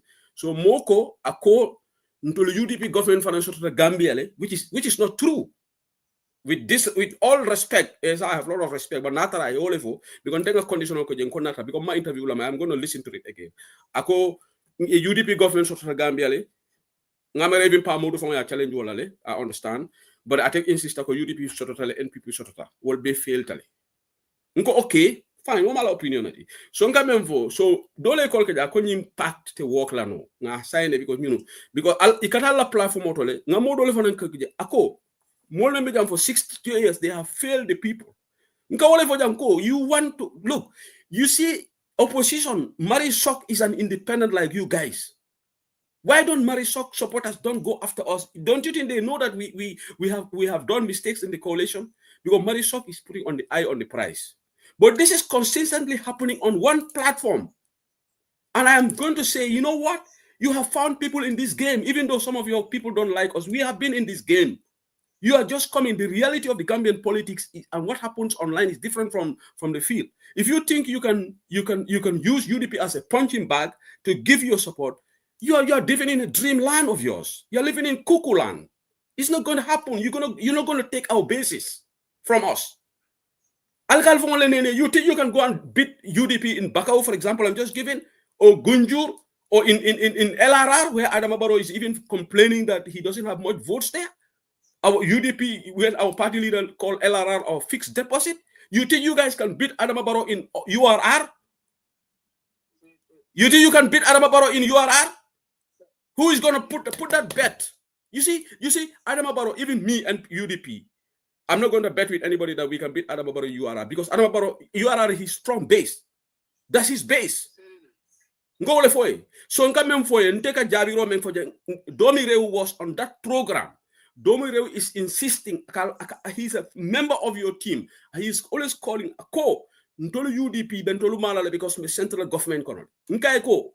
And adama buka for it. Amanga hata malaka for it. Because we are part of the local government. Nko, nimbe local government. Muna la buka NPP la local government ma. Let me clear this for you. Sorry. Now the thing is, if Sobeya is put the position, they will finally fully accept criticism.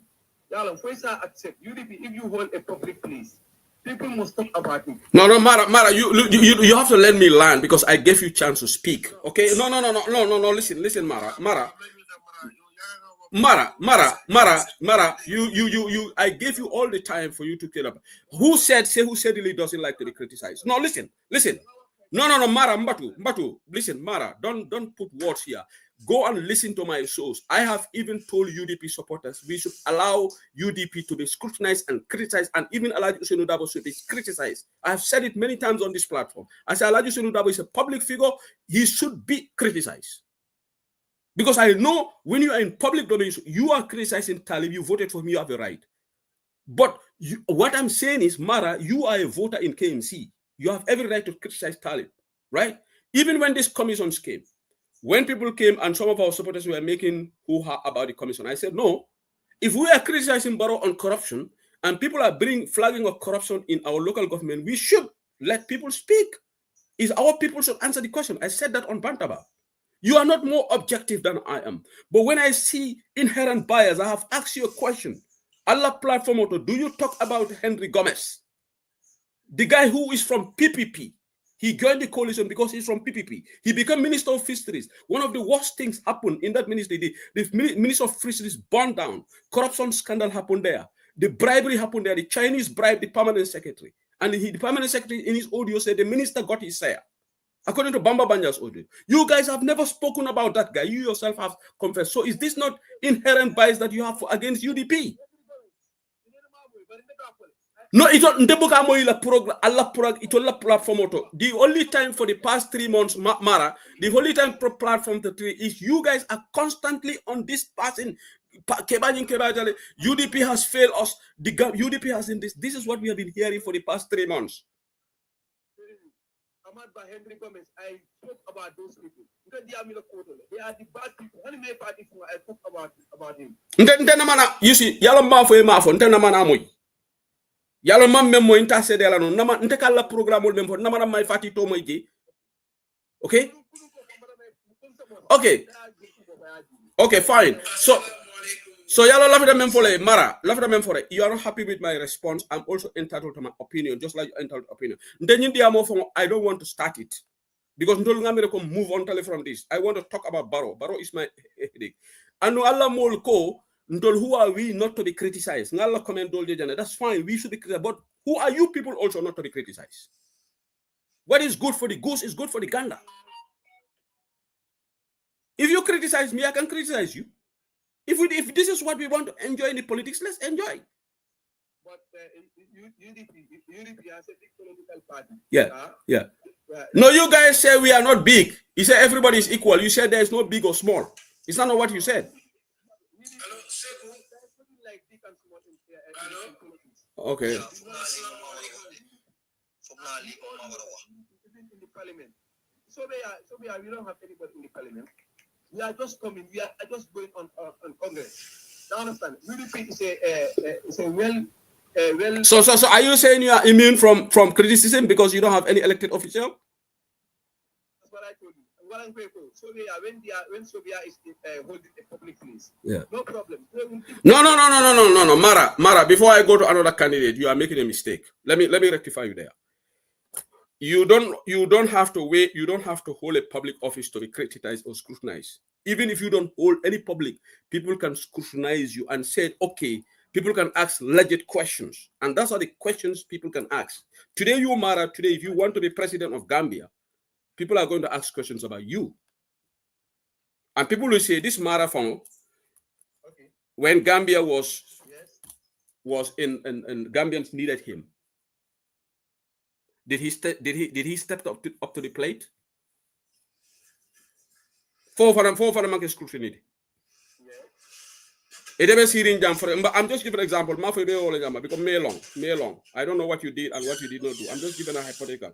It will be in Africa Gambia president, for example. It will Gambia the highest officer. Si modo nata fana ko marathon birin Gambia be kolea kono. I moneke Gambia. A contributor GDF lebam, for example, because yalon GDF molbe diaspora janne nga tolu soto mel yalon ko they gave contribution to GDF. Time, please. So Mara, that's it. We have this debate, but I appreciate you coming on here. Okay, it moderator, okay. So Bas Dollar, you can come now.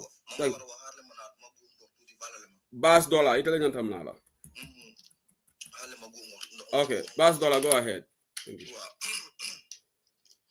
Assalamu alaikum. Wa alaikum salam. Fayna la. Ko nek ci kaw platform ma la nuyu ak yeen ñu nek di deglu ma la ñu nuyu kenn ko sa tour ak sa sant. Man fu may doore wax bi moy man Bass Dollar man ak suma family ak ñeneen ñu nekk di déglu seen famille kenn nekkul di fay taxe si UDP képp koo xam ne yaa ngi fay taxe si Adama Barrow nga ko nekk di fay Gambian si ana da ngeen fàtte saako maalo 2250 nguuri Adama Barrow la xale yi dee yëpp nguuri Adama Barrow la jigéen ñi ñoo xam ne ñu leen di opéré laay dem nguuri Adama Barrow la yuut si ak suñu sista si jël gaal bi ñuy dee si géej bi nguuri Adama Barrow la man su ma gisee koo xam ne mu ngi dem attaque beneen political party wala maa waxee man su ma gisee nit di dem attaque UDP man dama di wan xanaa ñii dañ am feebar xel wala dafa am lu leen jot parce que tey nekkoo di fay sa taxe UDP sa taxe yëpp si Adama Barrow ko nekk di fay duñ dem attaque Adama Barrow Gambien si ñun ñu bàyyi di attaque UDP parce que noonu laa koy waxee parce que nekkul di attaque Mama Kandeh nekkul di attaque Oncle Halifa waaye ñu ngi attaque UDP la moo tax ñun ñuy fay suñu taxe Adama Barrow ak gaay mi every day ñu ngi saaga suñu baay ñu ngi saaga suñu yaay damuy attaque Adama Barrow ñu ne dañuy attaque UDP Gambia ñun kañ lañ war a nite ba kañ aleen raxas xol yi aleen yaatal xol yi waaye ñu nekk benn man ma ne kii di nu tudd sax Talib Bensouda kii di Rohey Malick Lowe kii di Yanks Dabo man Bass Dollar ma ne ñu ngi liggéey seen liggéey soo gisee boo léegi àggul fu mu war a àgga gannaaw yàlla Adama Barrow ak gaay mi ñoo nekk di xañ gaay waaye ñu ngi try seen bés foog naa ne time jot na pour ñu nekk benn unité ñu génnee Gambia waaye man Bass Dollar ma ne képp koo xam ne nga nekk doomi Gambien dara nekku sa plan lu dul xaajaloo nit yi dara nekku sa plan lu dul nekk di wax bu ñaaw balaa 2026 yàlla na la yàlla sàqal pexe mu coppati la ndànk génne la suñu mu setale si mbir ba nga set wicc képp koo xam ne yow xol bii nga amee ci sa biiru xol bu nga xaajaloo nit yi bu nga ñëw wax waxi dof bu nga ñëw di def yëf doo xam ne kenn xamul ko yàlla na la yàlla seppi yàlla na la yàlla seppi coppet mu yóbbu la mu làq la foo xam ne daal yow doo ñëw sax di xaajaloo nit yi yan nii soxor la yan nii bon la yan nii iñaan la aleen nite aleen ñor Gambien si boo kañ suñ si sa yaa ngi dee suñ meer yaa ngi jooy paa yaa ngi jooy garab amul Gambia saako maalo 2250 ñuy opérer suñ sista si laay di dem gaa ñi dee ñaata xale ñoo dee aleen dem attaque ndey Adama Barrow waay aleen dem attaque Adama Barrow UDP du mbir bi nekkuñ di fay suñ taxi UDP aleen bàyyi naxante Gambien si ba kañ la war a nite ñun suñ xel yi kañ la war a ñor aleen ñor waay. Thank you, Bass Dollar. I hope they will listen to your advice. And just let me make a comment on that. Yes, Bass Dollar mu ngi wax ne nekkuñ di fay tax waaye comme Bantaba ñun si dëgg lañ nekk. Yes, ñu ngi fay tax to our local government. Loolu dëgg la. Okay? Duñ nekk fii ne UDP guys, yeah, we are collecting taxes in Brikama. But we also do a lot of work. For the first time, Brikama got trucks. You saw the trucks that Kiaman Yankuba Dabo bought. They will not talk about that. You saw the trucks that he bought, Mbalit trucks. That never happened when Sirifo Sonko was there. Ndankala, yes, there are still a lot of challenges in Brikama. The Brikama market needs to be worked upon. But Chairman Yankuba Dabo has got this in his plans. He has Brikama Area Council, Bala Chairman Yankuba Dabo, they used to be in red. Send accounts yep. Now they have how many? They are in green. Send accounts yep. Ben Nekat is red. Because he has trying to minimize corruption before Neka. Why Mansuma problem again? Solembuka criticize UDP local government. Why not Basse Area Council? Why not Mansa Konko? So this is my problem. Lan ngeen amee UDP te UDP gis nga iko wulo isa ko ñawñala ñing ko yo fay bu Gambia metti won legi la ñepp tog so waxe ñu ne waaw people have right to join anytime in politics loolu seen right la boy tey man ndax dama wara tok ma disrespect Père Ndiaye man Seexu Seydi li be koku doon ñaxtu fan la nekkon man dama wara disrespect Honorable Halifa Sallah suma ko disrespect so dama ko apologize because Honorable Halifa Sallah bu mu doon ñaxtu man fan la nekkon bu ya Jammeh doon fight against the witchcraft do Honorable Halifa Sallah gëna wax ci ba ya Jammeh du ko mayal tout man ma ngi tok ci suma comfort zone li la wana soy criticize UDP def ko ak dal ak respect but pusante nak ci maraj la we don't want to reach there and suma waxe li gaay ñu ne waaw we are not scared this is a threat fi ken mënu ta threat nobody diko man luma amé live ni ku nekk mën nga dem live fi TikTok is for everybody but UDP some of our platforms are on holiday rege bantaba rek modi ñew okay but if this doesn't stop of course suñu platforms they will all join ñu def ko mu neex rek and Barrow will laugh at us because we're not going to allow this to continue. Let this stop. Do your politics, campaign your politics, criticize us on policy.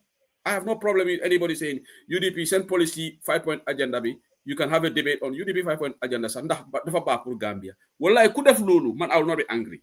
Because people have a right to criticize us on our policy. Well, every day, in fact, these people should not be in government. You are trying to say we are rubbish when we contributed more than you in liberation of the country, whether Nanguko or not. I'm talking about UDP as a party. Can get to contribute toward liberation of that country than UDP. And I can say that with my head high up. So don't try to belittle us. Thank you, Bas Dollar. Mr. Maron, go ahead.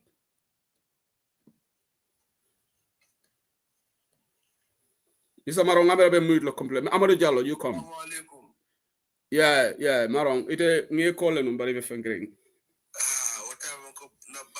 Na bas wala lano do bas mbe konton na ya kuma konsera gambe no buka moje baseje yedi amo sayara bangu dikenno kamata ne onkul amma da sima bani jara kendala onkul abaraka alme mena mo nyato abaraka amma sa jara kende ya bala amma sen jama baba mabe ka jama bi yo ko duwe amma da sima bani jara kende ala amma jawol sawol kana lema amin ya rabbi ma jawol korlema baraka amin ya rabbi ya jawo da jawo almale tangali mbadi misimol be amin ya rabbi wonno ko mo follow down the uncle inshallah 2026 nyambe view 2026 nyambe view alon ko UDP e bangota alon ko paro ba pale ko inshallah inshallah kende amabe baraka o sefere mbando wala mdol baka onkolo tuyalo ko baka o ka fa nyame ka fa gaay ko mo ko sa gemba man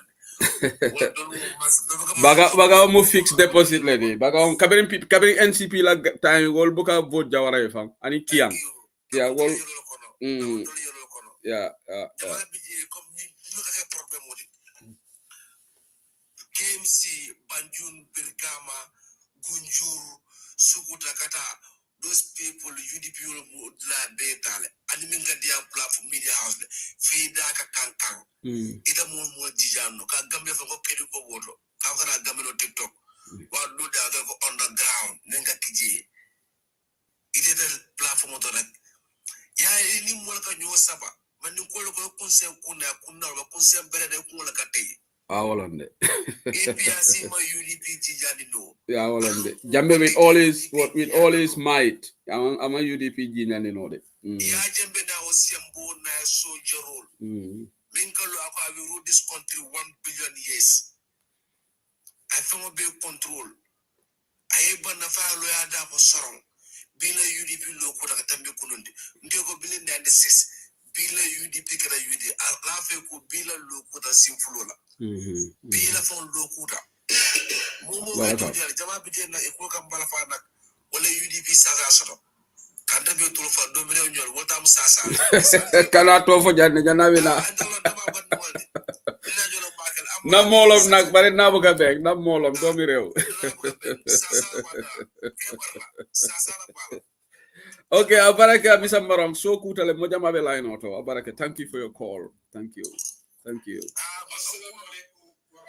okay Amadou now Amadou no alaji ite alaji kijara mbado follow do mani ngama Amadou le sabande Amadou ayo da nga har okay alaji kijara ite ta ko ako ita assalamu alaikum wa rahmatullah seku ngalu konton bake kijara be platform dudal ne ba alla platform be kankarim bake la be du ne fam bulay mol pasitale alaji kijara mol pasitale diamu kilingo for the past 3 months diamu kilingo kate jilote kuntula ali yalo politique lombalo ne ko ke ha mol men ma politique o longol le ko ke yalo 1981 tel be no independent ni jawra ya birale fo baduta wo botaje hanwo mbe independent. Hello? Yeah, who is this? So alhamdulillah seku follow be control ke la UDP la so la yemenke. Okay, kijara mbado follow malom for you they join the wrong platform. Sorry, who is this? The one with sexy yappa profile? Okay, I think I'll drop you. You're in the wrong platform. Sorry. Wow. Okay, I'm going to drop you. I'm in the wrong platform. Sorry, go ahead. Alaji. Right. Your political number or no be political folk on TikTok or kono kimadu beje ijabo as adam sito ya pake pour comme ki jabi. Katu mo me ye political long. Ite diamu la wenyano. Because follow ite esa fa le mako ya. Ibe menti yala esa ye wole be siala ibe menta dala ye. Katu political party ol damma ite lenyanta la nyokanne iye mansakunda membe lore nabe ala ni be tilimbali yake kan inyante la point on le fule albe benti yaka. But UDP position jumale mutani masakunda koren ko mena ko. So namo ngilu membe jokam bi. Abe joka UDP government ne kam. Honey. Yo so italibe esa na politinya kam bake. Ye akilo to bake. I think media mula esa ene. Idea mu yen. To han kunko before esa leave. Nabe diam kan numba mbe diam kan ngayen pour ka konto nabe abe seka. So wobadi ya beni esa tema. Anu kanunke ya beni esa fal kanun tema. Esa ye banko kan alafta banko. But politiko ning ila molu ibake kan otherwise. Right no mi ifana ye finti ya ko e ko anide. Intermanna par political party attack jam. Alinda agenda waf mulma. Nenda plan so maybe things like Gambian ko man ye waf. Katum UDP intermi UDP be opposition lati. Ntenga ke Gambia damar dron opposition ko kanyo against. Mbara mbewole foka e ko majam. Ngo damaje. But science is a new thing. This was not even there. It just started. Yeah, it was not there. It was not there. GPP, NCP. Ibeka dumale against no. PPP. Ibeka kafno make dumale against PPP. What de green coup d'état qui te drone. It's a men kanyo against Ibena tana kafno ma kotenki. Ha. It's a lay UDP lo. Yeah. So what caring banding for trade. Dindi will see hakilo to back it. Isi hakilo to back it. Kuwan bejele many yaron go le tinya o ke kan banko kan. Banko be da men na banko tata le fa an go ita akumbali. O kuma kan le bejele. Wori nyanta fala nyande na wol bejele. Inya to trinna duma na wolon president baroti anala man sakunda. Bari judi nothing to do with that. Itel guna atin all the time UDP. For itel UDP na komanta ya be kido ko fa anale UDP na jawi ya be ko malo. Kafin ni be TikTok ko je killing de me ye ko do ko ke SI ni 2026 mbotala exam ko be kan bitanta like here.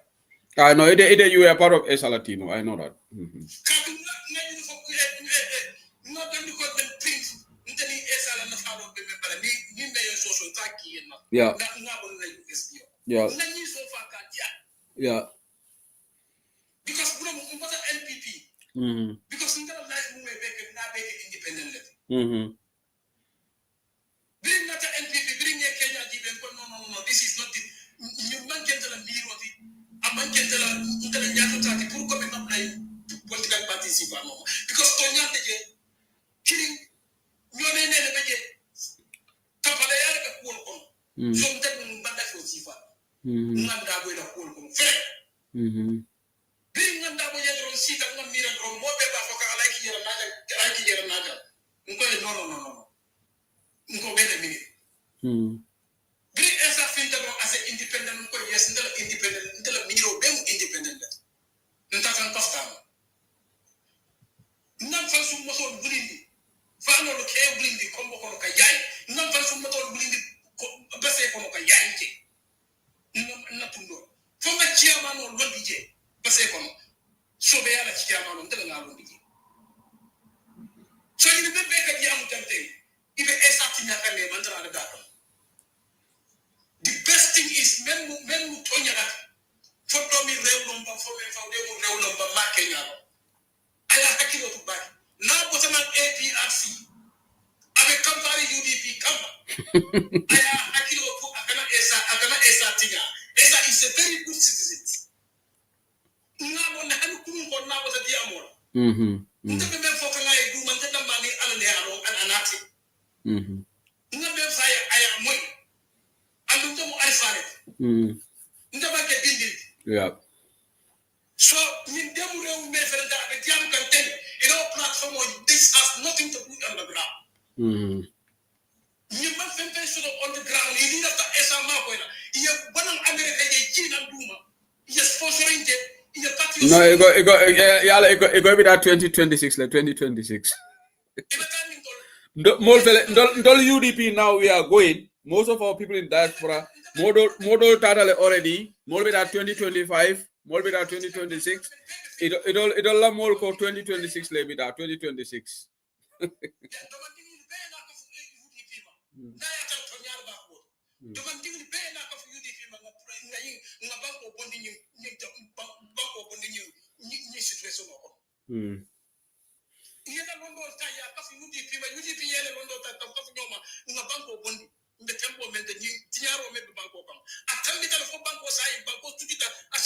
wallahi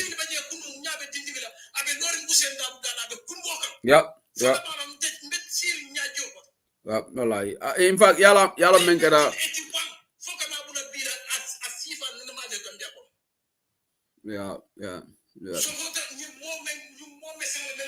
okay yalo sal alaji mbe so alaji sorry nge koto moderator kana mo selendi ko tenge so kuta janne mbeta jam bakela binia 4 hours it was in my plan but TikTok diamole be interesting ni wala tin nambe jam hani sign but I need to sign out kana mo do selendi nan ko tenge please yeah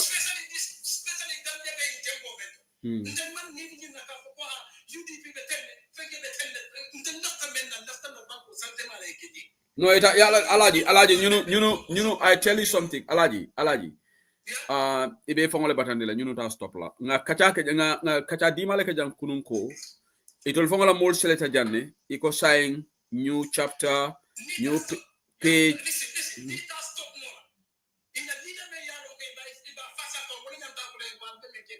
well faba fole yata fole yalon tol wotu ta tele bulu what yeah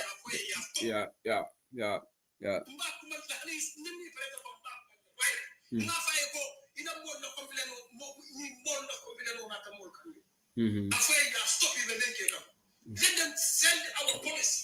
Yeah.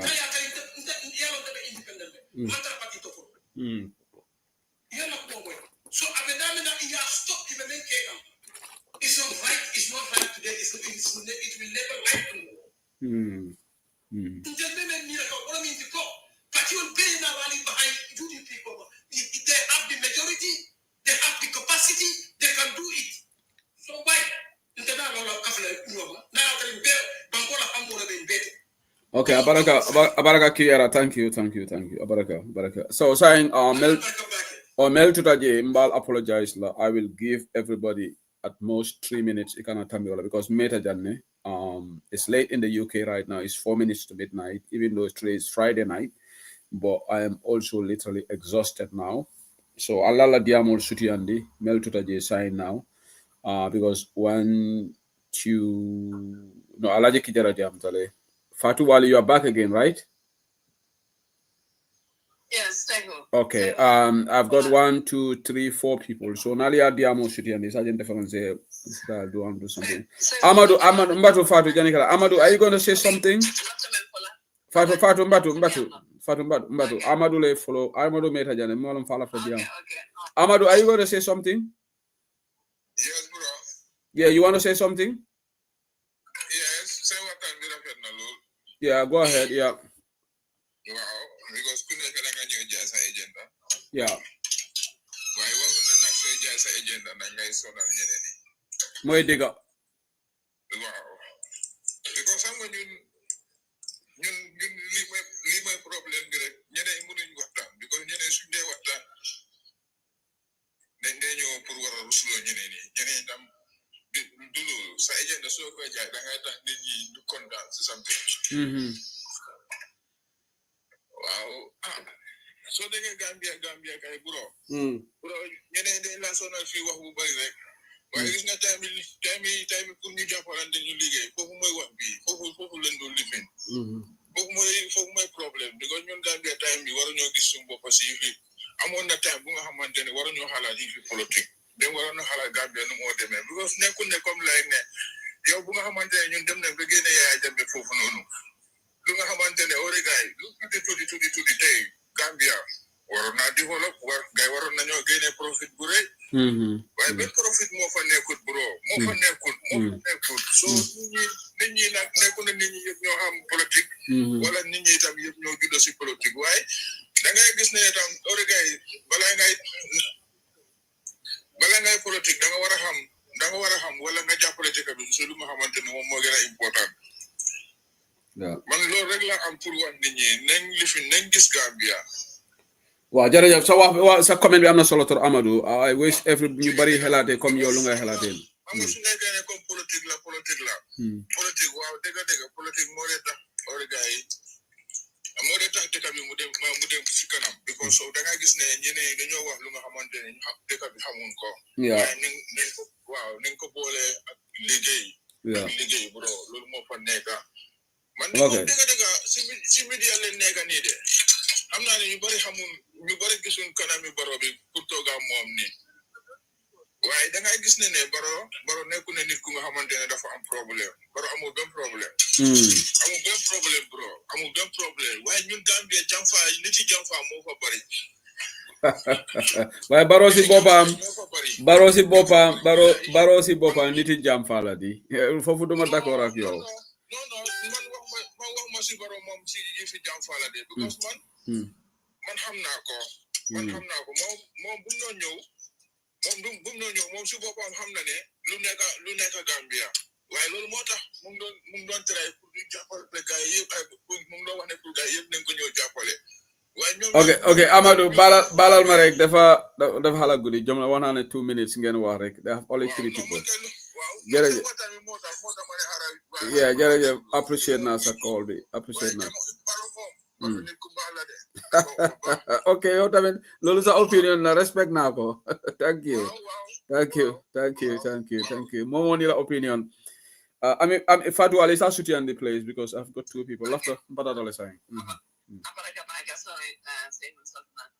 coming lot of people no long yara ya for the papa alinga na banko jenga na banko pande coming member ke na tara te kuma kan instante anu kuma janga me alon ko apong ya don ko fanga ya coming ko ikana a platform doli apoy so anu fana nga kuma kan so to fana me ya lon ka pata fanga buluko ka po mole ko for you men can there pan for nyala ma for I sick kuma kan anyong so anong fanang Gambia no nyan ay close no the bike yaron ko ni ba plus on yin na at least so kuma kan better for lo mo na maybe sometimes alam mo fanang ka fit ika tare bala kuma kan ay ko blow lo no mai be yung manya don kan beauty fila what so until kuma kan balik jalan na talaya sa na diyan mabiyam tay maybe ikata kuma kan men fay ka men sindama ada panan kana ka ata yamaro men foy anin fana ka apanan kan men fa ka diam nyama platform mo ka dum ka tan lam mai la diam mo yo so maybe fana ni be falinta that maybe basically no killing ka kan ban ko laje no ban ko nyan to la jela ngapon be ka funyola na difference land aside. Okay, Fatu, thank you very much. Good night. Thank you. Okay, Carl, come on. Can I say something, please? Yeah, please go ahead. Just keep it quiet, keep it short. Okay, I don't believe multi-party democracy in Africa. But sometimes politics diamo be caring. Sometimes farang cool jajang ngala ideal men solution dol fe mem solution for so first of all be tentulam be jayla baka para ka baka because it meta platform to ngara yema to yale para mbara I'm tired now I want to go se do ko dan ko do ro so but anyway be ndebe ma flo ku gele jang de be na analysis of basable into mathematical terms because for example, Nintem Esafat, Narantam Esafat, Ndemanda political, Ndemanda UDP. Let me tell everybody very clear. Ndemanda UDP because Gambia, Mo Jamal, they have a soul disease. Modo diam raja I more favor like they have a soul disease. Another do nice soul disease apakamu ne konante tunda apuka bono ya understand so moja wale beje ndiko moja wale beje ndika kela diam keje wala nyawa dal and second ni ndem esafal ni esafal ne toja da is serious adu toja and he really meant for Gambia go what do you all positive lot of shame positive lot 2014 Okay, so the same thing he could have taken the same route with positive. Nintamadi from ball kala. Naran telamadi really have a position on the ball. The ball kala. Naran tela campaign ball kala monadi. Ada baro tela lot tata. As we sort of Gambia science. I more sort of Nara toja pare ta Gambia. Because nila ta Gambia president. Number one, if you are life sacrifice because ada baro member jeten. I didn't sacrifice kaka president because I call for behind the scenes. All for it. Gambia fana ball if you want to be really meant to be a leader. Elata ko banko bar e bela life la sacrifice yeah you understand tomorrow it fala Usman Sonko he sacrifices life he went on hunger strike when he was in detention okay so this is it life better than ni pare ni yoko min to nyato yandi ite believe kanyina ko ngani milanu ilata ko to nyala e kela life la sacrifice jabaja way buka faje adweka succeed so ning really to nyato nyande kela dia rosi nyama ning because everybody knows that UDP is the biggest political party in the Gambia, not even opposition party, is the biggest party. So I didn't put you party now. If I try to UDP like mala because to take isaje pour kamul fandi wala pour itol si la pes. Kaila e all strategy ko but ate walk la. Strategy. Itola formula this is their formula. Ning if I am esafal nara bela mukandela because I interview left a call because I have several questions for him. But in he really meant for Gambia. Usman Sonko because right now Sa Kamunesila, I know Parotica time make so hey, don't lead council the TRRC. You have a lot of evidences. Many are going to show that Kaita the Kotojato Janing, Amana Lola Tata. Because in all I didn't conquer the lead council. Political strategy. This is their formula. In mathematical terms, formula. Very quickly, Hadamaka president but based on UDP la Moja because the yes to love leadership because UDP la support they want a radical leader. It all strategy. They have the best policies. Policy more important. They are the ones with the new They are the new generation of ideas. I listen sometimes. I just laugh.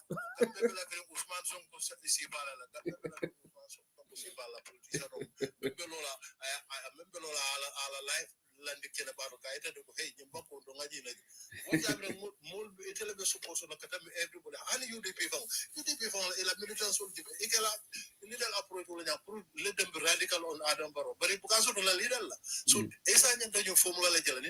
he's smart, he's educated, he's intelligent, okay, Abaraka, so could Abaraka. Let me take Yankuba. Abaraka, thank you. Yankuba, last caller, please.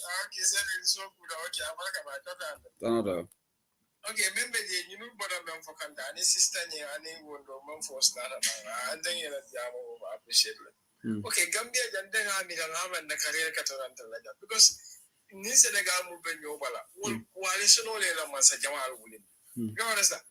Abdu Juf, coalition all our willing. Coalition is our first round all of it. Nimboita, sorry, it's a 50% in Manyoda. So it other coalition or when you put in the world and other kafu. Abla wadaka. I don't understand. Yeah, abla what Bagambia near for doing it. Eko honey, party be kajantale. Because if you in more join a coalition, okay, I'll be a kanya. And what book I can know. I go Gambia man small party so than a big party. Because you go be Bele Kajanta.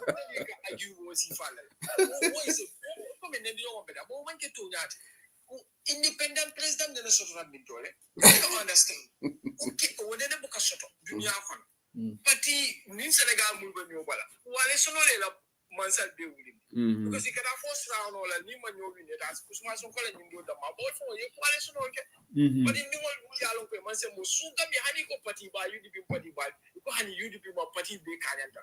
Isa fa mu parti dingo. In nyindo be do for parti dingo. Now ma ke UDP ni FDP di parti ba ti.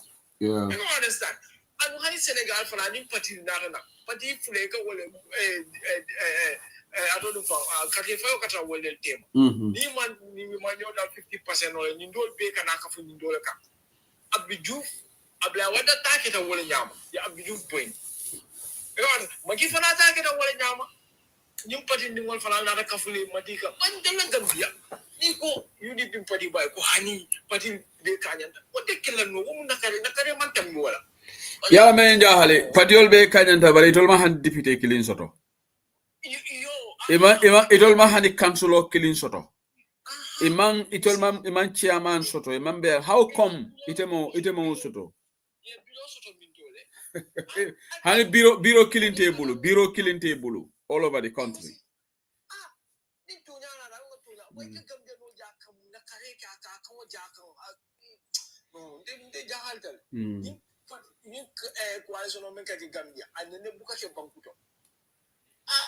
Okay, Abaraka, yeah, thank you, Abaraka. Okay, Marimolo, Swokutala in the UK, obviously, it's today is now the 21st of December 2024. Earlier was a Saturday morning in the UK, 9 minutes past midnight. Mbalten Tulabak and Baljail and Balbeten Tulabak. Those who came in, mainly call Alinga focused United Democratic Party. Nimanken Sawoti Kanajang, Kanyim, Nte Amanken de Sawoti. Wallahi, Lumagana Nehon, Manyovi, must spend also all time, they were Aferi Jame. Sorry, Aferi Barrow. Even Jame, I don't talk about Jame. Because to me, Jame, against the backdrop of everything that happened in the country, the tyrannical rule, today I think I'm more preoccupied discussing Adama Barrow because he's the one in charge of a $2.4 billion economy. He's the one who charging most of these policies, failed policies. Under his watch, Gambia is $110 billion is indebted today. Cost of living crisis today. That's Adama Barrow. Adama Barrow is the one who appoints the governor of the central bank, the minister of finance. On Adama Barrow, they prepared the draft budget that they took to parliament, and they are systematically increasing the budgetary allocation to the office of the president, and even the budgetary allocation to them in terms of travel. That's not UDP anymore. UDP was in government from 2016 to 2019, 2017 to 2019, 2 years out of the first 5 years. We were not even there for 2.5 years. And it doesn't make sense that you systematically want to talk, and you don't call out the other coalition partners, like the Justice Ministry, who was there, the Fisheries Ministry, PPP was there, and other ministries that UDP were not there, held. Okay? So I'm calling for fairness in the scrutinization of the coalition. And in order to be taken seriously, this is what you should do. If you scrutinize the coalition, scrutinize everybody across the board. And we will not see that as you are picking on UDP. But if you are just systematically picking on UDP or UDP Lebanon finance, UDP ñone kon Alhaji Ousainou Darboe mo sign agreement bi, Alhaji Ousainou Darboe defa maget, we will not keep quiet. We will also, and until we haven't even started scrutinizing your leadership yet. We haven't, okay? And when we start scrutiny, and some people think you have to be in elected office for you to be scrutinized. No, today I'm not in the elected office. People can scrutinize me. Today, if I want to say I want to vie for chairmanship or mayor, you think people will scrutinize me? They will. You don't have to be in office to be scrutinized. Scrutiny is scrutiny. So, and people are going to ask, this is a question that people don't understand. When the country was in complete disarray, hopelessness, people were dying, people got incarcerated in Mile 2. We remembered we were in the struggle. We were giving reports. People used to call Freedom Radio crying. Where were you? Some people chose to look for money. Fine, it's comforting. But other people had the opportunity to even get international jobs. They turn it down because they want to work for their country. They want to. Some people actually stood to say, "I'm going to." Some of these politicians that you are castigating today were told to go and seek political asylum, and they said, "No, we will die in our country." I know one UDP minister. I'm not going to mention the name because the person is late. I have fallen uncle. In an area of American embassy, pro ita America. I asylum also another family. Yalong, sometimes you make a dimi. Koku American embassy then ko offer pour mu dem ak family. Why money no, mom did not talk to Gambia. Hey ak Yaya Jammeh to liberate the country. And the person did. How many people will say no to that opportunity? Let's be honest to ourselves. How many people will be given that American embassy call you, we take you out of this country because the guys were being tortured? He had a friend at the American embassy that if you apply, you have a good chance to go to America with your whole family. And the person stayed in the country. And they fought. Today, if you are scrutinizing those people, do it with respect. Be cognizant. They did what you couldn't do. That what I say Hussein could not do, because I sat in my comfort zone in Europe here. So you know variance. I sat in my comfort zone in Europe here. Some people were conveniently going to Gambia holidays when other people could not go. And today you want to sit down and say those people haven't done anything for the country, they have messed up the country. Is that being fair? Just because they got a ministerial job for 2 years, you think they haven't done? People were tortured. When some people choose, right now is this when the political space is open, that's the time some people felt that it's comfortable now to talk. But then, in the struggle, how many people were even got the bravery to call on online radio? If you call your family members will tell you, hey, don't put us in trouble, Yaya Jammeh is here. Not everybody, even GDF. There are people who were donating money. They don't want their names to be on the GDF list because they thought Yaya Jammeh would have access to those lists. Everybody think, oh, I did this. Fatifi hejut fi. These people went through hell. Alhaji Ousainou Darboe, when he was in Mile 2, how many of us had the audacity when Solo Sunday was murdered to go out to say, where is the body of Solo Sunday? So today you say that man hasn't done for the country. He failed us. Again, I will repeat. People don't like to hear it. Okay? Love for country is not determined when it's comfortable. That's not it. That's not the time when you measure love for country. Love for country is measured when it is tough. That's when it's called. Because when new Kobe daring, it's easy. Anybody can come out, I'm a patriot. And you'll never see anybody saying he or she is not a patriot. You'll never see anybody who said he or she doesn't love the country. You will never see anybody on TikTok to say, Man gisuma Gambian, teman Gambian. Everybody conveniently say, I love the country. So alinga domandoma nganyo bunya nganyo respect. More you have a right to seek for that highest office. But do it right. And this is what Mama Kande is doing. Mama Kande will never go online and castigate. I have never seen castigate UDP. He will know that his narration is when there is a problem with the UDP, when the Baro Wahnali, Ki Wahnaki. And sometimes Baro la de tonto. Even there was a time here when somebody left GDC, joined UDP, and some people are making, oh, UDP is trying to take Mama Kande. Mama Kande never came out to go after UDP. Because this is the normal thing. Oppositional, and I'll disagree, like you go on the down low and disagree.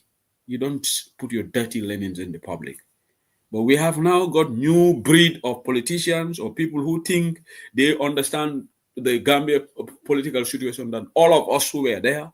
They think they have got the magical solution to Gambia's problem overnight. And that is that is the biggest joke. If you think PDIS 1987 to now could not break the ice with all their great ideas, and you think it's going to be on a silver platter. Good luck and good night from this part of the world.